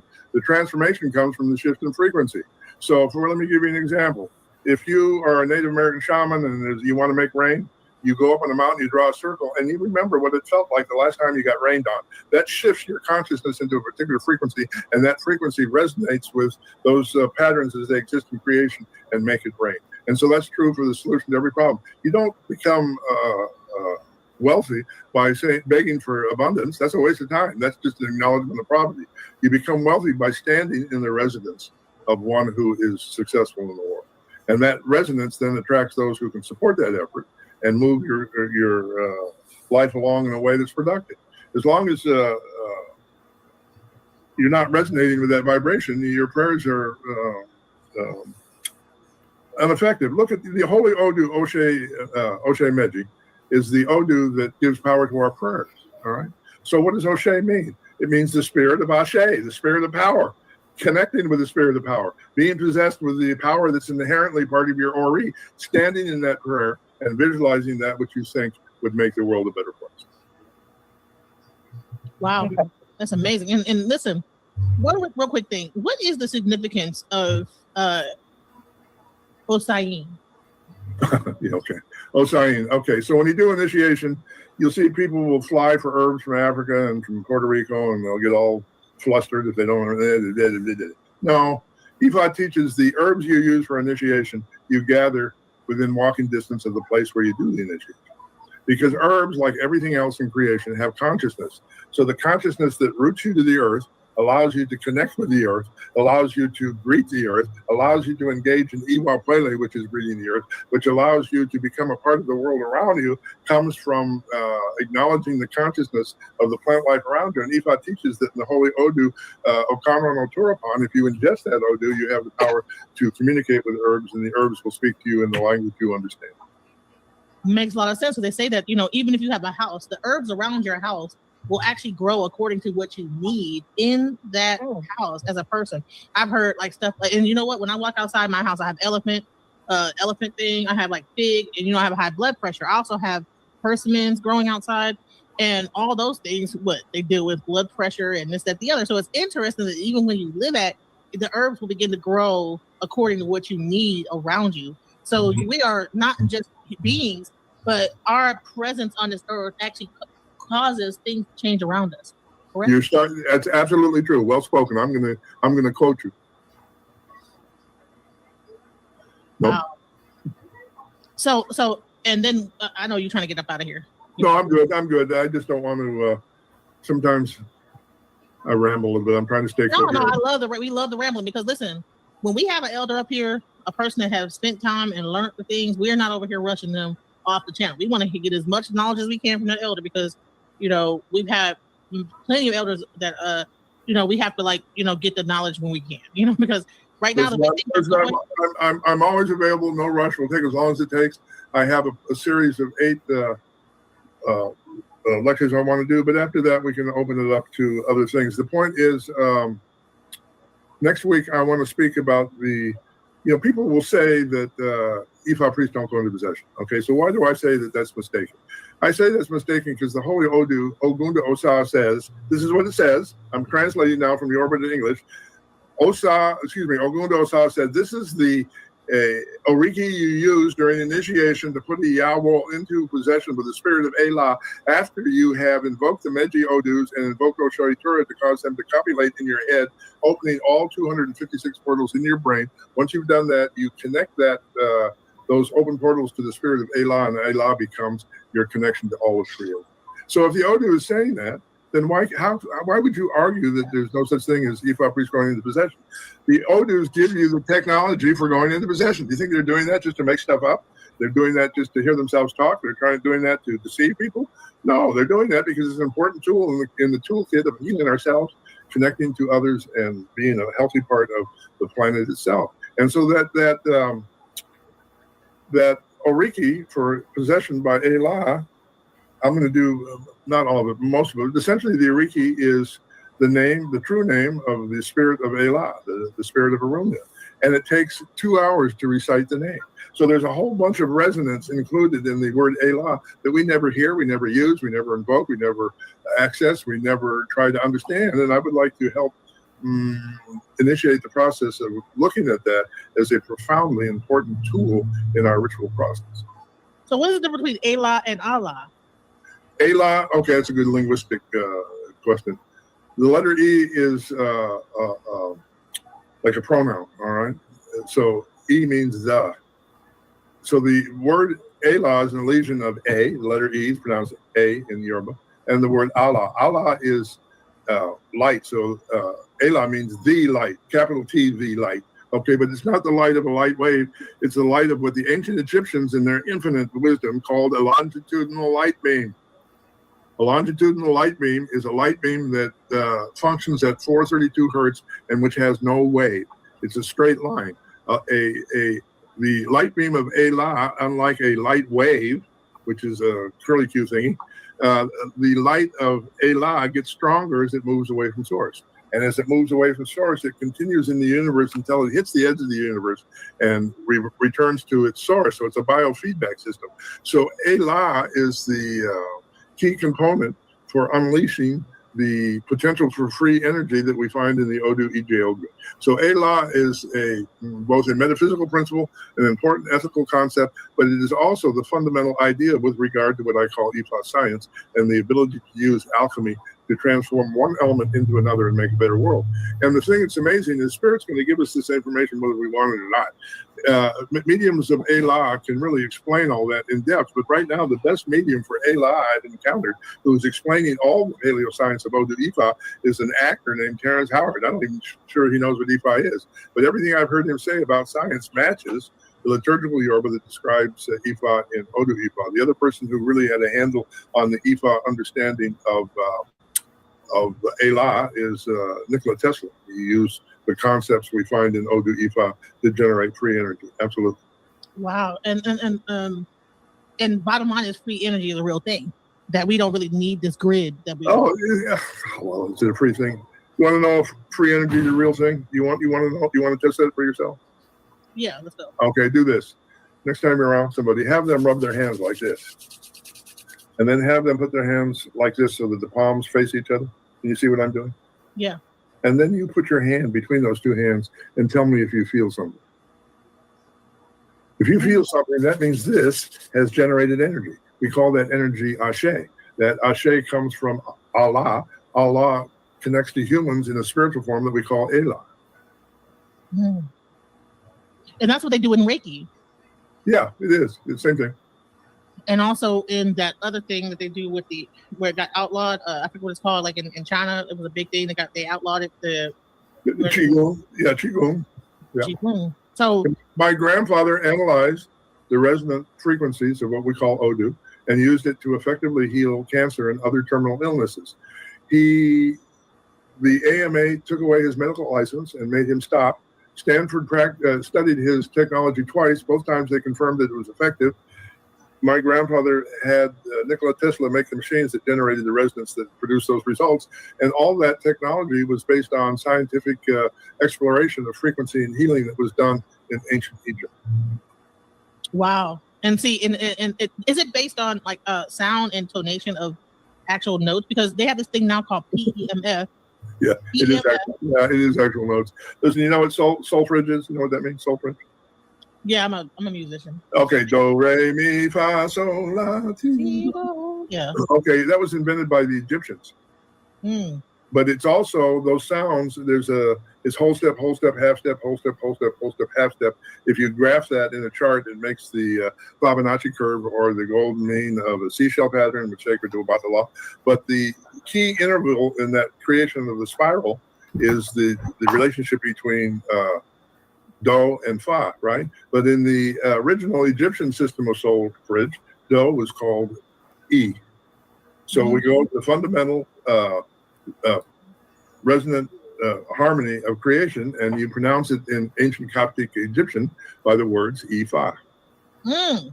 Hello. Where do you think the word came from? It's an expression. Wow. Yes, it's a symbol of the resonant frequencies that creates everything. Wow. Ifa, like boom. And so that is why when we talk about the drum, we talk about all these different things that are a part of it. This is really based in about sound. Yes, and here's the real miracle, all right? The Eureki that were used to put you in possession during initiation was passed to you from your elders, and it was passed to them by their elders. The words in those Eurekis create an automatic link with the correct frequency. It's called Ofo Ashe. You're a musician. If I say I want you to sing every pitch between middle C and C above middle C and break it up into 256 different frequencies, you wouldn't be able to do it. I don't think there's any human alive to be able to. But you are able to do it when you say the Ofo Ashe or the words of power in the Eureki, because your brain locks in automatically to those frequencies, which is how we're able to access Ashe and pass it from one generation to another. That's why the traditions are so important, and that's why it's really shameful that instead of spending time with their elders to gain access to that wisdom. We're just making stuff up. So you have a person, real quick. Divination is haram in Islam. Why do you think that is? Well, divination, haram. I said in Islam. Okay, so divination, as it's practiced in Ifa, is based on divination as it was practiced in ancient Egypt, and the text, instead of being Odu Ifa, was the emerald tablets. All right. So in Egypt, they referred to divination as sand cutting. When the Muslims came into Egypt, they took over that system and they replaced the text of the Book of the Dead with the Quran, which is normal, I think. And also in the Bible, the Ifa divination is called casting of lots. In the Bible, in the ancient times, in Jewish culture, you had a handful of sticks. You grab some. If you had one stick, you marked 2 marks in the sand. If you grabbed 2 sticks, you marked 1 mark in the sand. Sand cutting, absolutely exactly the same thing as Odu Ifa, except the verses for sand cutting in Hebrew tradition are based on the Torah. And the Torah is a coded reference to the frequencies used in alchemy, and the stories are just a way of holding those secret doctrines. Right, and that's where I was like kind of getting into like that. The Torah was at one point a thing used for priesthood, but it's okay. But all right, so I'm not going to hold you too much longer. It's almost all right. I'm good for another few minutes. Keep going. Okay, because I remember I was saying that I believe that the Torah, was equivalent to Ifa at one point, an oral tradition that the Levitical priests used, and that it was a certain thing that wasn't even done to even get those laws out. That when you would go to the Levitical priest, this is how things were done. But as time went on, those things became like a book. People read the Torah. Yeah, listen. The history is a little more clear, but it's definitely suppressed. All right, so let's talk about the history for a minute. Those ideas were developed in ancient Egypt. When Alexander the Great, in quotes, took over Egypt and made himself the pharaoh, the esoteric wisdom of Egypt went into hiding. It went into the mountains along the Hamagati, it's called, and they were coded into books about Christ consciousness that then migrated into Ethiopia and became the foundation for the Ethiopian Bible.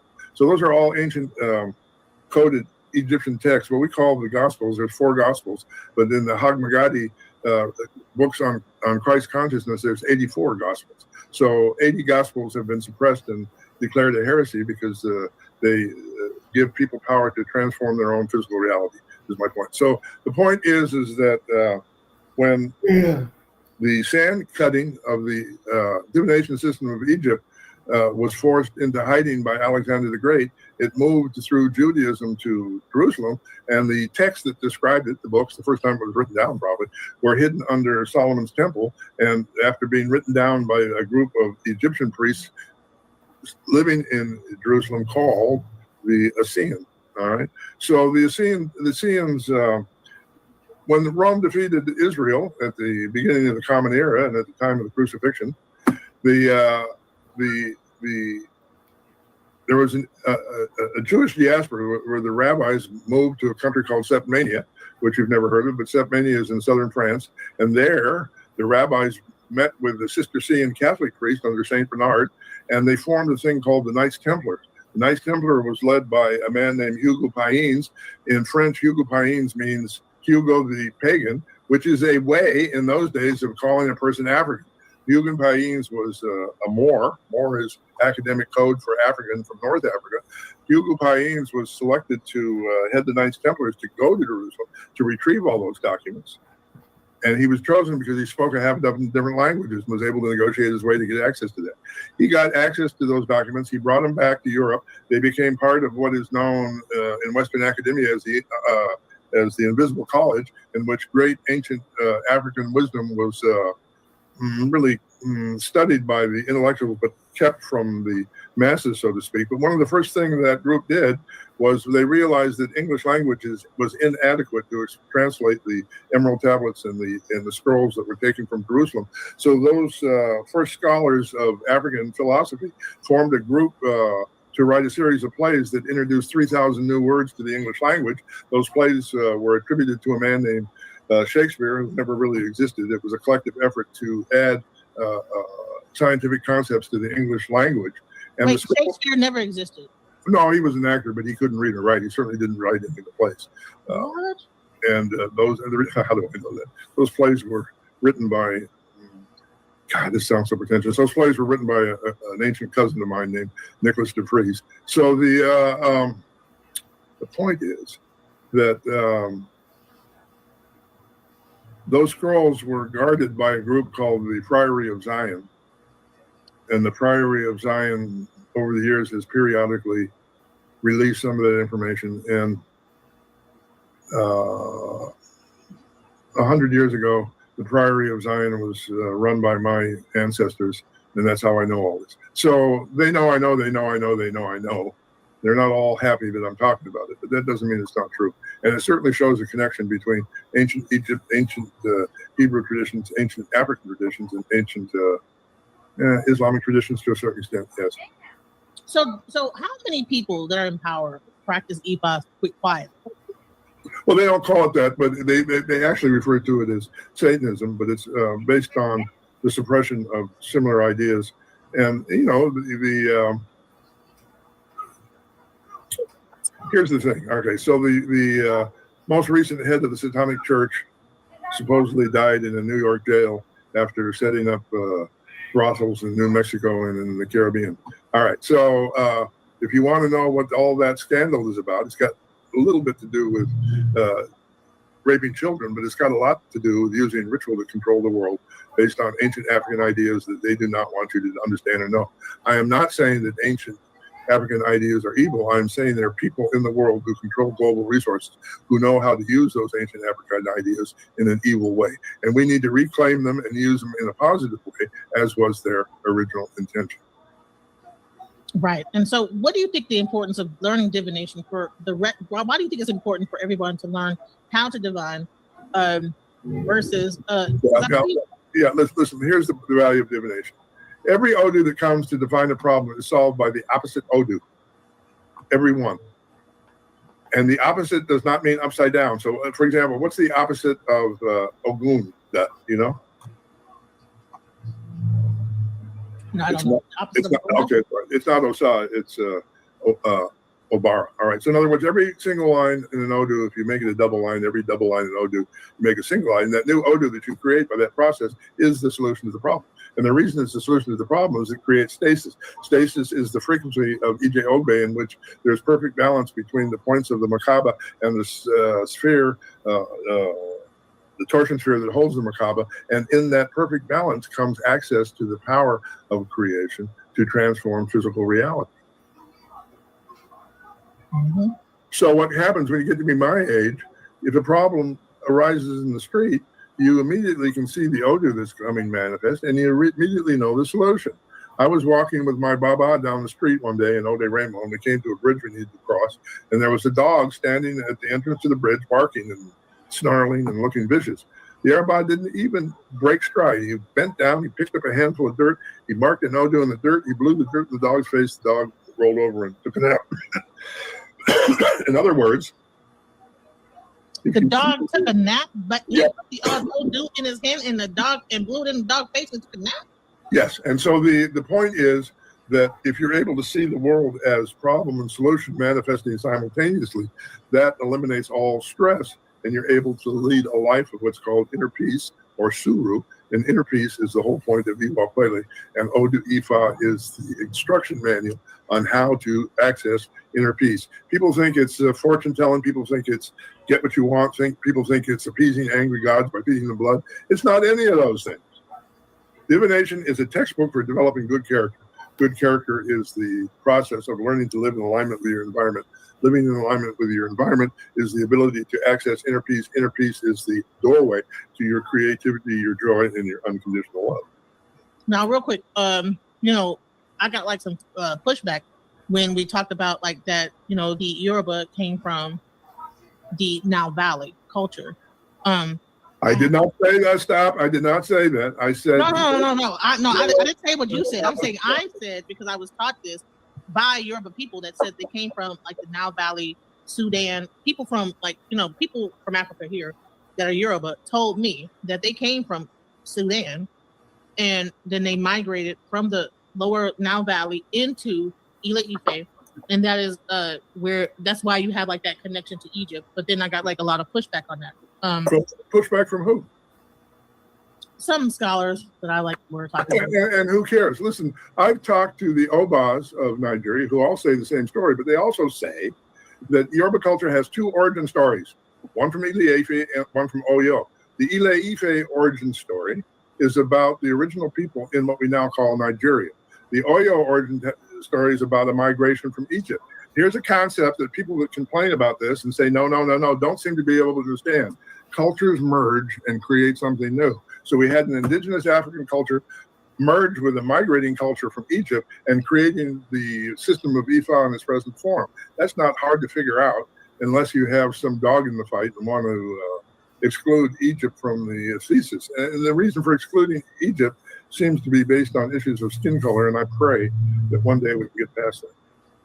Great answer. And then I think there was one last other thing I wanted to bring.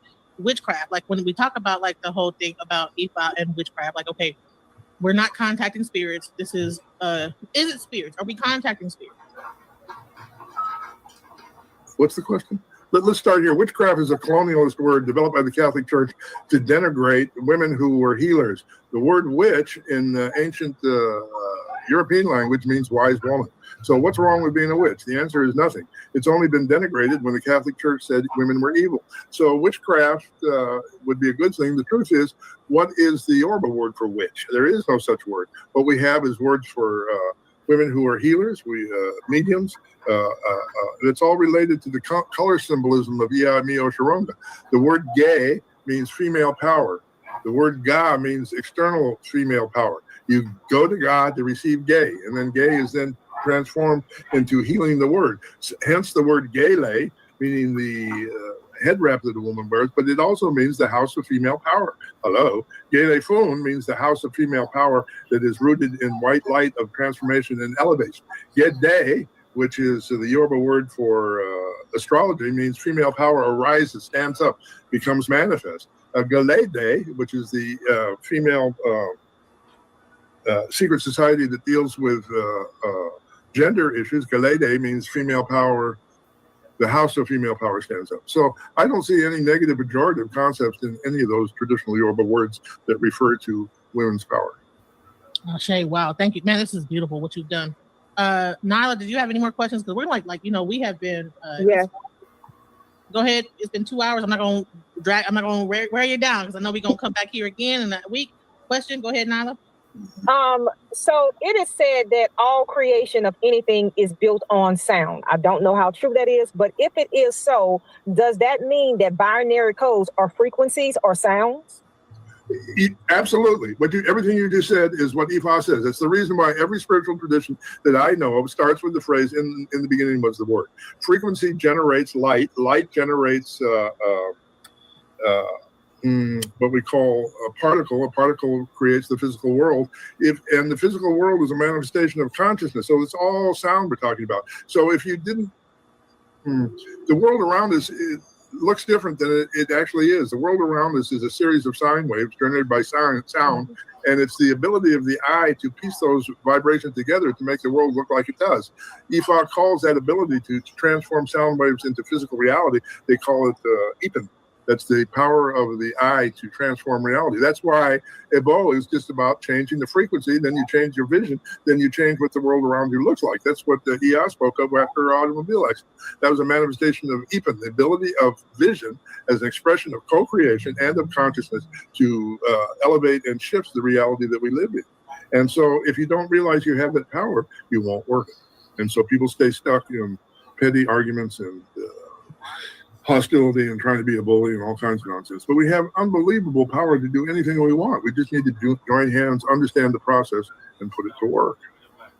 So when a binary code becomes distorted, can it be healed or restored by frequency? Yeah, I explained that earlier. I might not have been clear. I actually dropped the line. I was in an area where the service wasn't good. So I'm going to show you what I mean. Are you ready? Are you sitting down? Tell me about yourself. What do you do in the world? Well, I'm a nurse, and good for you. Yeah, that's healing work. That's Ifa work. Mm-hmm. And I study Ifa. Yeah, it tells me you're pretty smart. Love Ifa. Actually, Ifa has changed my life. This is Ogun. This is mine too. This is Ogun Demeji. This is the problem. You did divination. What's the problem? Ogun Demeji. And that means you need to clear away obstacles. The solution is Okanron Meti, which means take your life in a new direction. Hello, this problem is solved by this solution. That's resonance. That's a resonance addressing. And so when you mix the two odors together, the result is always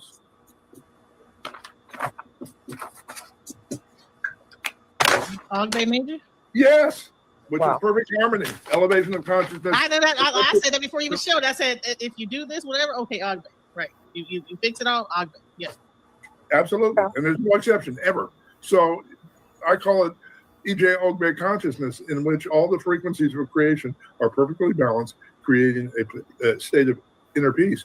But EJ Ogbe also negates gravity, which means it gives you the ability to detach your consciousness from your physical body. In Ifa, that's called Osho, or astral travel. Wow. Man, this has been a great live. We have learned so much here, and I don't want to even listen. It's at 2:05. We have more to learn. You know, how do you feel, sir, Baba? You wanted to keep talking about what he was saying? No, I said no. We're not gonna you know what? I think we've learned a lot today. People need to step away and take that information, and then the next time we come, if there's any more questions, bring your questions. But I think it's very clear what this whole thing is. So, but yeah, listen. If you can do me one last favor, next week we will talk about invoking possession by the spirit of Allah. Why that's done, why that's important, how we use that process, what it means to be possessed by Allah as a priest of Ifa. Can you put on my group page so people can watch for the different lectures and things I'm doing, including your program? That's Egbe Iwa Pele Ifa Orisha Community, all in caps.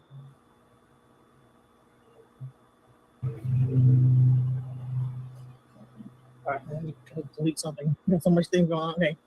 Sorry. There we go. Go ahead on Facebook and go ahead and check out his. No. Put Ifa in front of Orisha. And then put community as the last word. Wait. Okay. Ifa. Right. So please support his community. Every week he does free divination lessons. Please join his community. Right. Listen, here's why I'm asking for that. The Spirit's really pushing me to make sure that everybody can divine fully. We're in such a crisis on the planet. We can't be fiddling around with who's worthy and who can afford it. I'm just teaching divination as it was taught to me. I'm making it available for the next it'll be the next 6 weeks now. I've already done 2 weeks. After the 8 weeks of divination, I'm doing a course on how to do initiations. Every initiation done in Ifa and Orisha. I'm charging for that. We'll talk about that more as we go along. But in order to take that class and get value out of it, you need to first have a strong foundation in divination, and I'm trying to provide that. I'll do my best to provide that at no cost. People can contact me, inbox me with questions. They can come on any place I'm speaking. They can challenge what I'm saying if they want, as long as we remain civil about it, as long as we speak to each other as friends. And we need to provide an alternative to whatever this nonsense is that's going on in Washington. People are dying, people are denigrating each other, people are suffering needlessly. We can join hands, we can create free energy, we can create free travel, we can create amazing healing, we can do all kinds of things other than try and bully each other. That's a waste of time. I have no interest in that. So are we good? Yes, we are. It's been a beautiful live. Thank you so much. Right, man. That is the conversation that we had. I was trying to put the link in the chat, but it wouldn't let me do it. Napai, are you there? Yeah, of course. I'm here. Can you hear me? Yeah. So what do you think so far about what he said? There's a lot of things. He said a lot. So what do you think so far? There was a lot of stuff that I am familiar with that I'm interested. I was listening and oh, that's a part of Ifa. Okay. Especially the connection about the teachings about the afterlife and the sacred womb and the way that, things have been painted as far as for women, no pun intended, about menstrual cycles and, but the one thing I was like, wow, he keeps on saying the Catholic Church. Damn. It was because the Protestant Church was all about all that. But Oh, I okay. So get you're it. saying that he Now was it's saying religion. the Catholic Church, but you think it was just the Protestant versus No, it wasn't just. I mean, it did go into every even before the Catholic and the Protestant church, we have, we have those ancient writings about women and their menstrual cycle, the Abrahamic faith. So before that, but it's just like, dang, can you just say the whole church? Why the Catholic Church only? Well, I think But because the Catholic Church at one point was so prominent during that time, especially during enslavement, and that it actually was the one that made the rules to say you can't do this, you can't do that, and it outlawed this whole practice. So the Catholic Church was very instrumental in making the practice illegal. So right. that's probably why he promotes it so much and says like, no, it's the Catholic Church, because it was made illegal by the Catholic Church to the people It that was made practice. illegal to practice what? Witchcraft? No, Ifa? no, E5. Yeah, not witchcraft. Oh, okay. Okay. Well, I want to address I don't know about I don't want to dwell on that too much because it's the entire Christian church. I was just saying, why didn't you just put everybody?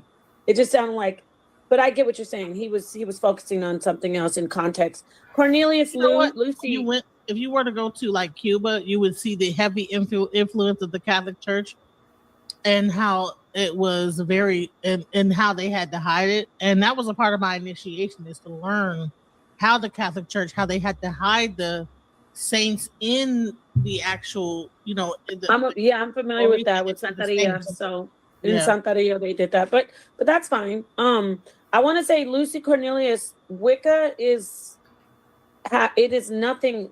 I mean, not nothing, but it's like comparing Islam to Christianity. But so I'm glad you were here listening though. I want to, keep this information available to everybody and people. That was not a negative comment. I like when people have their own opinion. So thank you for that comment, Cornelius Lucy.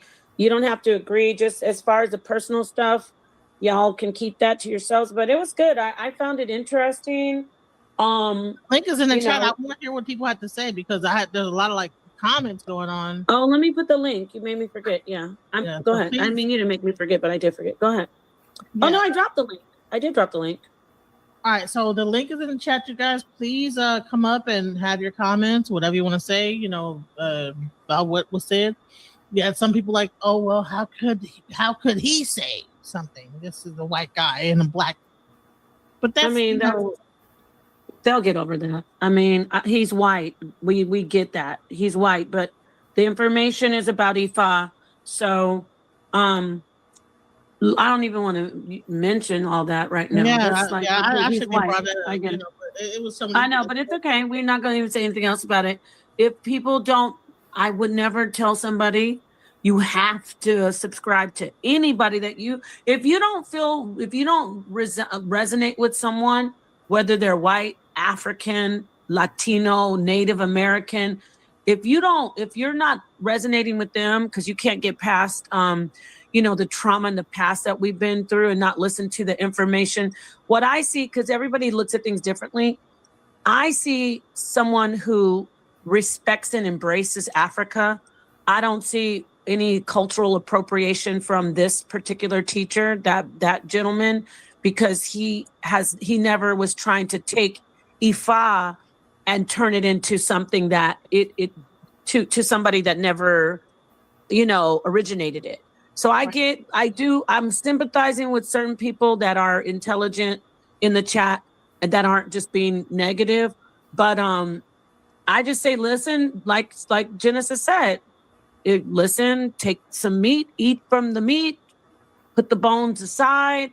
Or if you say, no, I don't eat meat, I want to be a vegan today, then don't take it. It's no worries, just as long as it's available and it's a buffet and you guys pick out what you want to eat. But don't just not pick it up because, I don't like the way I heard that's red cabbage. I like green cabbage. Because the darker foods are delicious, but that sounds opposite of what I'm trying to get across. But anyway, no, okay, that's okay. And you know what, Ebony? You are fine. We're just gonna get the information out for you and everybody. for them to listen to. And I'm not mad at you, but he said at the beginning, Ebony, that he deals with that a lot. And he's just like, he laid out all his background, all his credentials, all his experience. And for me, I'm not a practitioner, but I'm like, these are things that I don't know. And I'm like, oh, okay, I hear that. Oh, well, I really don't agree with that, but I hear where he's coming from. So you get what I'm saying? It's just for listening and for learning purposes and for exposure, because we want this to be the hub of information. We don't want this to be a place where you don't get information from people just because of their race or their phenotype. And we love you, so it's all good. Now, moving right along, I just did that for Ebony because, she's one of my little favorites in here. But anybody else, you will get your head busted to the white meat, no pun intended, if you come in here talking about this Baba Lyle. You've been here. I see you have been unpausing several times. What are your thoughts? What happened? She got dropped? No, I wanted to see what you had to say. No, I just said image is everything. Like some people just might feel more comfortable if somebody from Africa that looked African was saying it. We just live in a world where I think that kind of stuff matters. I mean, he might be dead on and better than almost anybody at what he's saying. But at the end of the day, in my mindset, I think the world thinks that image is everything. You just got to they just feel more comfortable with the image. People might not take him seriously because he's a white man. I mean, is he American, European? What is he? He's American, but he has ancestry in. Sorry, I'm hungry. He might be dead on, but I just think people are just more comfortable.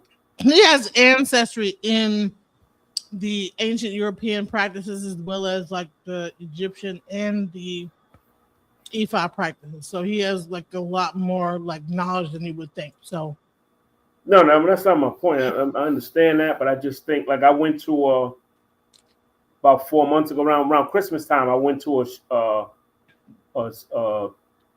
a church and they had a film about Italy. They actually had somebody that looked like Italian but that was from there. So I think that the world we live in, I just think that carries more weight. I mean, some people might disagree with me saying that, but that's what I just think. I think people just feel more comfortable with somebody. It's almost like when COVID came out and there was a group of us on social media and we was mentioning the herbs because there was no vaccine. And some people had a problem because we weren't doctors. So that's what I mean, like that. That's just the world we live in. Understood. So let's go. It's like I'm a gynecologist, and you coming to see me. But would you feel more comfortable seeing a woman? That's what I mean, right. Like that. That's we just live in that kind of world. All right, let's go. Baba Lao's race. I'm just kidding. So can we move forward off of that and just talk more about the presentation? What did you guys think about the part where he talks about the afterlife? That was the most intriguing for me. Y'all know I'm a thanatologist. I'm a life cycle doula. So I have this fascination with the beyond. So what about that? Anybody want to hit the panel and talk about that? Or I want to ask you a question about what did you think about what I was asking him? And what's your thoughts about what my questions were about, like, my near death, oh yeah, yours. Oh, I never talked to you about that too. I got on, I dabble a little bit on some stuff. We're talking about, I do regression visualization therapy and past life therapy, hypnosis, but we can do that. Talk about that offline. But I never talked to you about that. That I'm in another world. He probably couldn't. He couldn't get too deep into it. Who knows? But when I say that, I feel like I am not in the same world that I was in prior. Yeah. Well, that was very accurate, and he even confirmed it. I just am going to say, and again, this is to all my pseudo killer brothers and sisters out there. I saw you, Cedric. We love you. This is a pseudo, air quote, pseudo build, meaning this is metaphysical, really. We're talking more philosophical, but there are some scientific techniques that we're talking about in here. They are not aligning with conventional academic science. I need to get that disclaimer out of the way. So now let me jump in my pseudo bag.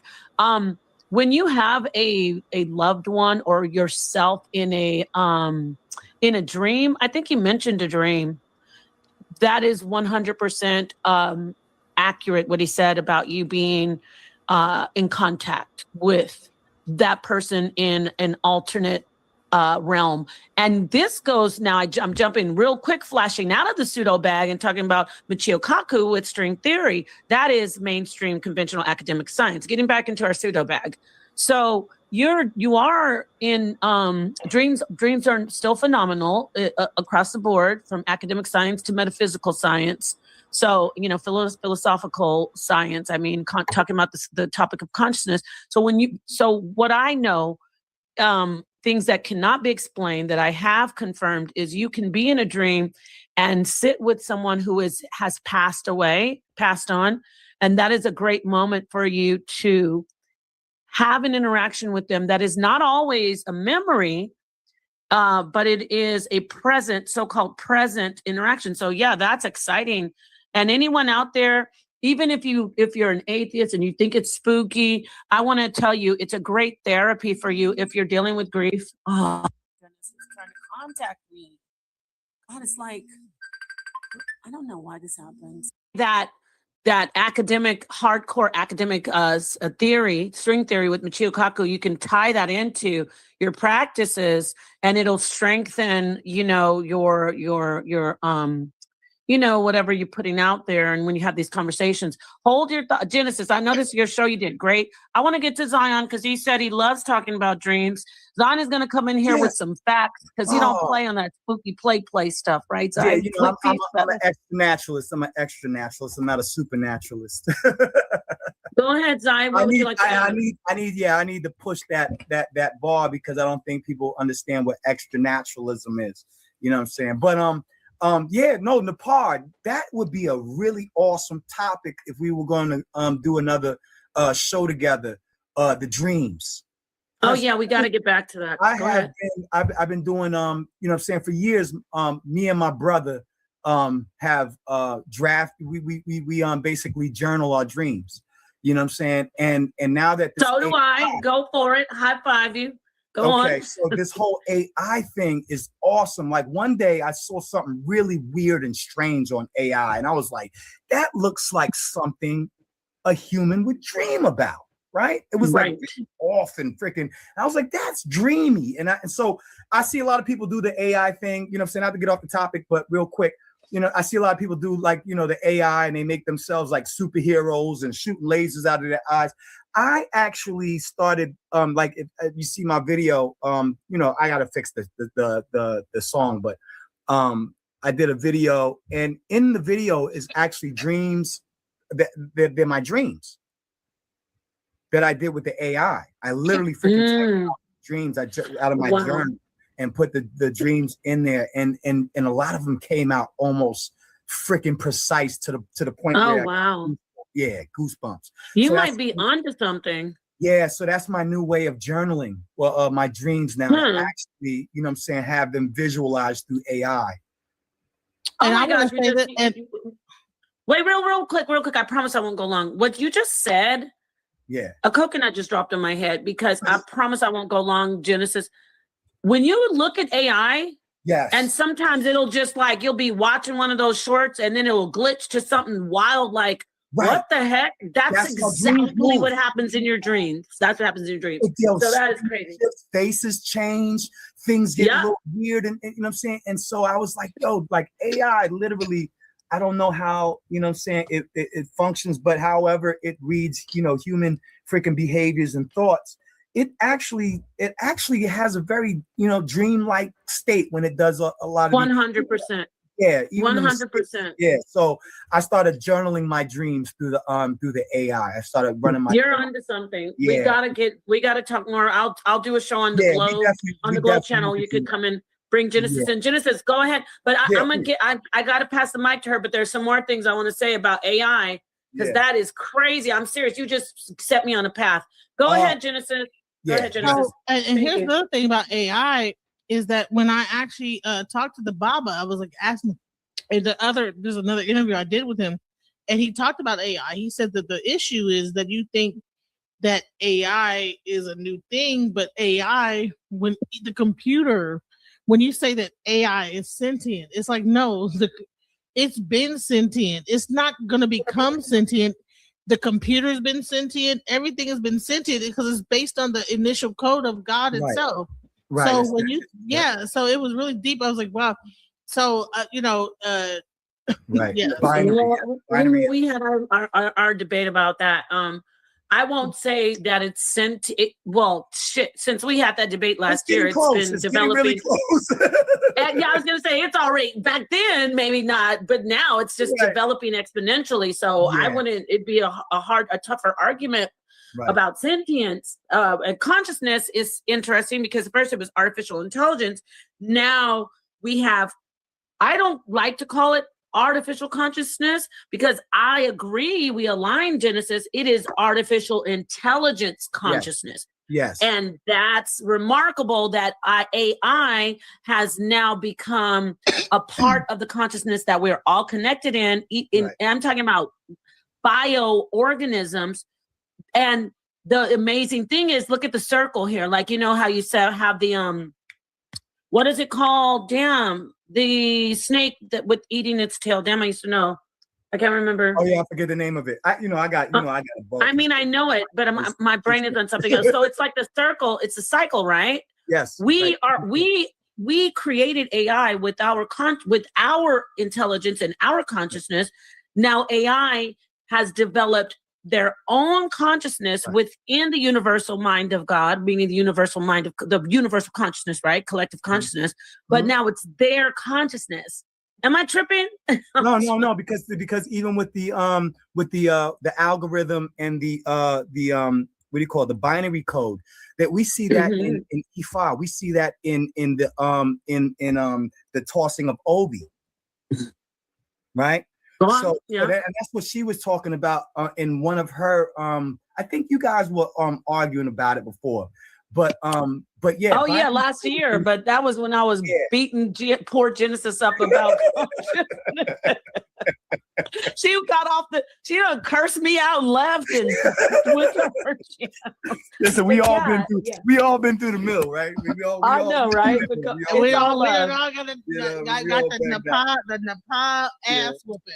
Okay. No.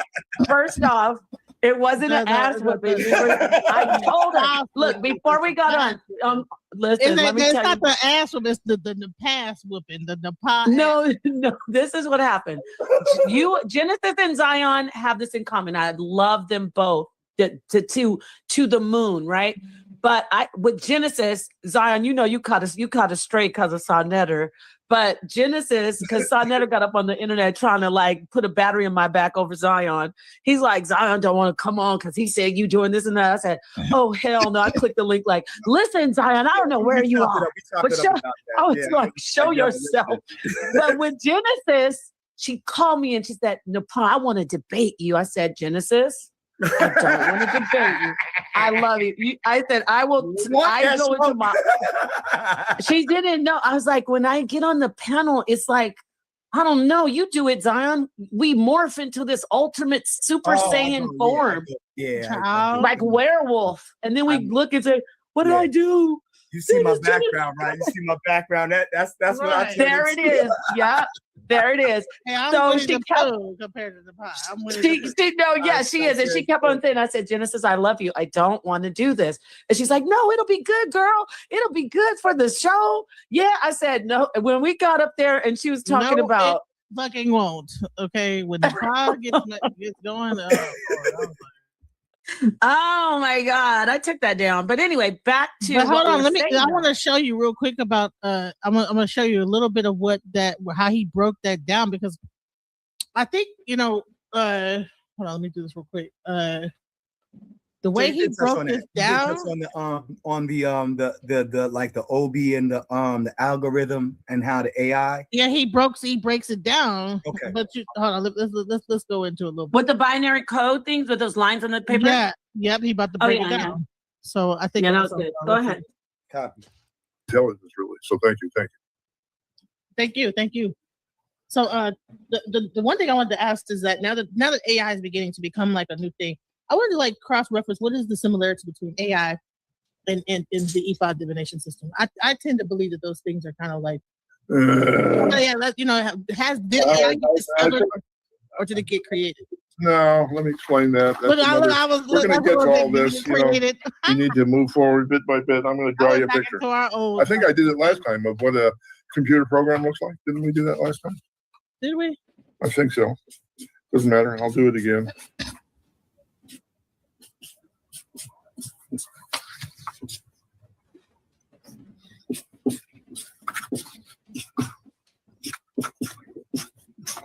You're an AT person. That's a programming for a computer, right?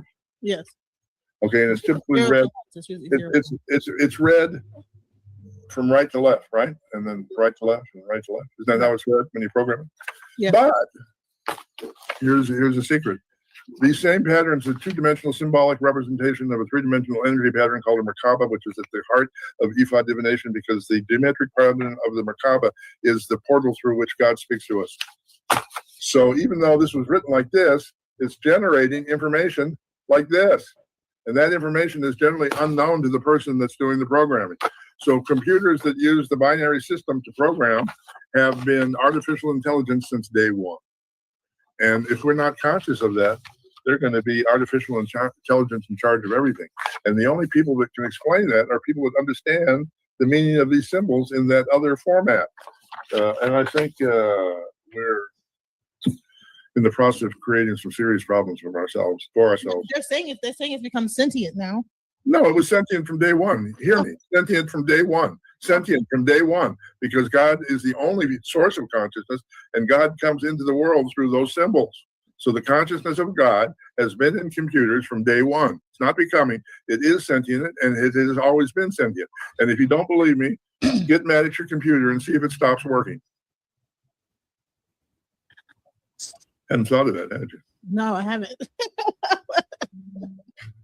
Right. It's not going to stop working. Yep. Just because you're mad at it, right? You have to smash it or do something to it.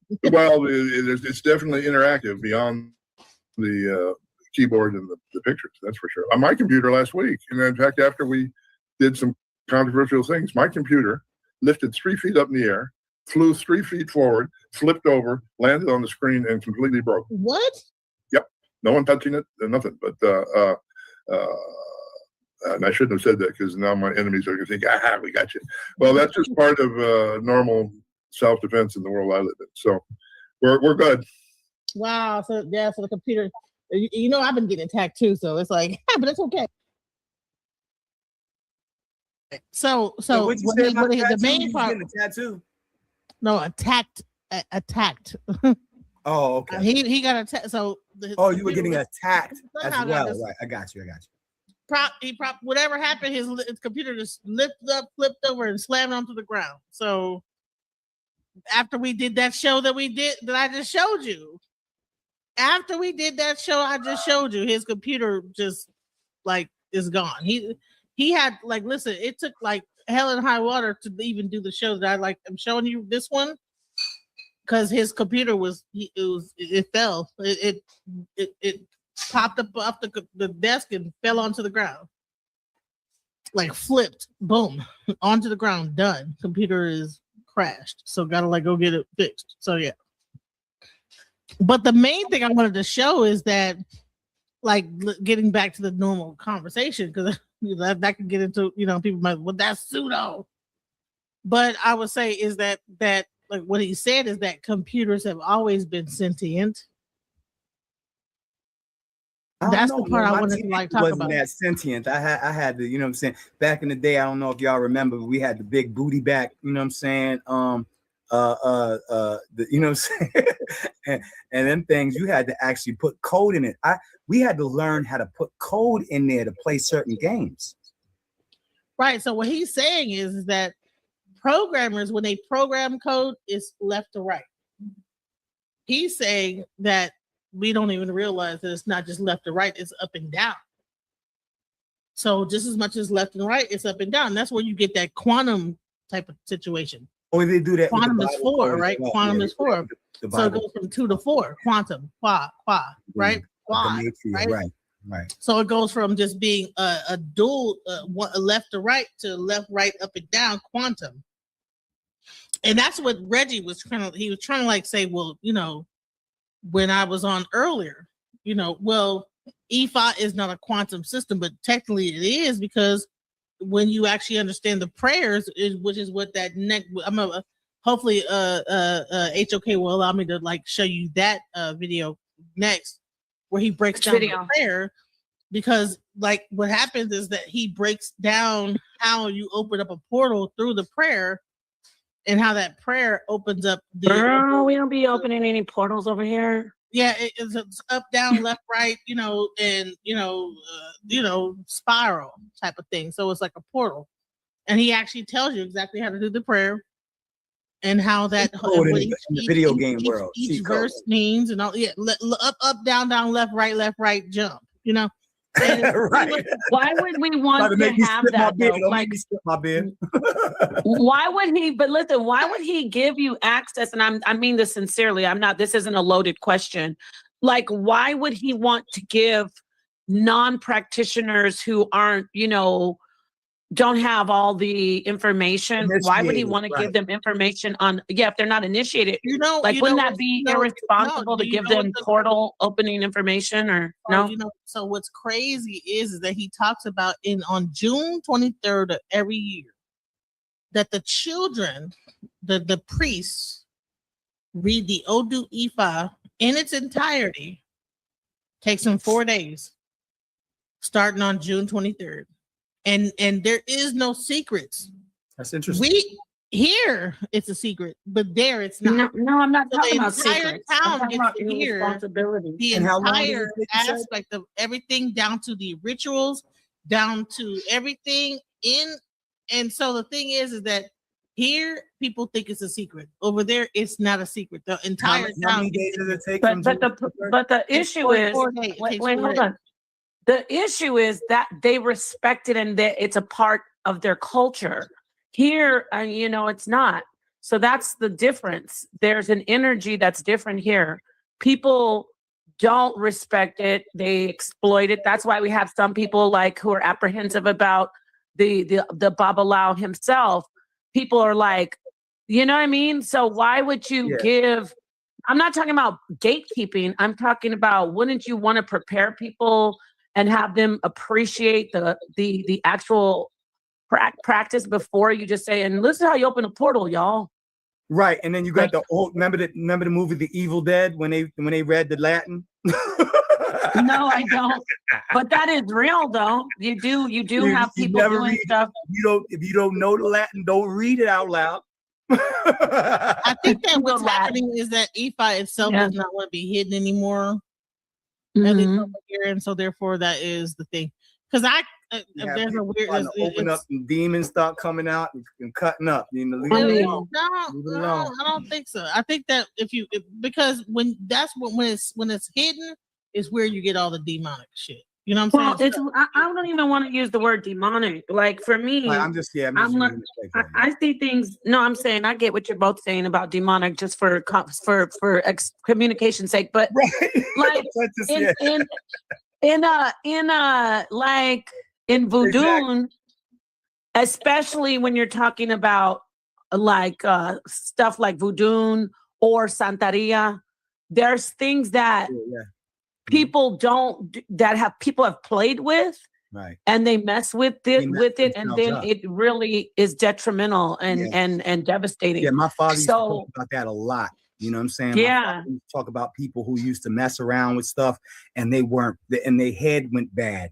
You know what I'm saying? You see them walking out in the street, you know what I'm saying, doing all kind of crazy stuff. Their head went bad. You know what I'm saying? Like they sit down south, your head bad. Yeah. You know what I'm saying? You don't play, there's certain things you don't play with. You know what I mean?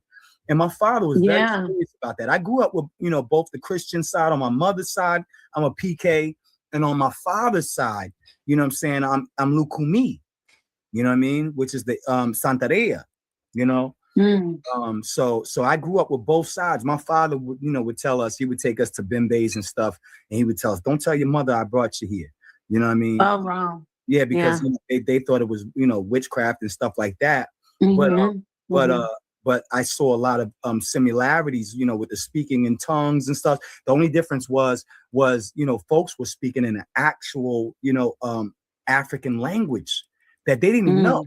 You know, these folks were talking in like, you know, that Yoruba language, whenever an Orisha or whatever, you know, mounted them. Whereas when I would go to church, folks were speaking in tongues whenever the Holy Spirit mounted them. And so I didn't see much of a difference. You know what I'm saying? Besides the fact that there was altars and stuff, you know what I mean, with whole cooked hogs on it. You know what I'm saying? You had whole hogs on the altar on certain holy days and stuff like that. And they would, you know, sacrifice. I've seen, you know, sacrifices of goats and stuff like that with my father. But that was that's cool. Did you see what the Babalao said about the goat head? That was interesting. What did he say about it? What did he say about it? Tell him, Genesis. I missed that part. Are you there, Genesis?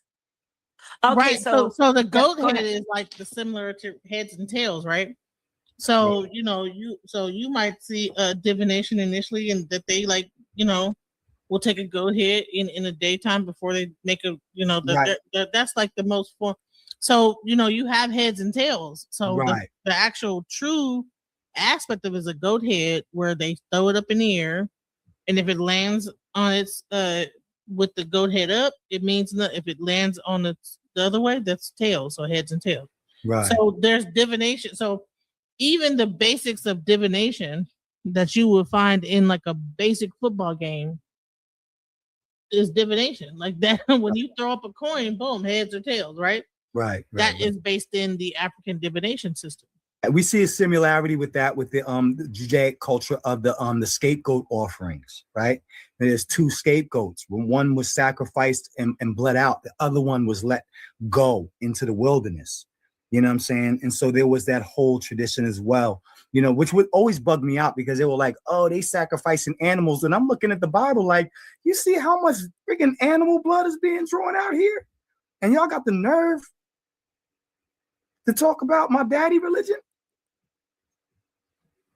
What's your daddy's religion? My daddy was Lukumi. He was a Olubata. Right. Yeah, he's an Olubata, and his head was Obatala, and his heart. He had two. He had a head and a heart. You know what I'm saying? His heart was Ilegwa, and his head was Obatala. And he was an Olubata. He was a drummer. And so he was a spiritual drummer. Only certain people could actually play the bata drums. You had to actually be initiated and anointed to play the bata. You can't just pick up a bata drum and start playing it. You know what I mean? You had to know the rhythms. You had to be anointed. You know what I'm saying? There's a whole process before you became a Olubata. You know what I mean? So my father was, and because of his head, he was actually higher than the person who had brought him into the religion. My uncle Stevie brought him in. My uncle Stevie's head was Shango, and his wife was actually higher than him. Her head was Yamaya. So he was underneath his own wife. But then when my father got anointed by Chief Bey, y'all got to look up Chief Bey and he was a New Yorker, you know what I'm saying, who came from Cuba, who was very connected to even the IFA in West Africa. Very high chief, you know what I'm saying, Chief Bey, and he was also connected to Denny Zulu, who Professor James Small was talking about the other day. I know Denny Zulu. Denny Zulu was a big name back in New York. You know what I'm saying? I think he still has some schools out there, even though he's passed. He still has people who are yeah, exactly. Yeah, man. So yeah, close music. Yes, you know what I'm saying? So those bata drums, they have, you know, sacred herbs and stuff put inside of it, and you had to be anointed before you play those drums, because you could actually curse yourself, you know what I'm saying, if you played some anointed drums and you didn't play it the right way. But yeah, you know, very, very powerful stuff. You had to be very careful with it. And just like they say, you know, you don't play with the Holy Spirit, you know what I'm saying? Like, you got folks in the church who were cutting up and acting like they were speaking in tongues. You curse yourself that way too. You know, so I saw a lot of interconnectedness with the Black church and with the and now the sister, you know, sister Genesis was talking about the Catholic Church and the and how the Cubano, you know what I'm saying, dealt with the Orisha and how they hid the Orisha within the cosmology of the Christian iconography. The saints. Right. Yeah, the saints. So very interesting stuff, you know. But when I saw like the sacrifices and stuff like that, and the mounting of the Orisha and stuff, I wasn't afraid, you know. Even though it was like, you know, my mom and them, you know, used to talk bad about my father's religion. When my father took me to Grammar of the Drums. Yo, listen, bro, FS Drake. I still play drums with the African drum group here in Syracuse. When I moved here, I joined with Adonfo drum ensemble, and they do drum and dance. I still rock with them. One day I went in there and I actually took a mushroom. I took a mushroom before I went in. I played drums, and the drums started talking. I literally had to get up and walk out, because You know, I that's heard a voices. form of, that's like scrying. There's of course scrying is a visual thing, but you know, that's real, where you can hear like a certain rhythmic Drums sound, started talking like and then language. you can pick up on other frequencies of Right. other It went and even from in going other like, realms. yeah, it went from the sounds like, you know what I'm saying, I keep my drums here, my father's drums. It went from sounds like, and then all of a sudden it was like, I was like, what? What were they saying? What were they saying to you? Wait, what were they saying? I want to know what you say. What did they say to you? The voices were like, it was speaking in African, and it was. And there is a thing called a talking drum it'll sound like it's like, yeah. Ooh, ooh. There's a drum that'll be like, ooh, ooh. Oh yeah, you got the whoa. I can actually make talking sounds with the regular conga.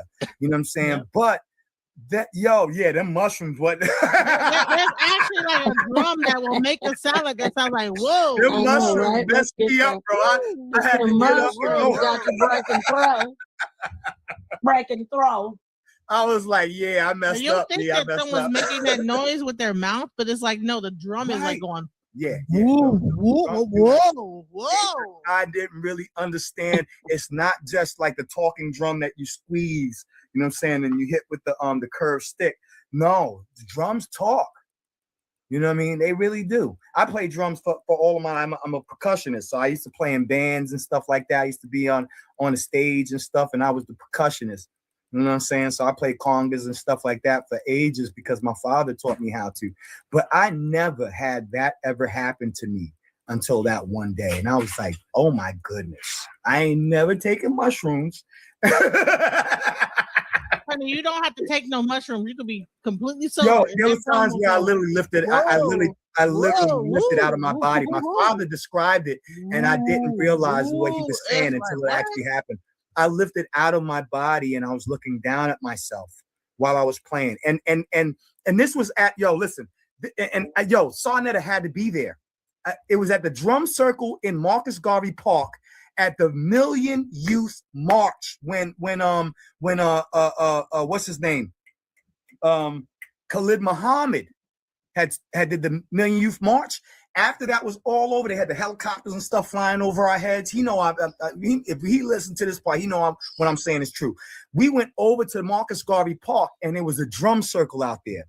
And I started playing, and we were playing in this drum circle, and the elders were first they were playing tops, you know what I'm saying? We were playing bottom. When you play bottom, is just like you're keeping the rhythm and you're keeping different times.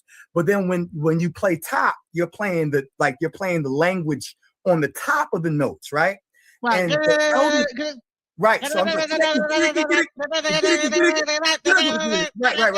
like, right. So I started playing, and I literally looked down at myself, and I saw my hands.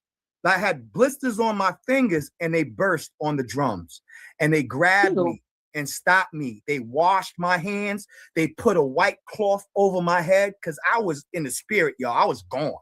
You know what I'm saying? Put a white cloth over my head. You know what I'm saying? And they pulled me off the drums. They washed the skin of my drums off because there was blood on my drums. I literally played them drums till my hands started bleeding. And I didn't even feel it. I was gone. I wasn't even in my body at that point. Yeah, that's wild because you also used a catalyst, which was like, and then a month later, I was on the train, and some lady said, "I know you," and I'm like, "What?" I'm like, "What? From our granddaddy church?" No. You was at that drum circle. You was and the woman put had pictures. Oh damn! Of you all laid out. She had pictures of me tearing the drums. I had no shirt on. I was muscular then too. Okay. I was a little sexy then. Yeah, I was a little sexy then. You know what? I'm bringing sexy back. I'm levitating. No, she pulled out a picture. It's like, I got you on my phone.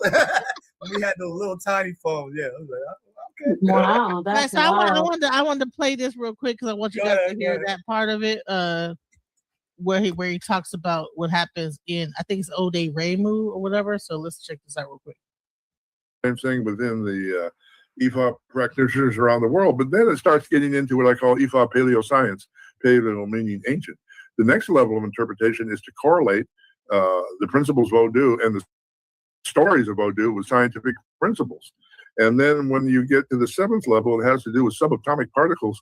The seventh level of interpretation of Odu is a profound explanation of what's called plasma quantum physics, which is the cutting edge of quantum physics in academia in the West today. And the amazing thing is, I studied quantum physics 50 years ago at Caltech, and quantum physics has only come into existence in the last 10 to 15 years, which means prior to that time, I couldn't really fully translate any of the liturgical words in IFA because they were rooted in a quantum physics which was ancient, sophisticated, and virtually unknown to most people. So the thing that's amazing to me is I learned IFA in a community of 10,000 people, a rural community, a community with very little money, really, where people lived in homes they built themselves, and that group of people preserved the content of Odu for over 10,000 years. That's nothing short of a miracle. And I know they preserved it because every June 23rd, the children of the village go out in the marketplace and recite the entire corpus of Odu Ifa from memory by heart.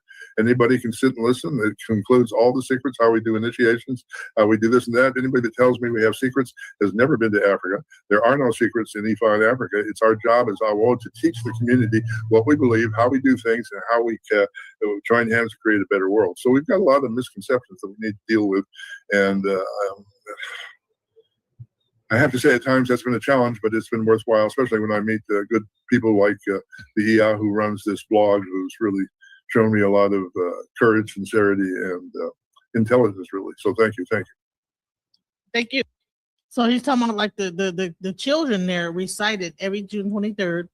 They recite the entire corpus of Ifa, the ceremonies, everything. Like everybody there knows how to. They understand what they're saying. So imagine and then it's something like where the kids, if they get it wrong, they're gonna do it again, or it's like so there's more to it than just like it's not a secret in Africa. It's a secret over here, but in Africa, every June 23rd, the entire Ifa corpus, 4 days long. So thank you. So it even goes into the one thing I wanted to ask is that now that AI is beginning to become like a new. All right, so I think it was a different one where I talked about where he actually broke down how the children, like I think so. What he says is that it starts off like with the youngest child. If they make a mistake, if they do it twice, it goes to the next one. This is the entirety. This is all of the liturgical right here. My dad bought this. That's why this book is all raggedy. You know what I'm saying? My dad bought this years ago from the Botanical Gardens in Brooklyn. Orin Orisa, right? And this book, it shows all of it. It has all of the songs, all of the liturgy, all of it is in this book. Everything. Okay? So if y'all really want to get into it, you know what I'm saying? It has it in the actual African, in the Yoruba, and in the English translation. You know what I'm saying? The songs and everything. I think it actually has the rhythms as well. Some of the rhythms are in the back. It has the notes and everything to play. So you can actually learn some of the, if you know how to read music, you could actually learn the rhythms as well. But you know what I'm saying? The bata drums, you know what I'm saying? All of the bata, these are the dudes in Cuba. You know what I mean? Some of the Baba Lao, and you know what I'm saying? And honey, to hear the Cubans sing, oh my God. Man, hearing a Cuban sing the Yoruba words, it's like, man. You're taking me off the big screen. Man, have you heard how they sound when I'm like, they sound like an angel. Oh man, I love it. Man, I love it. Their voices are like, oh my God. The only thing that was close to it was how, you know what I'm saying, that in the Nyabingi, you know what I'm saying, the women who sing in the Nyabingi, you know what I'm saying? Oh man, I love that. You know, and that was like my connection between the two, the Christianity and the African, you know what I'm saying, was the Rastafari. Because, you know, I had my father's side with the Lukumi. And then on my mother's side, I had, you know what I'm saying, the Pentecostal, you know, Church of God in Christ. And so my only way of kind of reconciling that was in the Rastafari. When I found Rasta, it had both of it, had all of that natural essence to it. And the singing was so powerful. Like, you know, the Yemaya say su, oh say su Yemaya, Yemaya olodo. Oh Lord, oh yeah, Maya. And then the drums came in and it's over, bro. Over. I loved it. You know what I mean? And then going into the Rastafari, it was just kind of, I had the same, you know what I'm saying, that the hairs would rise on the back of my neck. You know what I mean? So yeah. Yep. That's my path. Give thanks. Yes, I. Go ahead. So you got some about them Cuban singers. Yeah. They can make the hair stand up on you. You know what I'm saying? Yep. I loved it as a child. I loved it, you know what I'm saying, growing up. Yep. It was amazing. Yes. Amazing experience. You know, a lot of people didn't get that, you know, didn't have both of those sides. They only got like one side. They only got the Christian side, but they didn't get the African side. And then on my grandmother's side, she would take me to the daggone to the Indian powwows. So I had all three of those. But yet and still, because they were so Christian, they were looking at me like I'm crazy. I'm like, y'all brought me into this stuff.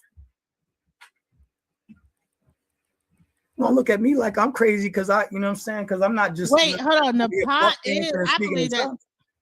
I believe the pot is Yemaya. I think she might have some what's the other one? Oh yeah. Oh yeah. Oh yeah, and Yemaya, right? Yemaya. The two female water deities. One is higher than the other. Yemaya is very powerful. Awo Falokun, and then there's Yemaya. So I don't know. Can you hear if I play this? Can you hear this? And she does it. She says she's a doula. You gotta pay attention to that. She's a doula. You understand what I'm saying? So she's dealing with that water, you know what I'm saying? Passing. Yeah. She's got some power. Right, can you hear this?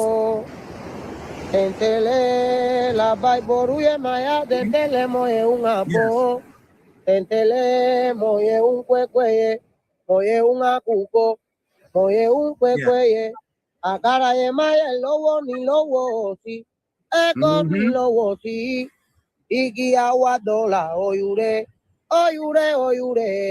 igi awadola oyure, lo yuo, igi awadola oyure, oyure. Tentele la bai.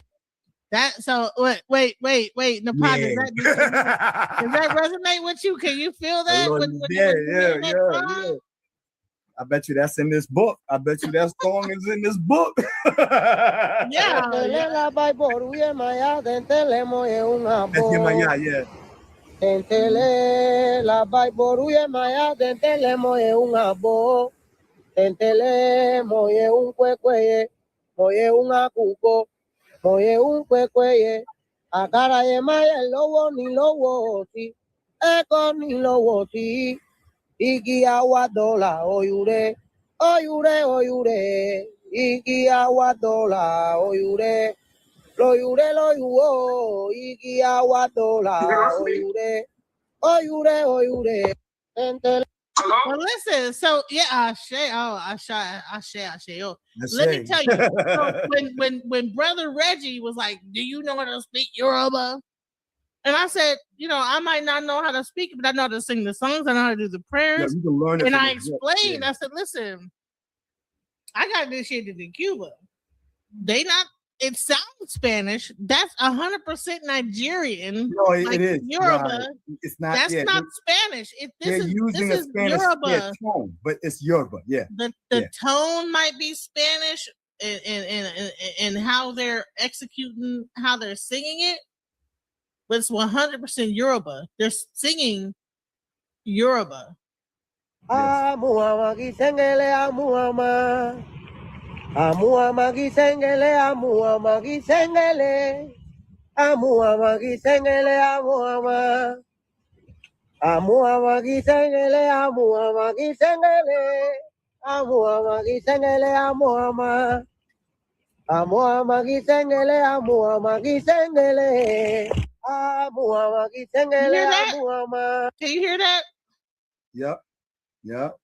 Beautiful. Like, listen to this voice. Buenas noches, mi Congo. Congo inea soy. Buenas noches, mi ganga. Yo a mi hueca allá. Yo vengo a hacer caridad. Yo a mi hueca allá. Yo vengo a hacer caridad. Congo inea soy. Now he's singing about the Congo spirits in that one. Right. That's he's talking about the Congo spirits. Right. That is going into the Palo, but Mowi sale, yeah, oh, Mowi sale. Mowi sale, yeah, oh, Mowi sale. Iban laye, oh. Mowi sale, yeah, oh. Mowi sale, yeah, oh, Mowi sale. Mowi sale, yeah, oh, Mowi sale. Iban laye, oh. Mowi sale, yeah, oh. Yeah, Mowi sale, yeah, oh. Yeah, warabalonio. Yeah, warabalonio. Yeah, warabalonio. Mowi sale, yeah, oh. Yeah, warabalonio. Ya lo de warabalonio. Yeah, warabalonio. Man, come on now. You can't tell me that does not sound absolutely beautiful. And that's why I love this book, because like a lot of those songs, and then there's like, oh man, the liturgy is retardedly, they have a lot. Yemaya alone has over 50 songs. 34 songs in this book. Awoyo siwa olese ke olodu yemaya o. And it says the crockery, the reparation will come if you use the unhappy sigh to shout to the owner of the river, please, Yemaya. You know what I'm saying? So it actually has the English translation in this book. It's a great book. You guys got to find that. Orino Risha, if you're interested. Songs for the Selected Heads by John Mason. Yeah. Powerful stuff. Yo, I listen, every year on my father's birthday and on my father's passing, I turn on, you know what I'm saying, the music, and I play my drums. You know what I'm saying? Sometimes my son is here, sometimes he's not. But I play my drums and I just, you know, I trance out, you know what I mean, for my father. But yeah, you know, it's a beautiful tradition, a beautiful culture. Right. So anyone that's questioning, oh, okay, well, do you know the songs of the no, honey, listen. He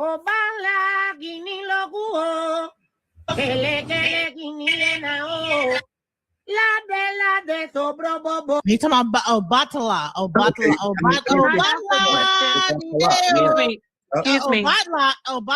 Obatala Dideo means Obatala he raised. Okay, hold on, everybody. What exactly is that copyright or anything like that? No, it's a person. No. These are actual liturgical songs that they're free. Yeah, I would not do that. You can't. No, I just want to make sure because I want to leave this up, and so Sonetter had contacted me and asked me to ask you. These are. This is almost like a person singing, you know, the blood that Jesus shed for me. Like says, Calvary, nothing but the blood that gives me strength from day to day. Yeah, we don't even play that. Never lose. Sing it, Genesis. You went back to your Christian days. Listen. Enough of that, though. We're not going to be playing hymns, a lot of hymns over here, are we? That's exactly what it is. It's hymns. But I'm trying to show you it is hymns. But I'm trying to show you guys that when I'm Reggie, not worried, apprentice. I'm not worried. Stop. When Reggie asked me, do I know Yoruba? Honey, it's ingrained. When you go to a ceremony, they're singing in Yoruba. They're not singing in English. They're singing Obala di de di de, Obala di de di de, Obala di moro, Obala di de. That's what they're singing. They're not singing in English. So look what Sonetter asked you. No. What's going on is that, like, Reggie asked me, do I know how to speak and sing in Yoruba? Yes, I do know how to sing in Yoruba, and I do know how to pray in Yoruba. So that's how that whole my whole thing got ended, because he's asking, like, well, do you know how to talk in Yoruba? Do you know how to sing in Yoruba? Like, what? Well, that's not a out of the world question, though. Okay. Well, there we go. I just got finished singing in Yoruba. There you go. Yeah, and that's what you did great. I don't want to keep on playing that though. You know what I'm saying? But I wasn't gonna do that. I was just trying to make the point that, like, in the Ifa or Orisha, we speak in Yoruba, we sing in Yoruba. You're not gonna get flagged by that, but it sounds beautiful. There was a lot of it played. We're gonna move past it, but I'm just letting y'all know how beautiful they sing when they do sing it. It sounded beautiful. It is a call and response, so the person sings that, and then someone says "Obala di de," and then the whole people sing the same exact thing. Right. It's very beautiful. Call and response. Yeah, call and response. And yes, we do know how to sing in Yoruba 100%. Well, you would say because we came from the west coast of Africa, that would be where we originally, how we praised. And now we have gospel that we do the singing and the hymns and praise. So there is an origin always. There's always an origin story, right? Yes.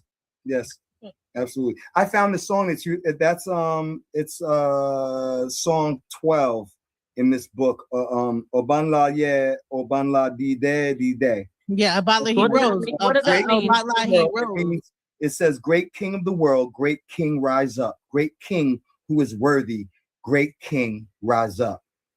Is that Oba? Is Oba the king? Obatla. Yeah.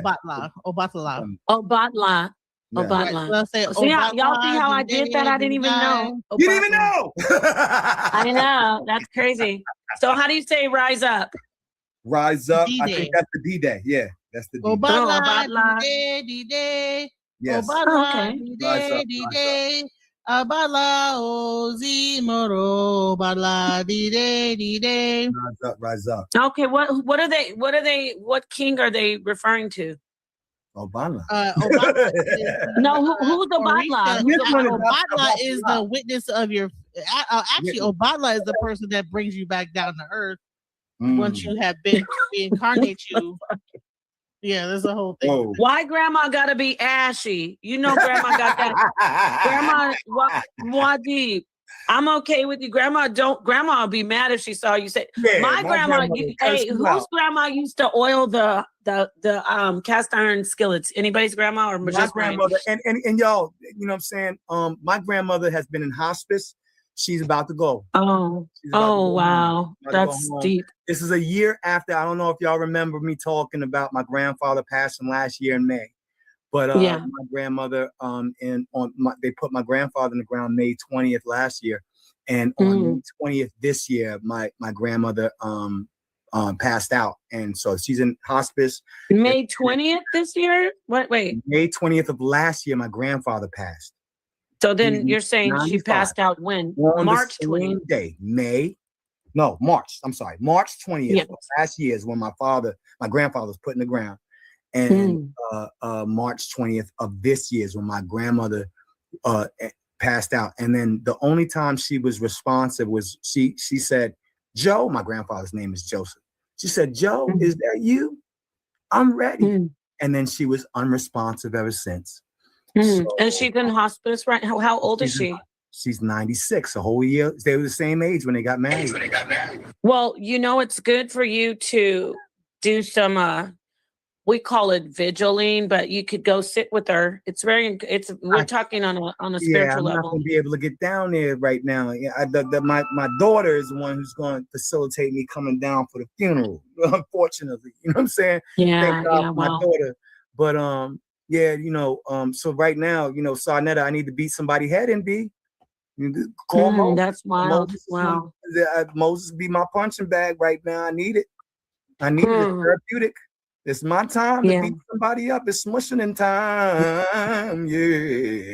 That's interesting. Just real quick, guys. Our hearts go out to you. We're past about 2 hours. I don't want to go too far. Before we get, I just want to say everybody's sending you all the love and all the strength that we can, and make sure you do a lot of meditation on her. I know. Close your ears if you're a pseudo killer. But if you want to hear this, you can actually sit and meditate and really have a very clear connection with her if you just really think about her. And again, out of the pseudo side, we have toroidal fields. I know it's about 6 feet away, but still, you have a connection, a DNA connection with her. Yeah. So really do a lot of meditating on her if you can't sit by her bedside. Okay.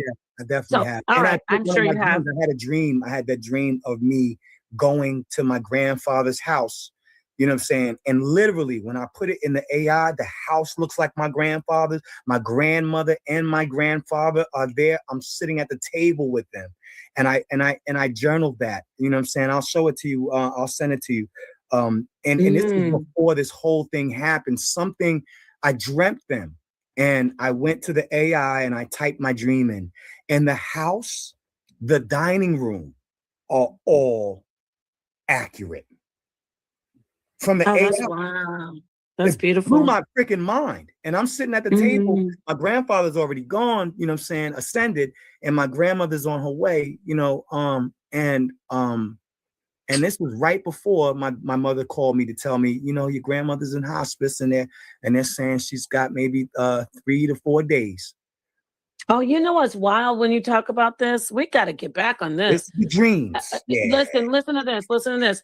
We understand consciousness only like at the tip of the iceberg. Now, when you say you work with you, this is your setup, it's your IP address, it's your computer, whatever you're doing, and you're feeding. Yes.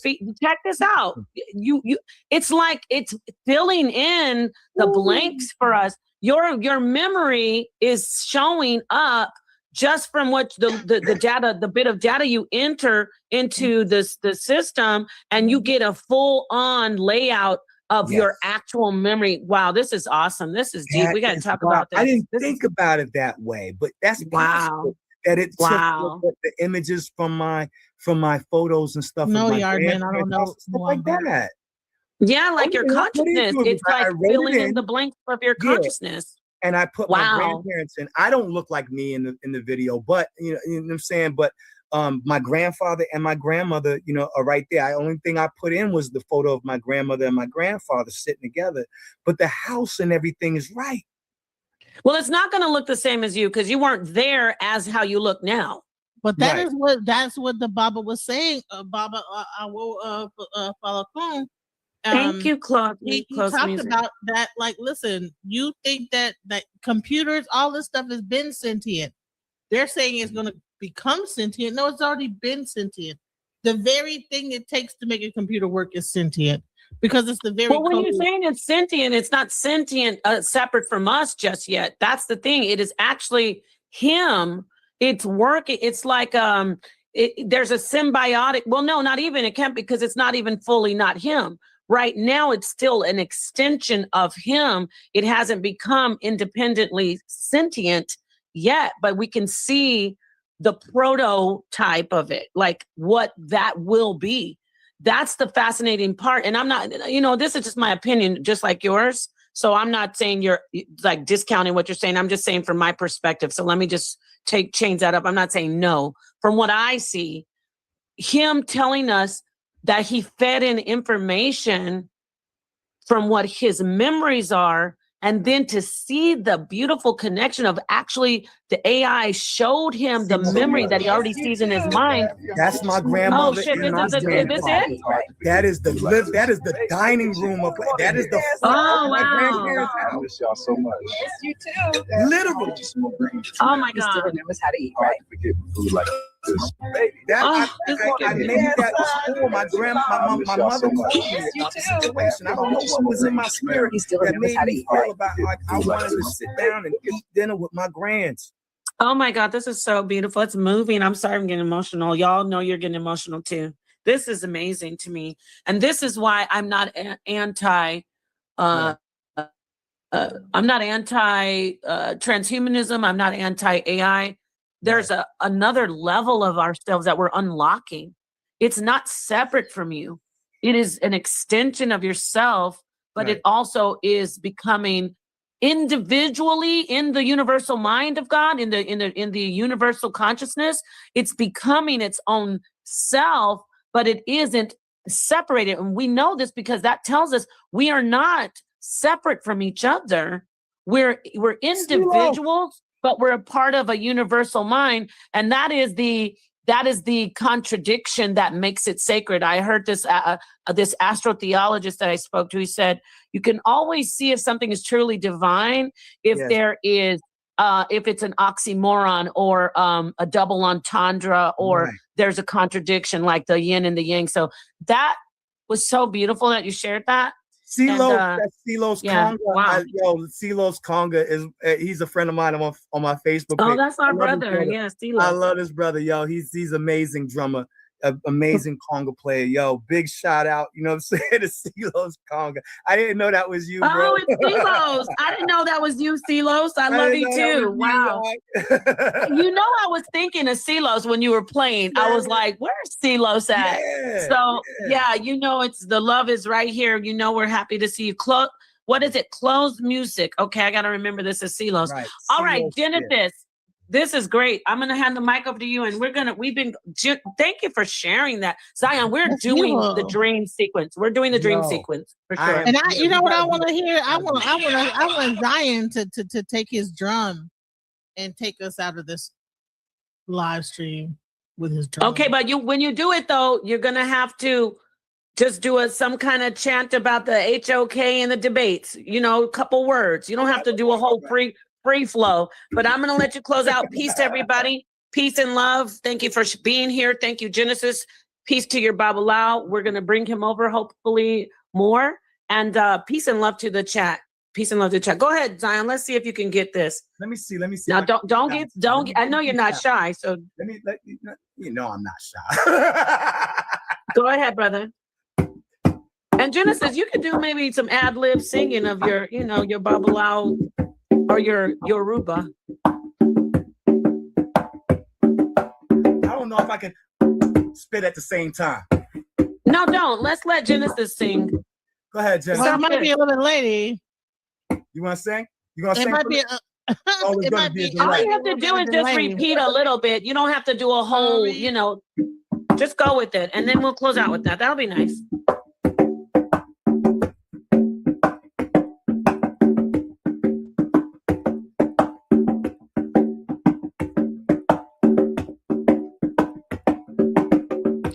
Oriye, Oriye.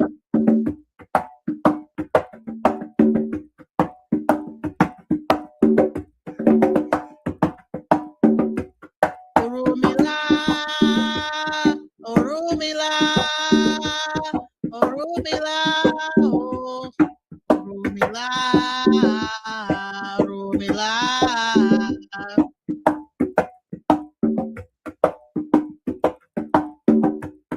Ilegua, Ilegua, Ilegua, Ilegua.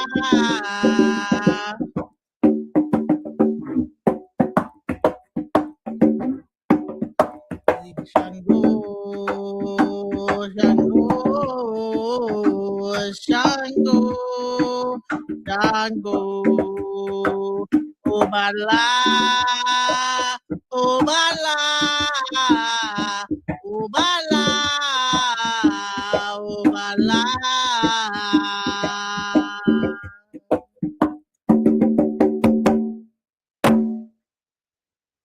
Wepa!